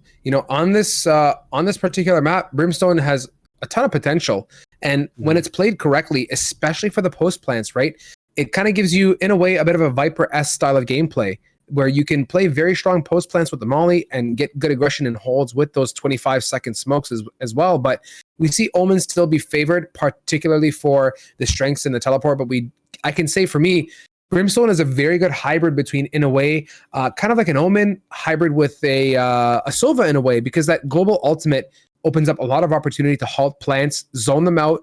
So I would like to see the opportunity of a Brimstone here. It'd be really interesting to see, but I don't expect it 100%. At this point, and this looks like agents champions and agents. Wow, players are ready. We're about to get into agent select. There we go. Let's string words together correctly here. Map number 2 of this best of 3.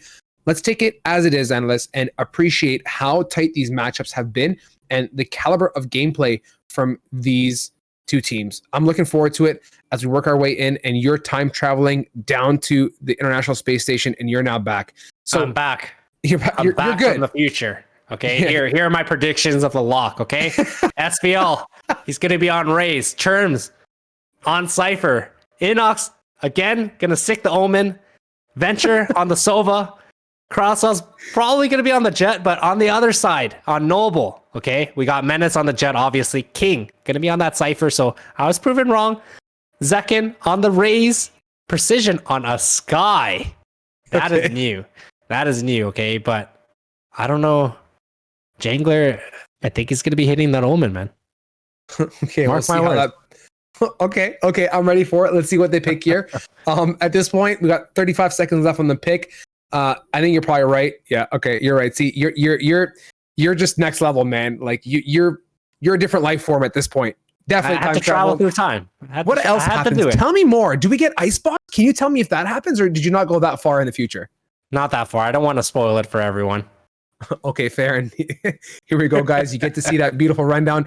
Analyst from the future has come back to the present and delivered his words. We don't know if it's going to be Icebox just yet, but we do know the agent selection here. And there is that Cypher we briefly touched on as well, but Precision on that Sky. A first for me in this tournament. Even yesterday, we did not get to see any Sky action. Let's see what Precision has to bring to the table with that choice instead of the Breach. And I mean, as you guys can see, my predictions were right. I mean, they're not really predictions because I wrote it down when I went to the future. But I'm back now. You guys are all here with me. Everything is right. Everything is correct. And Bind, starting on that defensive side, Cosmic Divide this time, but it is going to be a pick of Noble. So they did get map choice. Cosmic got the side choice, but they need to start off strong here before Noble completely runs into this and takes the game over. Let's get into it. Beautiful viewers, as always, thank you so much for sticking by our side. A big thank you to PlayerzZone for the support, sponsoring this amazing VAL Invitational, and of course our sponsor Drink Control for keeping us all nice, healthy, feeling good, and bringing you these games day after day. Tons of hours here. I think there's a great statistic. I think we stream almost twice as much as we did in February than we did in January, which is absolutely amazing. And you know what? It's all to you. You know, we attest it to you guys and your dedication and keeping our viewership up. Now, Endless, let's get into this matchup here on Bind, potentially taking us to an icebox, depending how it pans out, if Noble can win it. Else, we're going to see Cosmic Divide bounce back and make some magic happen here. See, Churms getting that aggro cam set up to watch any pushes here.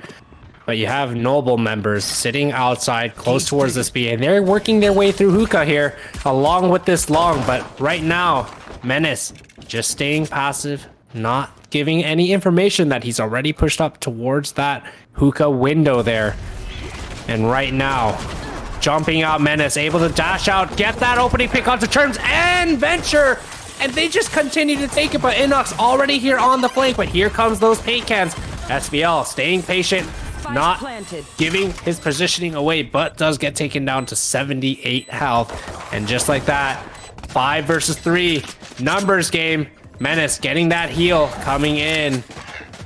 And this is going to be a good post plat for them to hold off. Menace has a motor with a little wheel attached to it, or like a stick, and it just spins at a regular rate, and he just bounces up and down at this point. This guy's a pogo stick. I'm not even joking. And in all honesty, he makes it happen. It works in his favor on that jet. He's able to connect some shots, and he survives too.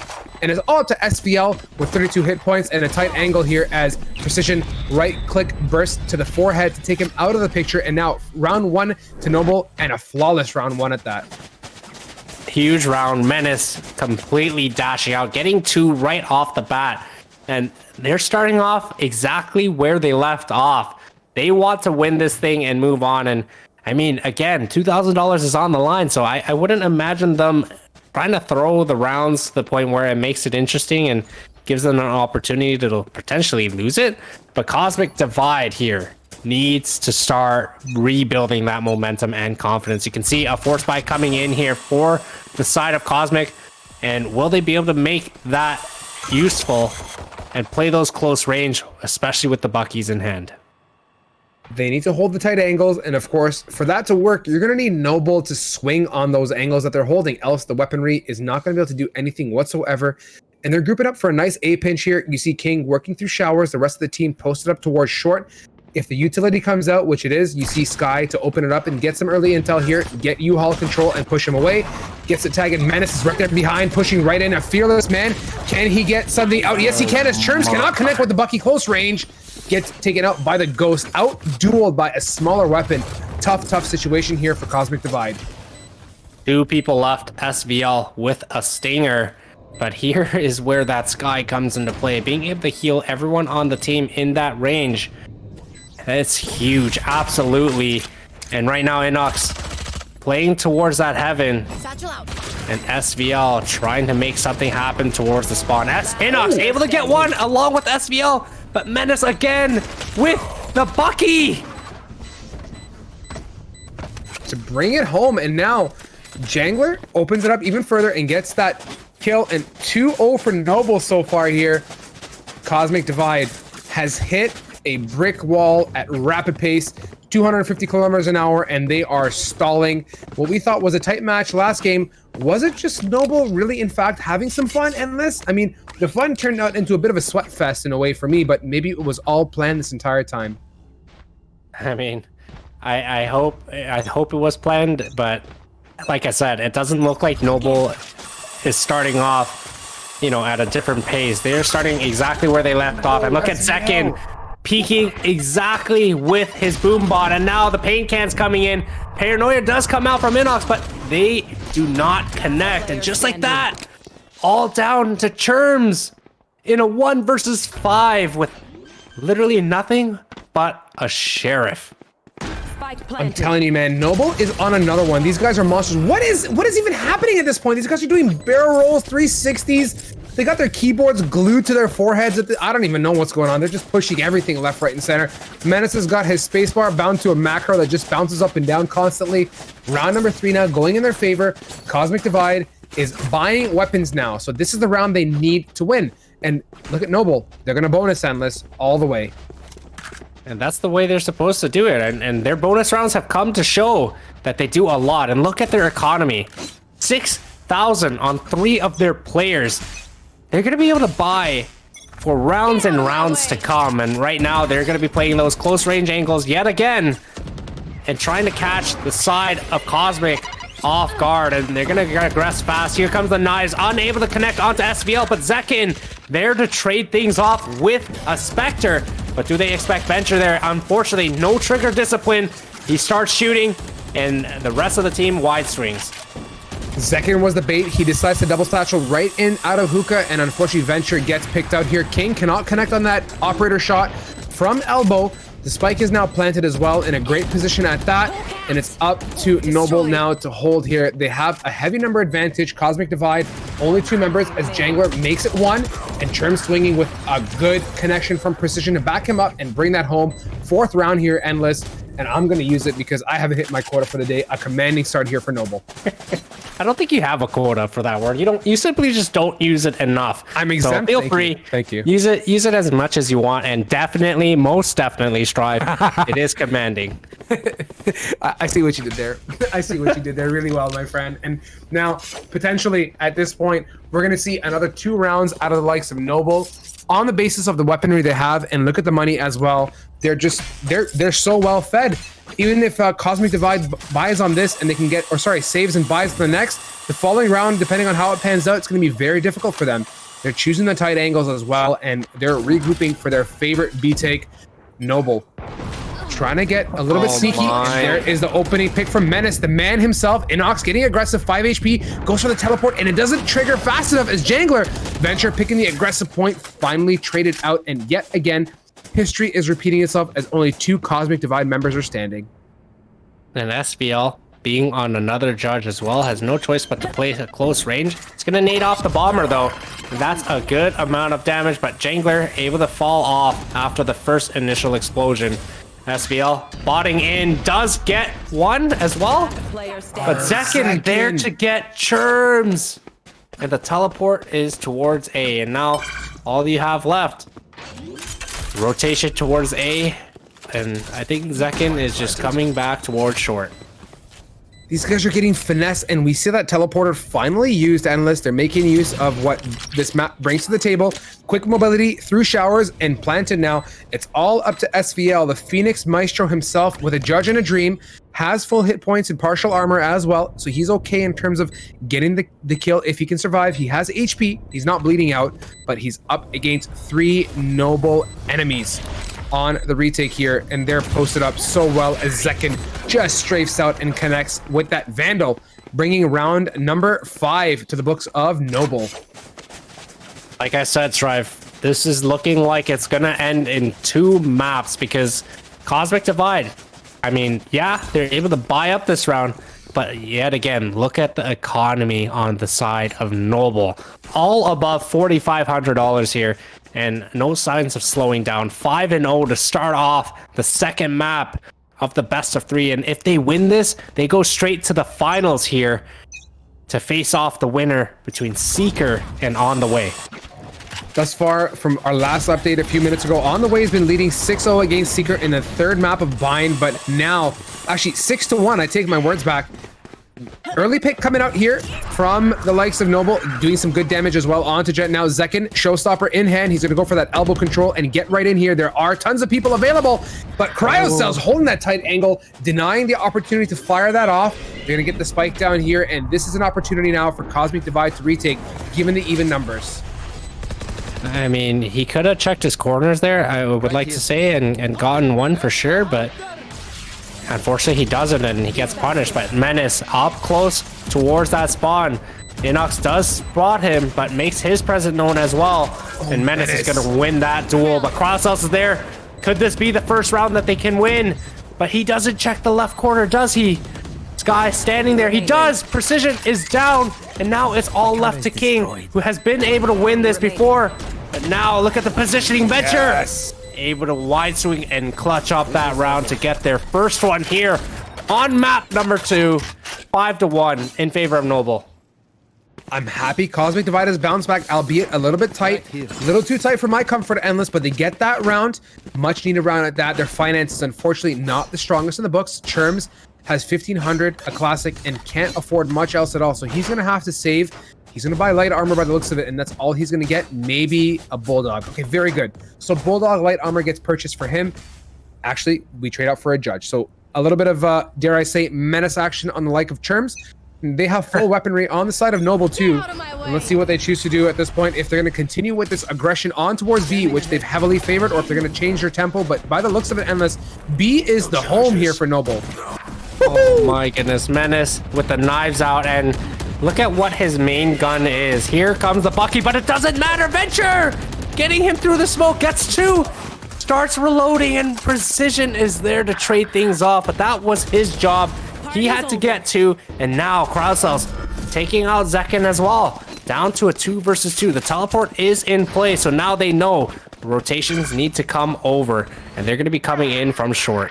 I've got your trail. Neural Theft as well to come out and open it up here. So now they have full information on where Noble is. If Cryocells capitalizes off of that, but there is Guy to push him back in a way. Precision has a dart on him, so he's going to make a play here, going for the flash and pick. That's going to be a big blind, gets the one. Potential double for Precision, but unable to connect there as Cherms backed up by Cryocells to bring up another round for the team.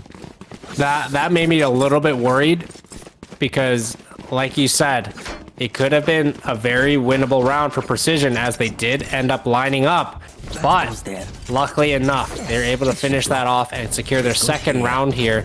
And now, finally, they're starting to affect the economy of Noble ever so slightly. Yes, they're still going to be able to buy the next couple of rounds, but right now they need to take it one round at a time and try to even up the first half score a little bit more.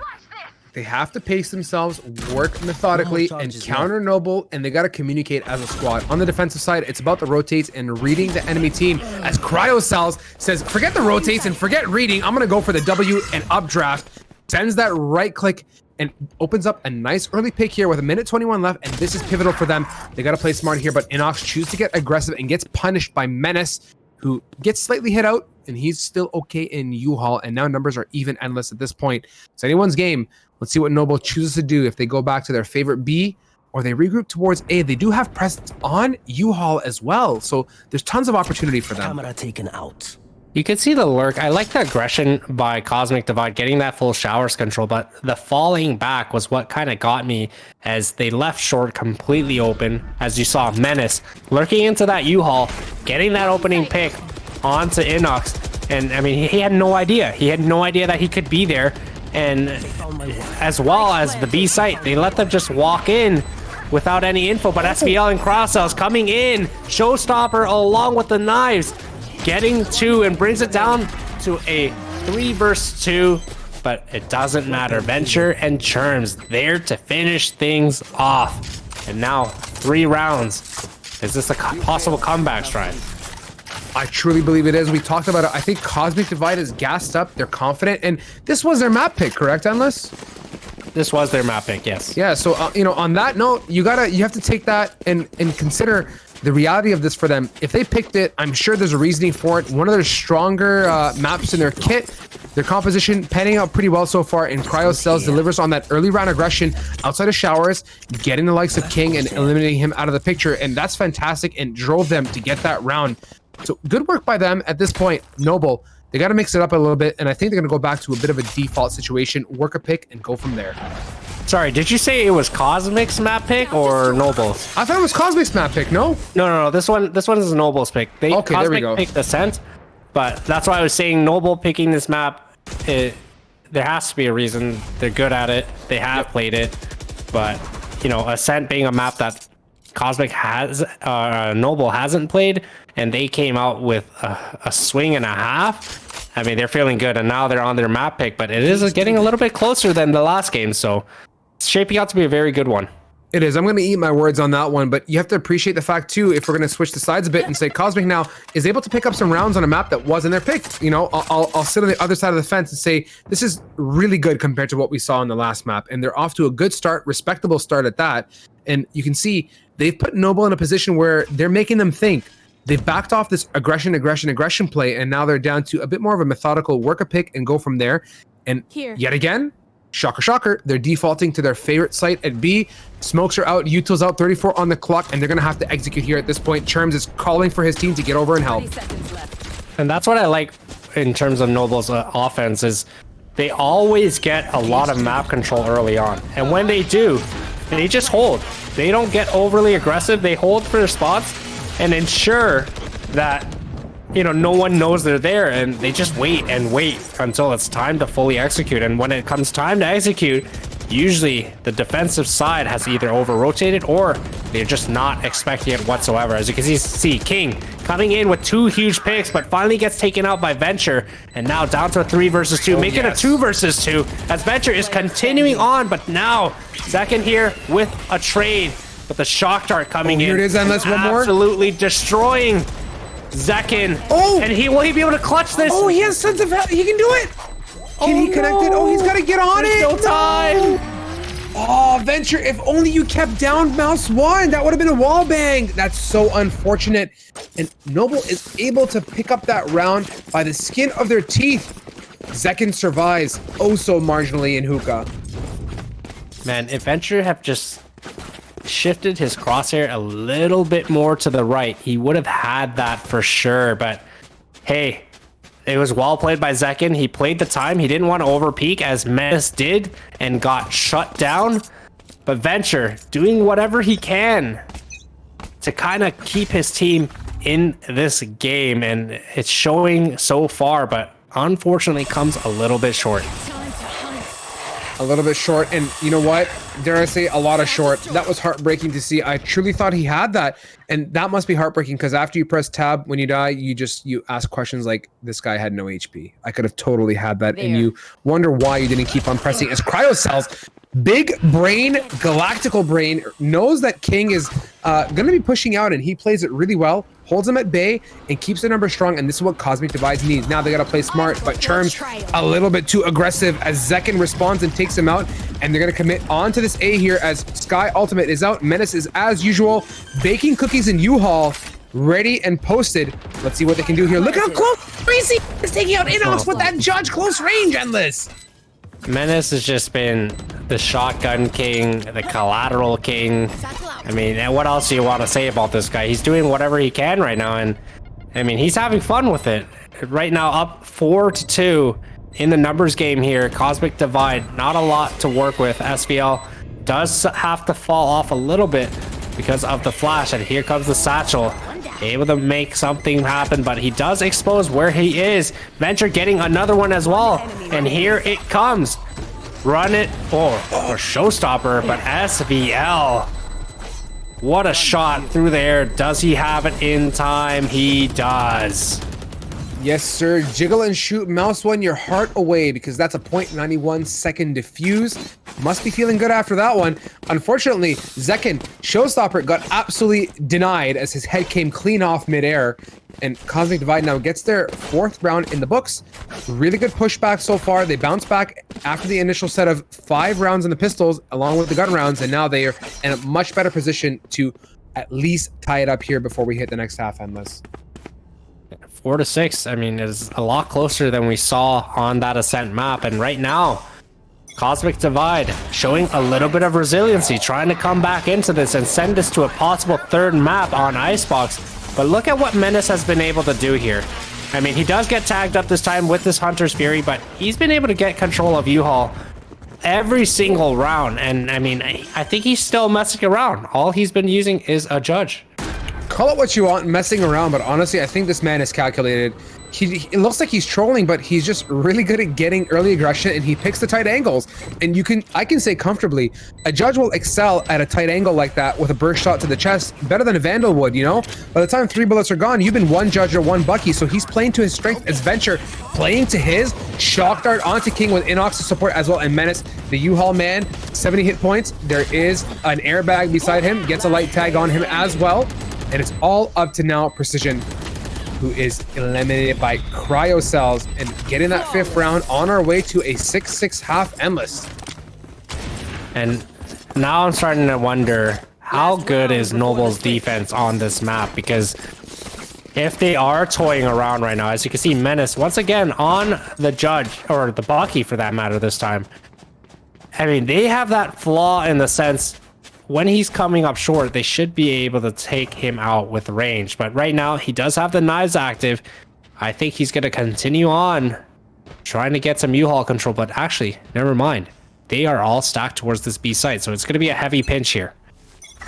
I like the decision coming out here from the defensive side. They know that Noble favors this B, and they're stacking it with 3. So they're ready and prepared. And as soon as they hear any kind of noise, they're going to be calling for rotates right out of the gate here. Precision to open it up, and there's the Paranoia close. Precision does not care. Swings on the close, but SVL and Inox 1 apiece. Now it is up to Zekin to redeem, gets the 2K, but countered by SVL as well on that showstopper. And again, 2 versus 2 situation, and rinse and repeat. Noble slaps the teleporter, and off they go back to A, but Cosmic Divide is already rotating endless. They're going to be prepared for the retake. And this is the time where they need to wonder, okay, should we aggress them to site? Which I'm kind of curious to see why they didn't. And I think that's the whole purpose, is to kind of trick Cosmic Divide to go back. But look at Venture already in U-Haul aggressively, and he's going to peek into site, and he gets Jangler because they have no idea he's going to be there. And now last man standing in King, stuck in a 1 versus 2 situation, almost gets it, but Venture is there to even things up. 6-6 going into the second half, and that's exactly what they wanted to do. They wanted to rally back, tie this thing up, but now here comes the part where it's going to be a lot harder, because now they have to attack, and now they just have to group up, making sure that they have a good post plan after the fact. I like the placement on that. In a way, a crossfire, forcing 2 different angles, and not swing fast enough there to connect there. So King got pinched out, and Cosmic Divide able to get that 6-6, and moving into this couldn't be any more equal now. This is the dream on a half. 6 rounds apiece. We get to see truly the colors of these teams on their respective sides and what they have to bring to the table. Cosmic Divide on a 3-round rally now, and they switch their positions, and it's a question of, can they continue that force? 6-6, like you said, Menace getting aggressive towards that shower. Will he be able to take advantage of it? And once again, he has a shotgun of some sort. And here comes the paint cans. He's not really going to be able to dodge this for too long. SVL does take him out, and that was the punishment of getting too overly aggressive too early on. And you can see Jangler already close, but he has no choice but to fall off. But there's Zekin with the frenzy in hand, up close and personal. He's gonna nade this cubby, and get some damage done, but very nice, stops it. I like Zekin's patience. He's not pushing out, not doing too much there, but Cherms is finally responding back onto him, and there is the short teleporter used, and they're off to take control of B, as Silva's gonna run around the long way, bring that spike all the way around to B, and Venture gonna meet up with Raze. They're gonna buddy up together. I got your back, my guy. Come on over. Let's get over to site and get the spike down, as the team has it locked down. But there is 3 rotates coming out from Noble here, all of them from CT area. And it's a question of, are they gonna re-teleport with 30 seconds? No, they're not. There's no way they're gonna do that. They're gonna get into site and plant, as the control is there already. Well, look at what they did. They took a long time to plant that bomb, and the reason being, they wanted Noble to hesitate their rotations, and they did exactly just that. They didn't over-rotate directly towards that B. They hovered around that spawn because they weren't 100% sure if they were rotating back towards that site. And just like that, Venture, Inox starting things off on this hold, and they're going to be able to take him out. It's all left down to Precision, who is able to get Cherms, who runs through that smoke. But once again, Venture doing what he can to keep his team in this tournament. They take the official lead here, 7-6. Endless, that is what I call a textbook hold. They got onto site, they flexed the likes of Noble, had them thinking, what are they going to do? They used the teleporter, which is fantastic, on short this time, and went back towards B through Hookah, and they got it down and were joined and reunited. Like you said, running that clock down was pivotal. It left them guessing.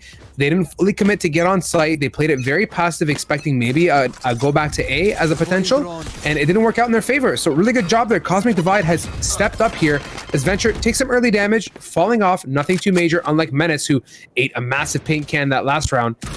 And now let's see what they can do with it. If they're going to commit to this A, and by the looks of it, Util and Smoke's coming out from both sides. They're going to try and aggress. Unfortunately, there is no Menace to dash into U-Haul, though. No Menace for U-Haul, but it is okay. King lurking that showers, and Churms is not ready for it. But here comes Crowdcells and crew trying to make sure that he doesn't get an opportunity to regain this control. And now King has fallen back just enough, and now he has to retake this showers. Smokes are out as well, blocking shower entrance here. Zekin is going to try and spam, does a whack load of damage on towards U-Haul there. Finally swinging, Zekin gets traded out. Good crossfire from SVL to support, and now they're going to try and stick Cryocells one tap, 2 versus 1. It's up to Precision on Sky to make something happen. He gets a gun as well, a second flash, or rather, he's going hunting for it. Nothing can connect, but he has the information. He knows they are in showers, and Cryocells, crosshair placement, and a Phantom on fleek to eliminate Precision and get the 8th round for them. 8-6 drive. This is looking like it could be another type of game where it gets sent to the 3rd map. But look at Venture, 18, 8, and 8 right now. Absolutely willing his team to the finish line. And now, I mean, they've come back from a huge 5-0 deficit to taking the lead 8-6. Things are looking pretty good. And now Noble on a gun round, and if they lose this one here, they're on another save, which can get Cosmic into a double-digit lead. It's going to be interesting if they can manage to pull it off, and it's going to take us to that map 3, like you said. And you know what? For those people in chat that are just loving this, that triple stuff Oreo situation one more time. They're probably hating us for that one, but it's okay. It's okay. And for those that are tuning in, just to let you guys know, On the Way and Seeker went to map 3, and we officially have our first finalists of this event in On the Way as they beat Seeker on the 3rd map on Bind 13-3. So they are awaiting the winners of this series. So it will either be Cosmic Divide or Noble that go up against On the Way for that $2,000 grand prize. Onwards we go, Endless 8-6 now in this matchup here. Precision to open it up nice and big now, leaving it all up to Venture in U-Haul, a place that Menace has been thriving. Unfortunately, he's not here to take control of that. He has the spike, has 40 seconds to his name. If he can get to the teleporter, it's going to be good for him. But the question is, can he make it? He's got so many enemies around him. He is heavily pinched at this point, Endless. And the camera spots him. Peeking. They have the full intel now. They know Venture is stuck in U-Haul. It's a matter of collapsing here. He tries to work the angles with Precision. Patience and a crosshair. Making it happen here. Taking Venture out to get around in their favor and bouncing back now. See, that was the round that Cosmic Divide really wanted to win, because they would have reset the full economy of Noble, forcing them onto a save. But instead, they end up losing it. And now they are the ones on that save. So Noble has the opportunity here to play that range and play it safe and be able to tie this thing up. And once again, you see Menace on a Marshall. Oh boy. We've seen Menace excel time and time again on these odd guns. I mean, odd gun or not, Bucky's and Judges, I wouldn't say they're too far out, but the Marshall, a little bit of a question mark for me. Nonetheless, it's definitely going to excel better at long range than, let's say, a classic. And we're seeing the likes of Cosmic Divide loving this A take so far. They're really working it nice and slow. They open up the control, or they get control of showers, and keeping the defensive side honest. They don't want them all to be, you know, sitting at their site, maybe pull some rotates, cheat some rotates over nice and early, but they can easily fall off. But you can see Endless, keep your eyes peeled. Oh, Second, one apiece, tapping, and he's got people coming in left, right, and center. One, two, three-piece as Inox and Cryocells. Endless, this has turned out to be a disaster with a 2-piece as well now. And just like that, back and forth trades were down to a 2 versus 2. Knives are still out on Cryocells, and man, has he been a dangerous player to be against, especially now. I mean, look at where Precision is sitting. He is just sitting in the teleporter, knowing that bomb is down, and I mean, once he hears any sort of sound cue, which he doesn't, and just chooses to peek anyways, SVL gets taken out, but bomb is still down, so Crossells has to make a move here, and he does know that there's still one towards heaven. He heard teleporter open. He's just gonna try to get this bomb down towards that spawn. Look at the crosshair placement. He knows there's somebody there, chooses to pick the crosshair as an angle. He gets spotted out. He's going to go for it. Keep in mind, guys, these knives, volatile. Accuracy 100% while moving, so he can connect. Run and gun has 2 updrafts on the smoke to his name. Posted up in green side, holding the tight angle. Expecting shower, because there was one there. A tap. He's going to peek out as well, but keep in mind to his right, there could be an enemy. Gets the dart and dashes. Look at this placement. This is the CL Uch one. Can he clutch it in the air? No! As Jangler is able to connect Endless. Was that the play? I don't believe with 65 hit points and no armor, updraft was the right choice. It relies heavily on finessing that knife, and he was unable to do it. A tight angle may have been the better play there. Oh my goodness, Crossells with an amazing positioning. Man, he held things through. He positioned himself in such a great spot. And I honestly thought, you know, the guy is diffusing. He's probably just going to go for the pick on Jangler first, as his full back is facing Crossells, but nonetheless, he got the first pick, made it into a 1v1 situation, but was unable to close it off. But what a good try. 8-8, tie game once again, but look at Menace. Knives are out. He's about to hit this teleport and make a play with Zekin, but they call quite a few outside that A showers. So they're not going to do that just quite yet. They're going to take it nice and slow, finesse their way, try and open up the map, not really commit to anything too early on in the round here. Minute 15 on the clock, ample time, and they're grouped up nicely towards B. There's a 3 stack towards A, which gives them a lot of potential, but look at this double aggression at long. You have the Jet holding the tight angle and the wide swing here by the likes of Sky. Venture, you got to clear your left, my guy, and he does not there. Inox, however, trades, but is he going to expect Menace there on the tight angle? Yes, he does. Menace is just not fast enough as Inox, the monster, puts in the work, opens it up even further, and now they can easily aggress onto B. Smoke's going out. SVL! Oh! Animal! One tap What? onto Zekin. Connecting. This man's reaction time is absolutely monstrous as King to respond back onto Terms and try and even it up further. But Cosmic Divide is still leading here. Whoa! Okay. Oh, let's go, SPL! I mean, at this point, what has this guy been hiding? He's had those one taps in his back pocket and he just pulls them out now? It's map 2, it's crunch time, it's time to take this game over, and Crossells and SVL both very well aware of the situation they're in right now, and they are going to continue to run with this. They're telling Venture, listen, you're not the only one here, we can help you out, and I think Noble is starting to sweat a little bit because they are on an eco here, and now Cosmic can build essentially a 2-round padding if they play this round correctly. They can definitely do that, and that's going to take them to a great place in this matchup here. 9-8. Let's appreciate SVL, the animal, a monster. 2 1-clicks from the back of his pocket from downtown, and look at this post up here by Menace. He's playing it nice and passive. He's going to hold the angle that he's very familiar with at long, and he has support from Sky as well. Double peeking. Inox is 1 step ahead of the game. Inox now, his arm is on fire, Endless, as he opens up a nice early pick here. Cosmic Divide, number advantage, round advantage as well by 1 respectively, and they're going to go onwards here and try and collapse onto B. With 4 people left on the side of Noble, Precision playing it very passive in the back halls, but it is smoked out and they are aware that he could be there, and they just spotted him, so now they know the locations of one of them, but do they know where the rest are coming on? Inox ready, holding that CT spawn as he gets Zakim coming in, and everyone on Noble is just dropping, aside from Precision with 2 crazy deagles. But Inox still there, and now they take a lead and have a 2-round padding here, 10-8 in favor of Cosmic Divide. This is the padding you wanted, Endless. That 2-round lead is fantastic. If they can get one more, even better at this point. And looking at the financial situation across the board, Cosmic Divide in a good position with weaponry. They're good for the next, but Noble now, if they lose their weaponry on this round, 2 of their players are sitting on $0. They're going to be in desperation mode, which leads me to believe that we're going to get to a 12-8 before Noble can rebuy weapons and do something about it. If they can connect this and bring it home, this might be the good game, Endless.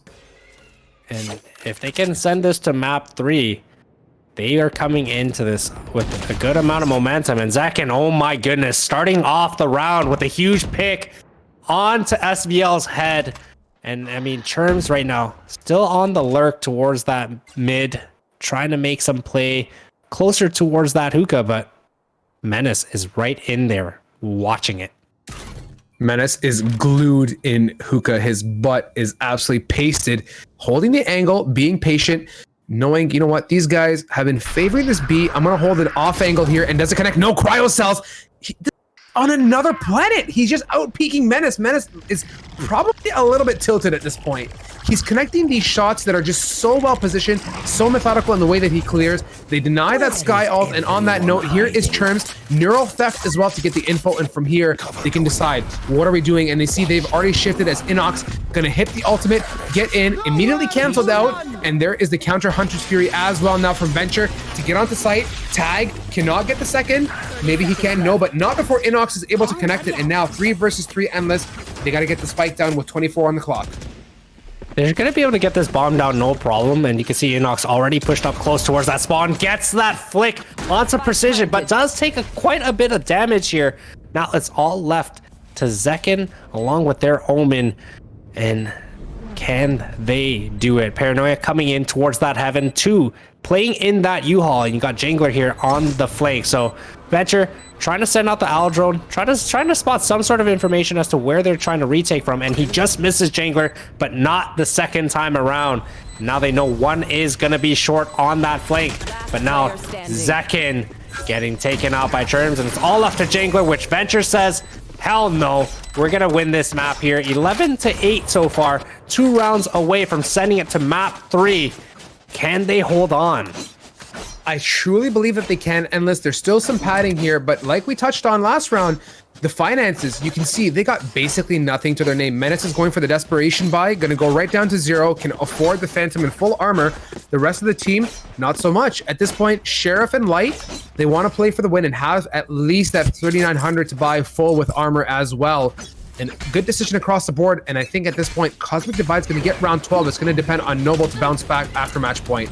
Oh my goodness, Menace taking a good amount of damage trying to cross over, but once again, he has that Bucky in hand, so can Inox predict that this time? He doesn't!